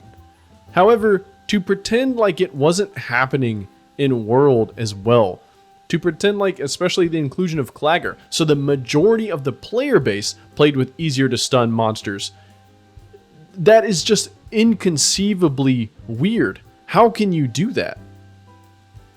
I don't see many people beating Gormagala and Arkveld, the high-tempered ones. I don't see many people beating them as quickly as they were beating up on regular tempered Nergigante or Teostra whenever I was playing through World. I don't see it, even with the wound system. That's the reality of it. That's the honesty of it. People are acting like they're speedrunners just stagger locking the monsters. Remember my Rathian and Odogaron where I killed it in 2 minutes and 3 minutes? I know I keep bringing that up.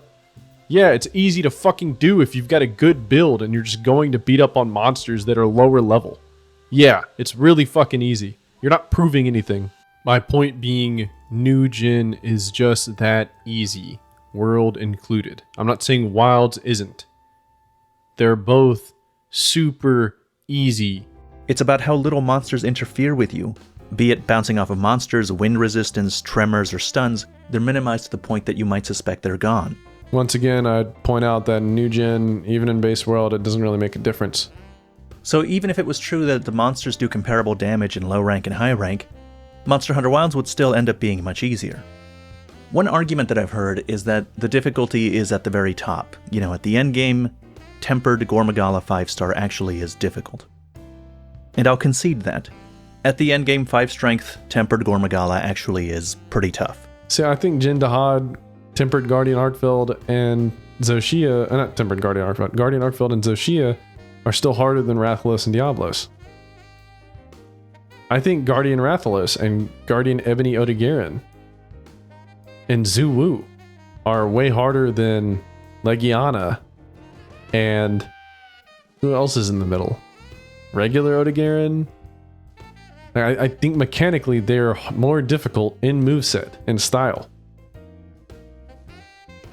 It's not so simple as just damage and more tools.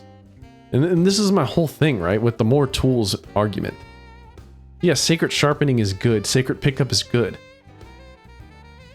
But you have all the tools necessary to do any of this already.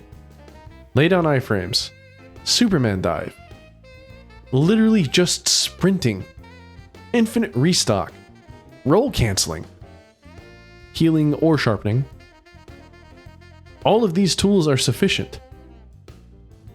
You could make an argument that one of them lets you like do it faster and like gets you to safety a little bit faster, which innately makes it a little easier. I would suppose, I concede that, but it is unnecessary. These things are unnecessary and sometimes not consistent. He got me. He got me, and he got me specifically because of the secret. Just because you have more tools, it does not diminish the original tools. And it doesn't make them obsolete. But I think it's insane that we are okay with any level of difficulty, any level of engagement or challenge, being restricted to the end of the endgame. I'm not asking for everything to be super hard, I'm asking for challenge to be distributed across the low and high ranks as well. That is new gen Monster Hunter. That is new gen Monster Hunter. And you are ignoring the fact that the ending of low rank in Monsterhunterworld was not as hard as the ending of low rank in Wilds. You are ignoring that. If you honestly think Rathalos and Diablos were harder than the low rank challenges, the last low rank challenges, then I can't take you as seriously. I really can't. It doesn't take a game designer to be able to look at the movesets and just see that one is clearly more difficult than the other in design. Even taking into account different tools that you now have access to that you didn't in the other games. Because the fact of the matter is, you don't need Seikret Pickup to sharpen. You can literally just run away. You don't need Seikret Pickup to pick you up whenever you get knocked. You can literally just stand up. And then roll if you see another attack coming, and then sheath. The only weapons where that really makes a big difference on is like maybe Lance and Gun Lance. Because you have the hops. You do take more chip, I believe, from some of the attacks. And with no opportunity to perfect guard. So maybe if like you are playing extremely carelessly and you get like beat up so bad that you are near like chip one shot, I guess that puts you in that bad like situation. But that's very niche, like just as kind of niche, just like my examples of the Seikret picking you up into an enemy attack, because enemies in low rank don't attack with the frequency to just wipe you out immediately. They don't. There's end lag to their attacks. You can't act like they're just comboing you to death. We're not fighting Primordial Malzeno in low rank. We're not doing that. Something along the lines of Monster Hunter World is close to ideal. At the point in which you fight that first Anjanath with the tools you have available, I still find it more difficult to beat that Anjanath than almost anything in Monster Hunter Wilds. There's the point. You beat Demo Nergigante. You've beaten Anjanath before. You've beaten Fatalis. You are either a liar or you are forgetful. And I'm just gonna say that outright. You're either a liar or you are forgetful. All right. Before we move off of the difficulty argument, I can already sense several other platitudes making their way to the comment section, so I'll address a few more here. You may have noticed that I'm using the longsword in these clips. It is my favorite weapon. And so I expect the comment, imagine complaining about difficulty when you're using the easiest weapon in the game. So let's deal with this one now. First of all, I also use the longsword in Monster Hunter World, and my impression remains the same. In fact, I used the longsword in Monster Hunter World when I came back to it to test its difficulty against Monster Hunter Wilds. And despite the fact that I'm extremely experienced with the longsword in World, and that I'm very accustomed to the moveset of the monsters in Monster Hunter World, I still find them more challenging than the monsters in Monster Hunter Wilds, even though I just started playing Wilds and I have not yet become accustomed to their movesets. His difficulty is shoddy. His difficult experiment was shoddy already. Ratatoskr, his gameplay doesn't appear that he's like the best longsword player in the world. But I would definitely say that he might be better than me with Wild's longsword at least. And I would wager to say he's probably better than me at World Longsword. I didn't play much World Longsword, and I'm not very good with it. And it shows in that Anjanath video, and the two Anjanath videos with longsword. It's not like I'm doing really great. No, I'm not, and it's not like I'm tryharding either in the vids, but still though, he had to be playing better than me. Because I didn't find the fight difficult at all, even with me goofing around. And keep in mind, he said he went back and played it with longsword. He still finds it more difficult. He was experiencing it with Clagger. I tell you what, he's probably speaking from the experience of he used the leather armor. And so he's not even doing a 1-to-1 test. He's not doing an actual test. It's very weighted in heavy favor of Monster Hunter World. And also he was using a special sheath in the gameplay clips. He didn't have quick sheath or anything, it's not like Rise or anything. But people didn't really use that as much in World. People mostly used Foresight / Still. So it was, I don't know. I can't take it seriously. I can't take him seriously. And I know he's better than me with longsword. And he postures up with all these different things. Ratatoskr, I put my money where my mouth is. I have my longsword hunt up on my secondary channel. I know you're better than me. I know that you're better than Uno Hunter was whenever he fought Anjanath in Vanilla in 2018. I know that your gameplay's better than his. It has to be. I know it. I know that you're better than Asmongold was. You're better at longsword than Asmongold was with Greatsword whenever he fought him. I know that you're better than my Greatsword run, where I don't use any charge attacks and I play like a goofball. What is your deal, man? What is your deal with Anjanath? Why is it Anjanath, the hill that you're ready to die on? And I noticed it with your streams too. Your chat would be still not harder than Anjanath. What are they talking about? These are the people that you surround yourself with, man. This is why you say the things that you do. This is why you seem to be forgetful. Is because you have all of these sycophantic fucks just constantly just kowtowing to you and just constantly inflating this weird sense you have for world that isn't true. It's not true, man. Break the delusion. You don't have to be the shepherd of the doomers. You can just be Ratatosker. I like the Ratatosker from the podcast that you unlisted from YouTube, but for some reason you can still find it on Spotify.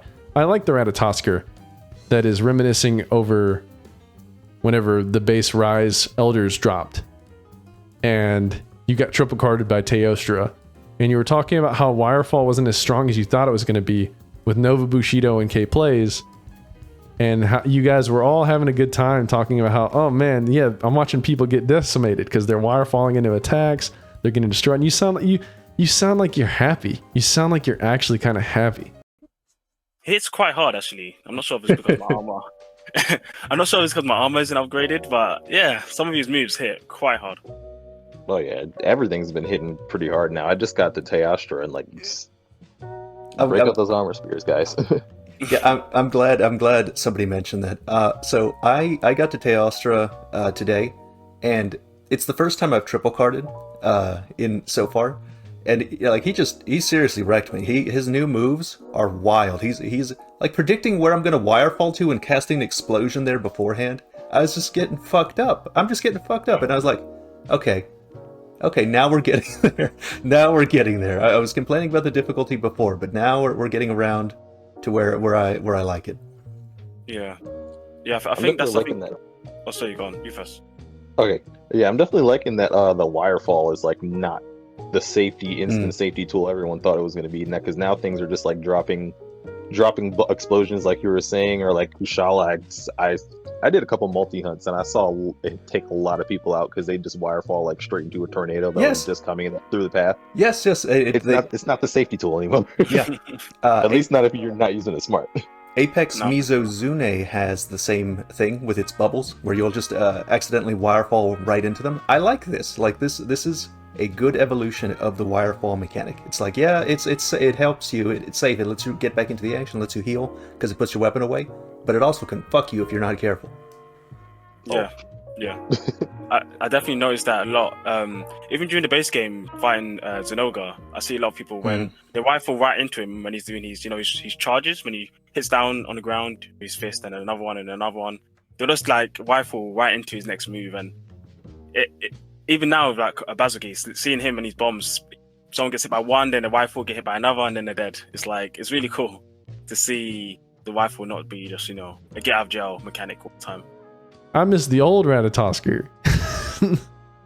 You don't have to be this, man. You don't have to do this. You can be 100% honest and actually approach things from an unbiased or as unbiased as you can be, or as objective as you can try to be. And maybe you're not good at figuring out tests and stuff, and that's fine. Not everyone is. I'm struggling to put together this video, even with all the data points that I have. It's not easy. And I know that people, you have a reputation to uphold, and people have an expectation out of you. And I know that the negative clicks sell really well.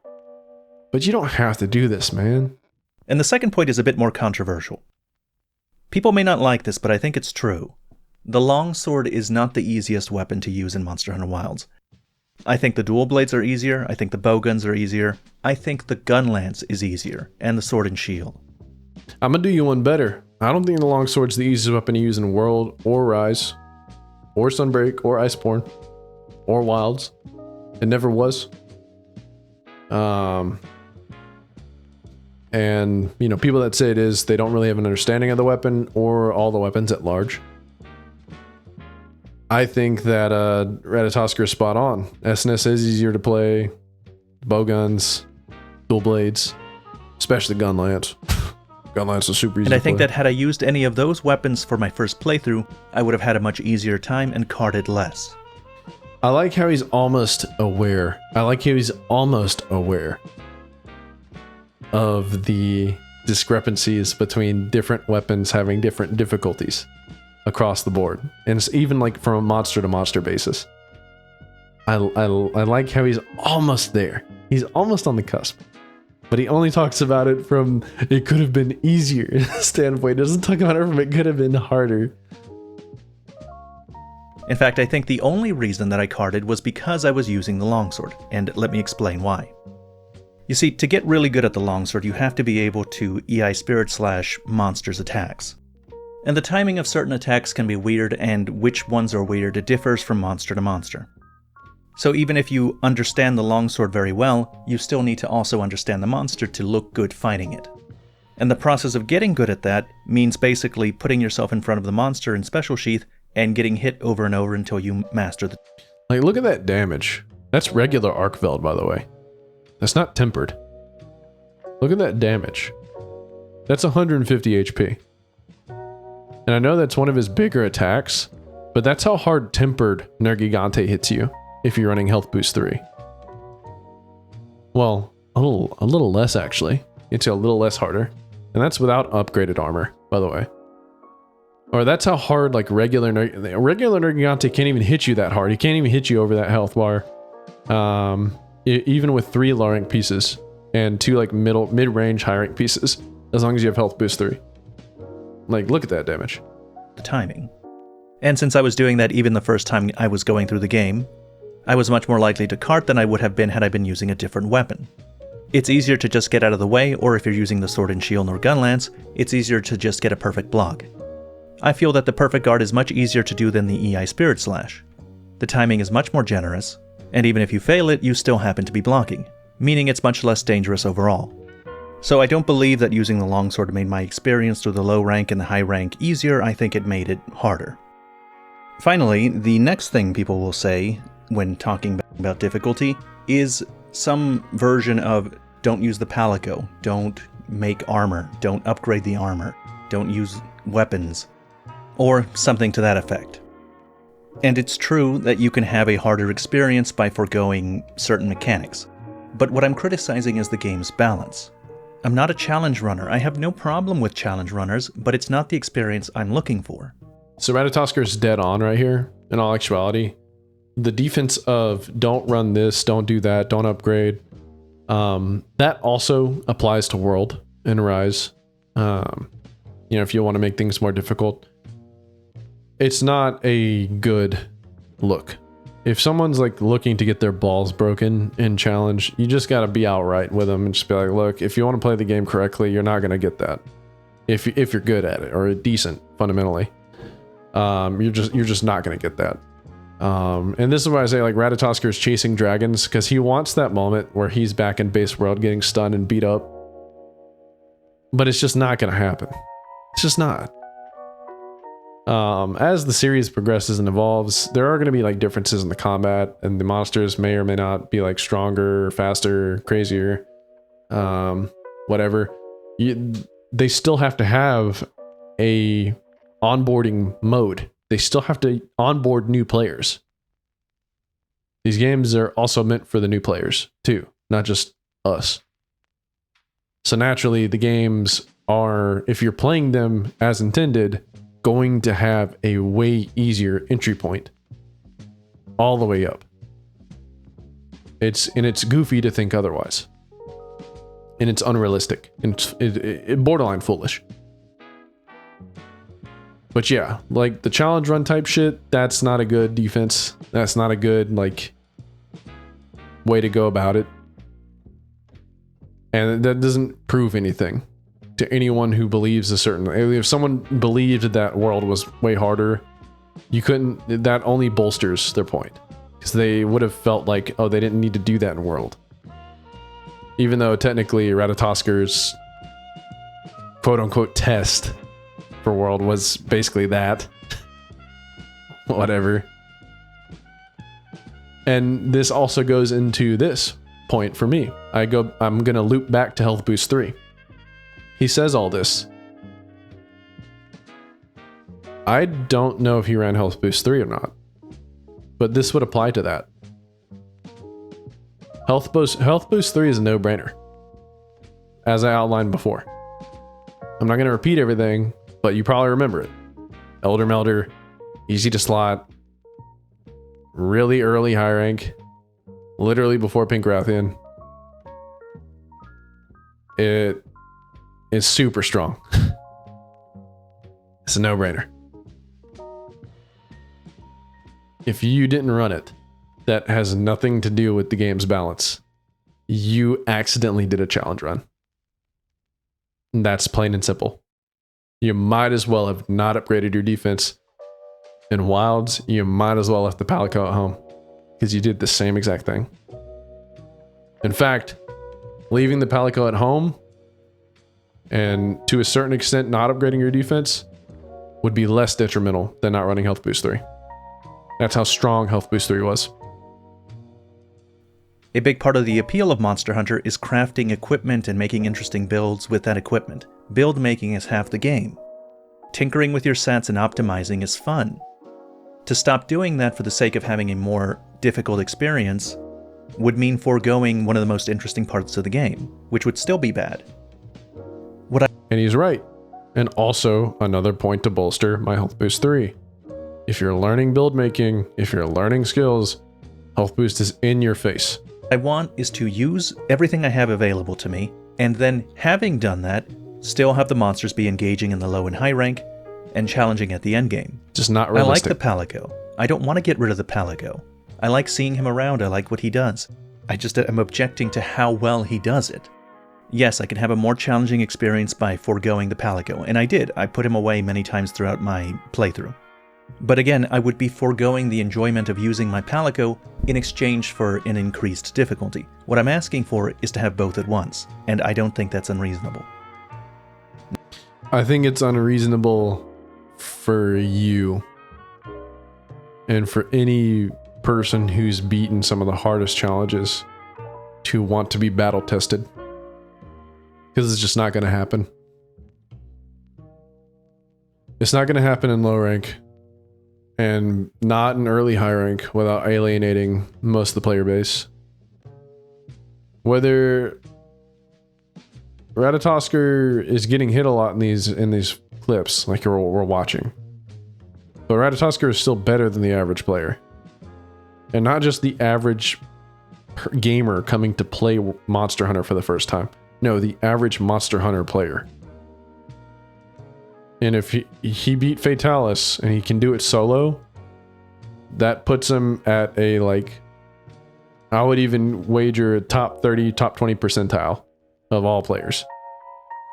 There's a lot of old gen vets that can't even handle Iceborne Fatalis solo. That's how hard Iceborne Fatalis is. Now, Ratatosker never got to experience the special investigations. We'll never know if he can take on, you know, Special Investigation Risen Shagaru Magala, or Special Investigation Risen Crimson Glove Valstrax, or even Anomaly 300 Primordial Malzeno that's accompanying an Anomaly monster. You know, we'll never know. But that one's hard. I don't know if he could. if he's not that battle tested. Those are some hard ones. Those are some really hard ones. And especially with a ballsy playstyle like Longsword. Now the next comment I'd like to deal with is the gatekeeping comment. You're gatekeeping by calling for the game to be more difficult. My response to this one is simply no, I'm not. And I think it's just that simple. No, I'm not. Hold on. This shit was cool as fuck.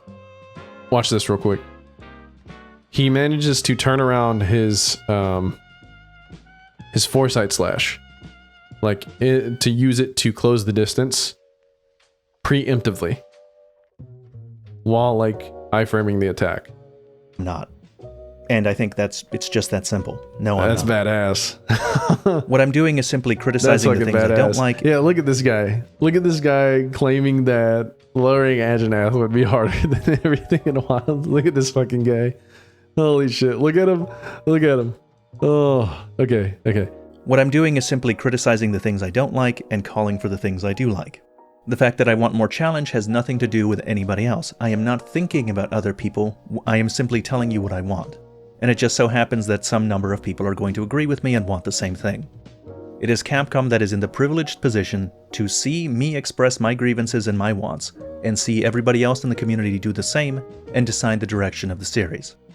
Now, he's right. He's not being gatekeepy. He's expressing his sincere opinions and what he wants in the series. Now, what he wants is based upon, as I've stated before, a lot of unrealistic expectations, a lot of nostalgia, and a lot of bias. And at worst, some lies, potentially. Though I'm not going to put that on him. It's really easy for people to misremember different like details. And especially like if you are if you have a lot of conviction about something, it can be even easy to psyop yourself into believing something that really isn't true and therefore telling it as a story. I mean, hell, even if I'm not mistaken, I think I may have forgotten how many pieces were needed for great luck or good luck, and I'm just trying to relate, I guess. There may have been times where I've told people 4 low rank Legiana pieces against like Nerg and like moving through high rank, but I can't remember if I really did tell people that. I would like to say I did on accident potentially, just like. And now that's a lot less of a stretch than something like Ratatosker's Kushala changes, his Arise Kushala changes from his anecdote, but still though, just to kind of give him some goodwill. I don't think Ratatosker is a bad person or a swindler. I think that he is someone who is not very well thought out in some of the things that he believes, and I don't think he surrounds himself with people that challenge his belief system. And I think they kind of feed into it. But yeah, he's definitely not being gatekeepy or anything. He's right, Capcom, it's up to them to take criticisms. But here's my problem with it, is that Ratatosker, you have a lot of influence. You put a lot of this out, and sure, it's your viewpoints, but your influence and your ideas do influence a subset of the Monster Hunter community's culture. And if a lot of people are engaging in a certain way with the Monster Hunter community at large and with Monster Hunter as a whole, and they're mad about chasing dragons with difficulty because they want to recapture that first feeling or whatever, doing things like having shoddy tests that don't really prove much, and not coming at it from multiple angles, and not thinking about difficulty and balance at large, and presenting like the most like low-hanging fruit, bare bones arguments whatsoever without any substantial evidence, leaving a paper trail of anecdotes that have changed across time to fit your like ideas more. Not going over some of the things that you may have noticed as an aside. Not going over some of the things that you may have noticed as an aside to even show a little bit of goodwill towards certain mechanics, such as the Seikret pickup, not just being an auto get out of jail free card, but it can even lead to your demise. I think that your approach is incendiary. I think that the culture that you bring is not necessarily toxic, but I would say that it is annoying and loud. And there are a lot of people that walk around thinking that they are far more intelligent than they are, and that they have like slam dunks against people in the community when they don't. And they walk around with unsubstantial evidence.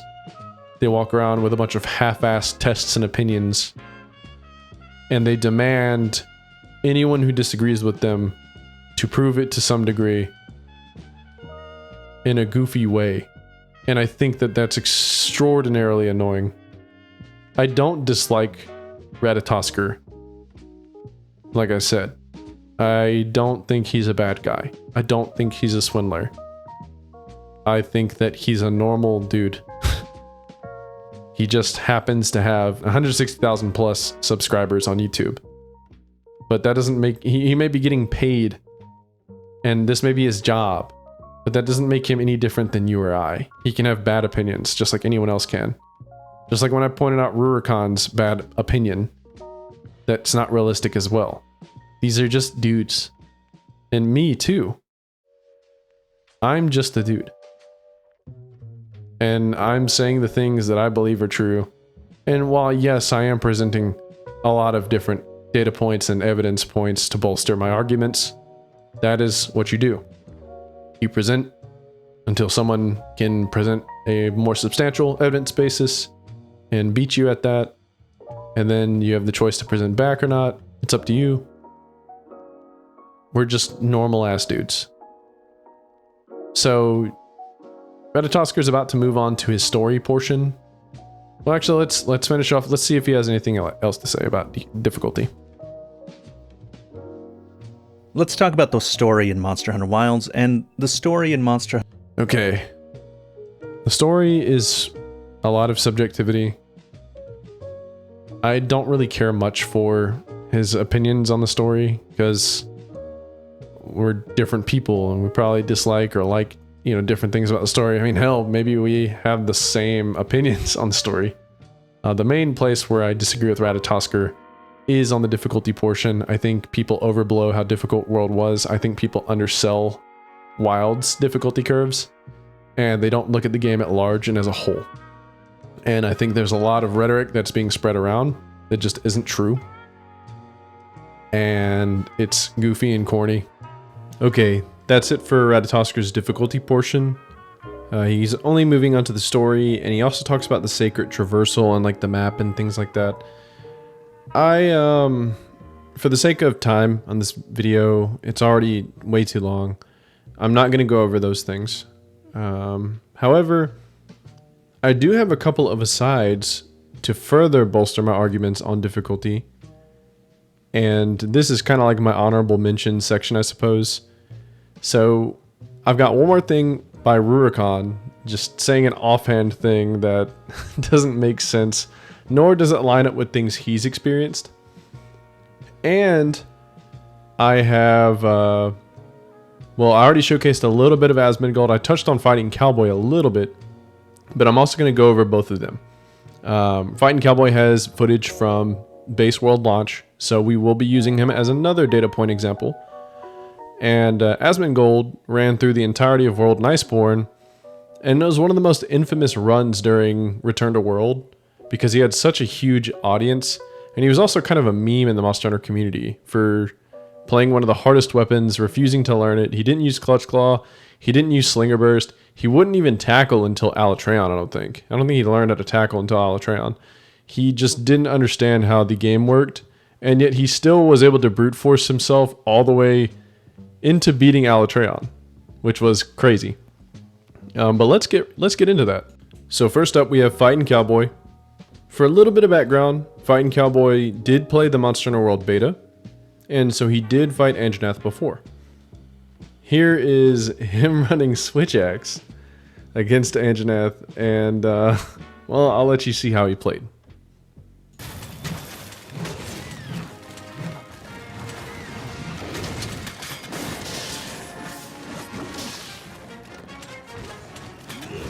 Oh shit.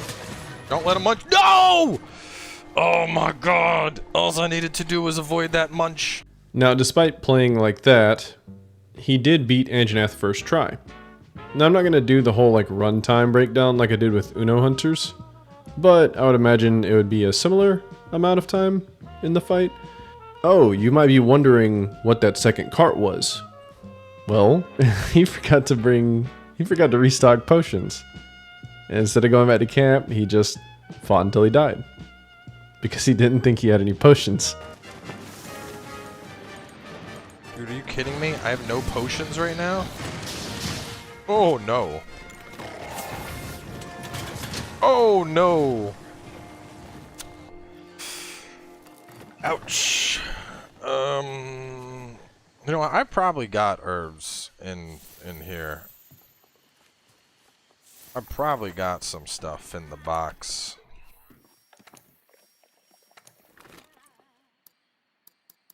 Yeah, wow. You know, I've been showing you a lot of different people's mythic play against the mythic wall of World. Almost all of them universally have the same issues. They're not very good at the game at that point. which is to be expected. Barely any of us were good at Monster Hunter World starting off, even old gen players. So that's to be expected. But notice how most all of them are still beating Anjanath on their first try. Almost like Monster Hunter gives you 3 lives per quest, and it's really generous with healing, especially because of restock. Just something to think about. And you know what, before we move to Asmongold and Rurikon, we're going to still stay in Vanilla World, just regular base, pre-title update 1, and I found some old speedruns, because Rocksteady was extremely strong. And let's see how easy it was to flinch lock something like Nergi and kill it really fast. Because Rocksteady existed, and also because maybe he didn't have that much HP, and maybe it's not too difficult to hurt monsters really bad in base world. We have a hammer run, and I'm not going to be playing the music in either of the runs because I don't want to get copyrighted. But first up we have the hammer run, demonstrating how powerful the Rocksteady mantle is and keeping Nergi locked. And the next one is going to be a charge blade for the guy that was a charge blade main that actually commented and asked if I could review Ratatosker's vid. Keeping people locked with charge blade wasn't too bad either. My buddy Birdie did it all the time.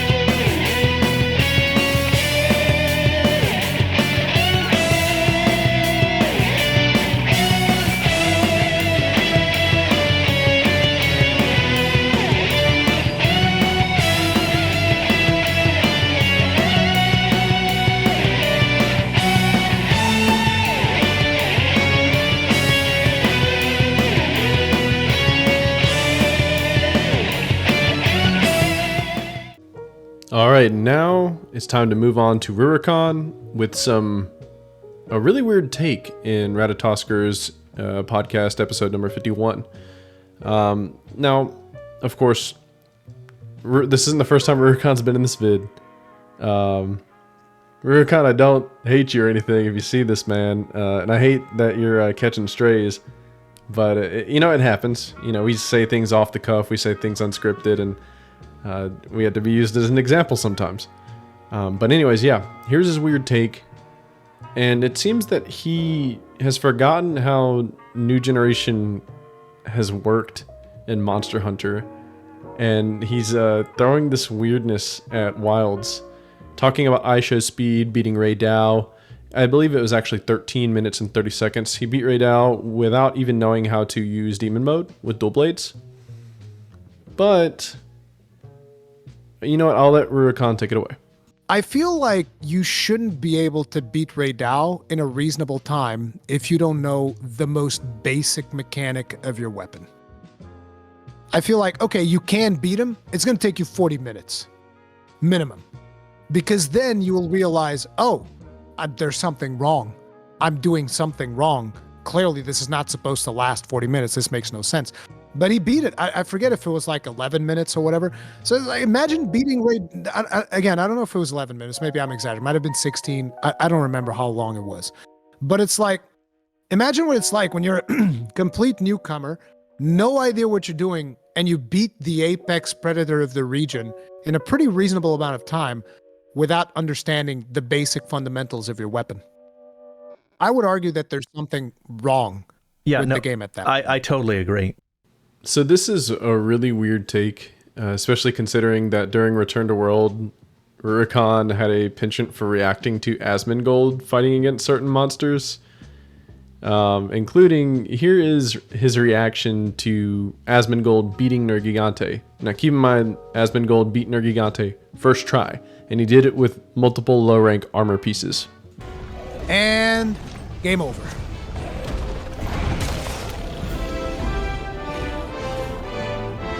Wow, That's what it's all about. Holy Holy shit! Sorry, Jesus Christ! I'm Do you so see how sorry, excited? guys. I don't know why. Do you see how excited he is? He's over modulating his volume all over the fucking place. Good job. Happening. Good job, dude.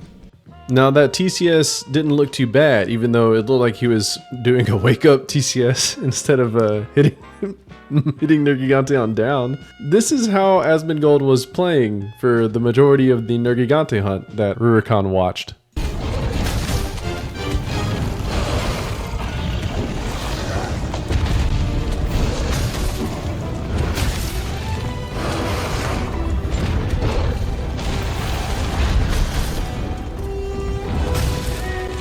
Okay. Got him. Hey, at least he wasn't like overcommitting into hits and everything, right? For the majority of it. But yeah, here is his time and the amount of carts that he had. He beat it first try, once again. Here's comments from Rurikon's reaction vid, where the community is kind of remarking on how he's doing in Iceborne at the time. Now, no offense to Asmon, but he was kind of a meme in the community for a little while. Bullishly running against every challenge, not really learning how to play Greatsword completely, just kind of running along and doing whatever. He was not the poster boy for being able to adapt to the game very well. And all of that being said, it's still kind of weird how Rurikon was so hard on Aisha Speed and Monsterhunterwilds for being able to bullishly run through an enemy without knowing all the central mechanics of your weapon, whenever that's something that's been present in all of New Gen Monster Hunter. You don't have to know or even use every single aspect of your weapon, or even the most important aspects of your weapon.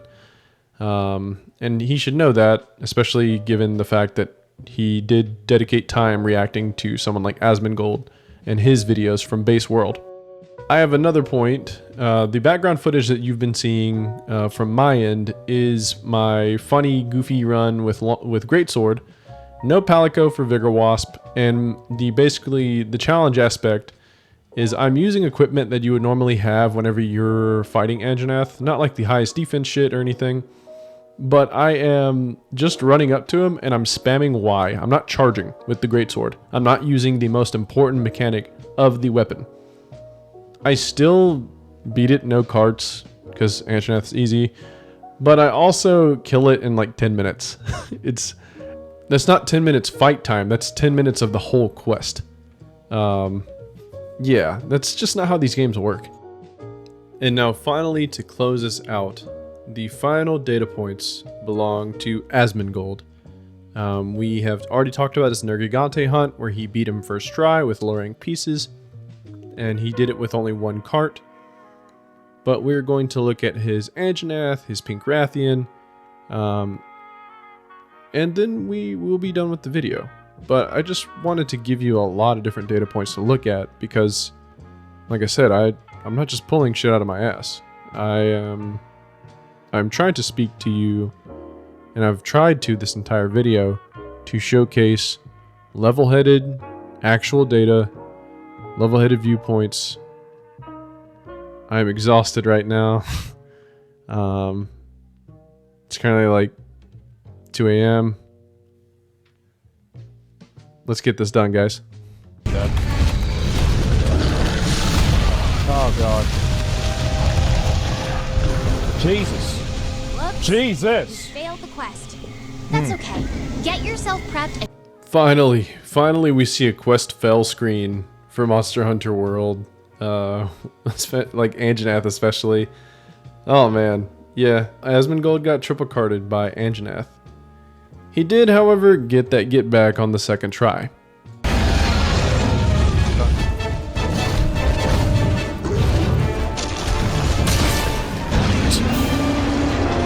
Now, he managed to beat Anjanath's second try with 2 carts. His defense was pretty shitty, it was like in the 40s. I wonder if he learned his lesson and took it with him for the rest of the game. And the answer is no. His defense is really shitty by the time he hits Pink Rathian, and he runs the same suit against Nergigante, and it appears that he's running 2 low rank pieces. Oh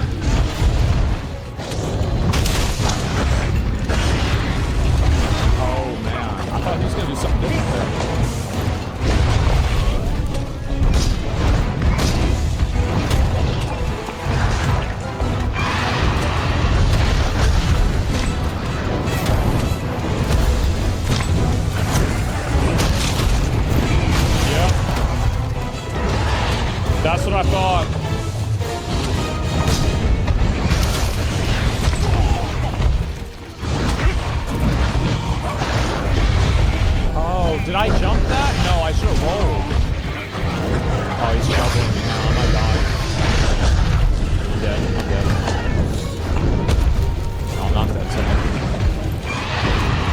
Bro, me and you.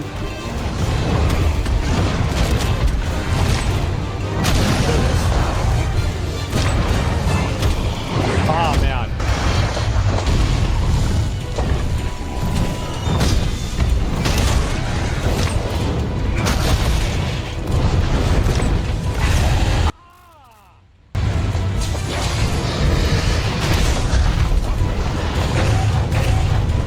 You idiot.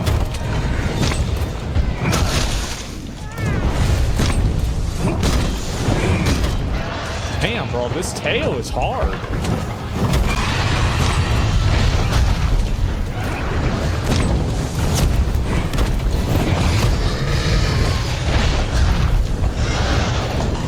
Bro, why is his tail so hard?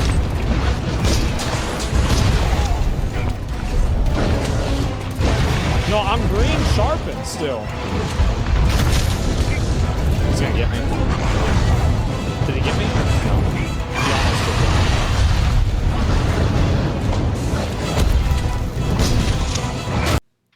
Dog, why is that so funny?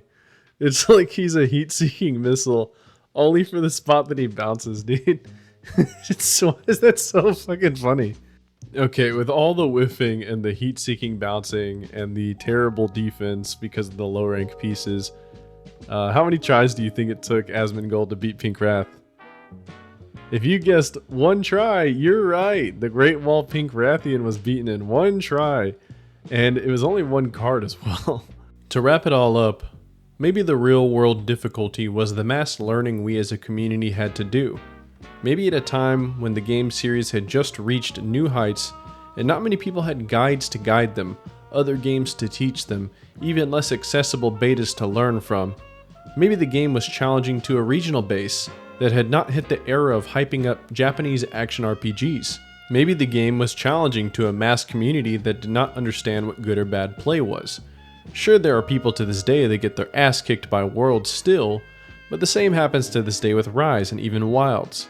No matter where you go, bad players still exist. No offense to the strugglers out there, by the way. Keep your head up and have no shame in asking for help. With massive amounts of information, endless guides, and plenty of other action games and other Monster Hunter games to cut your teeth on, it's no wonder the skill of the player base seems to have increased so much or demands so much. Things that used to be crazy to us just don't seem crazy anymore.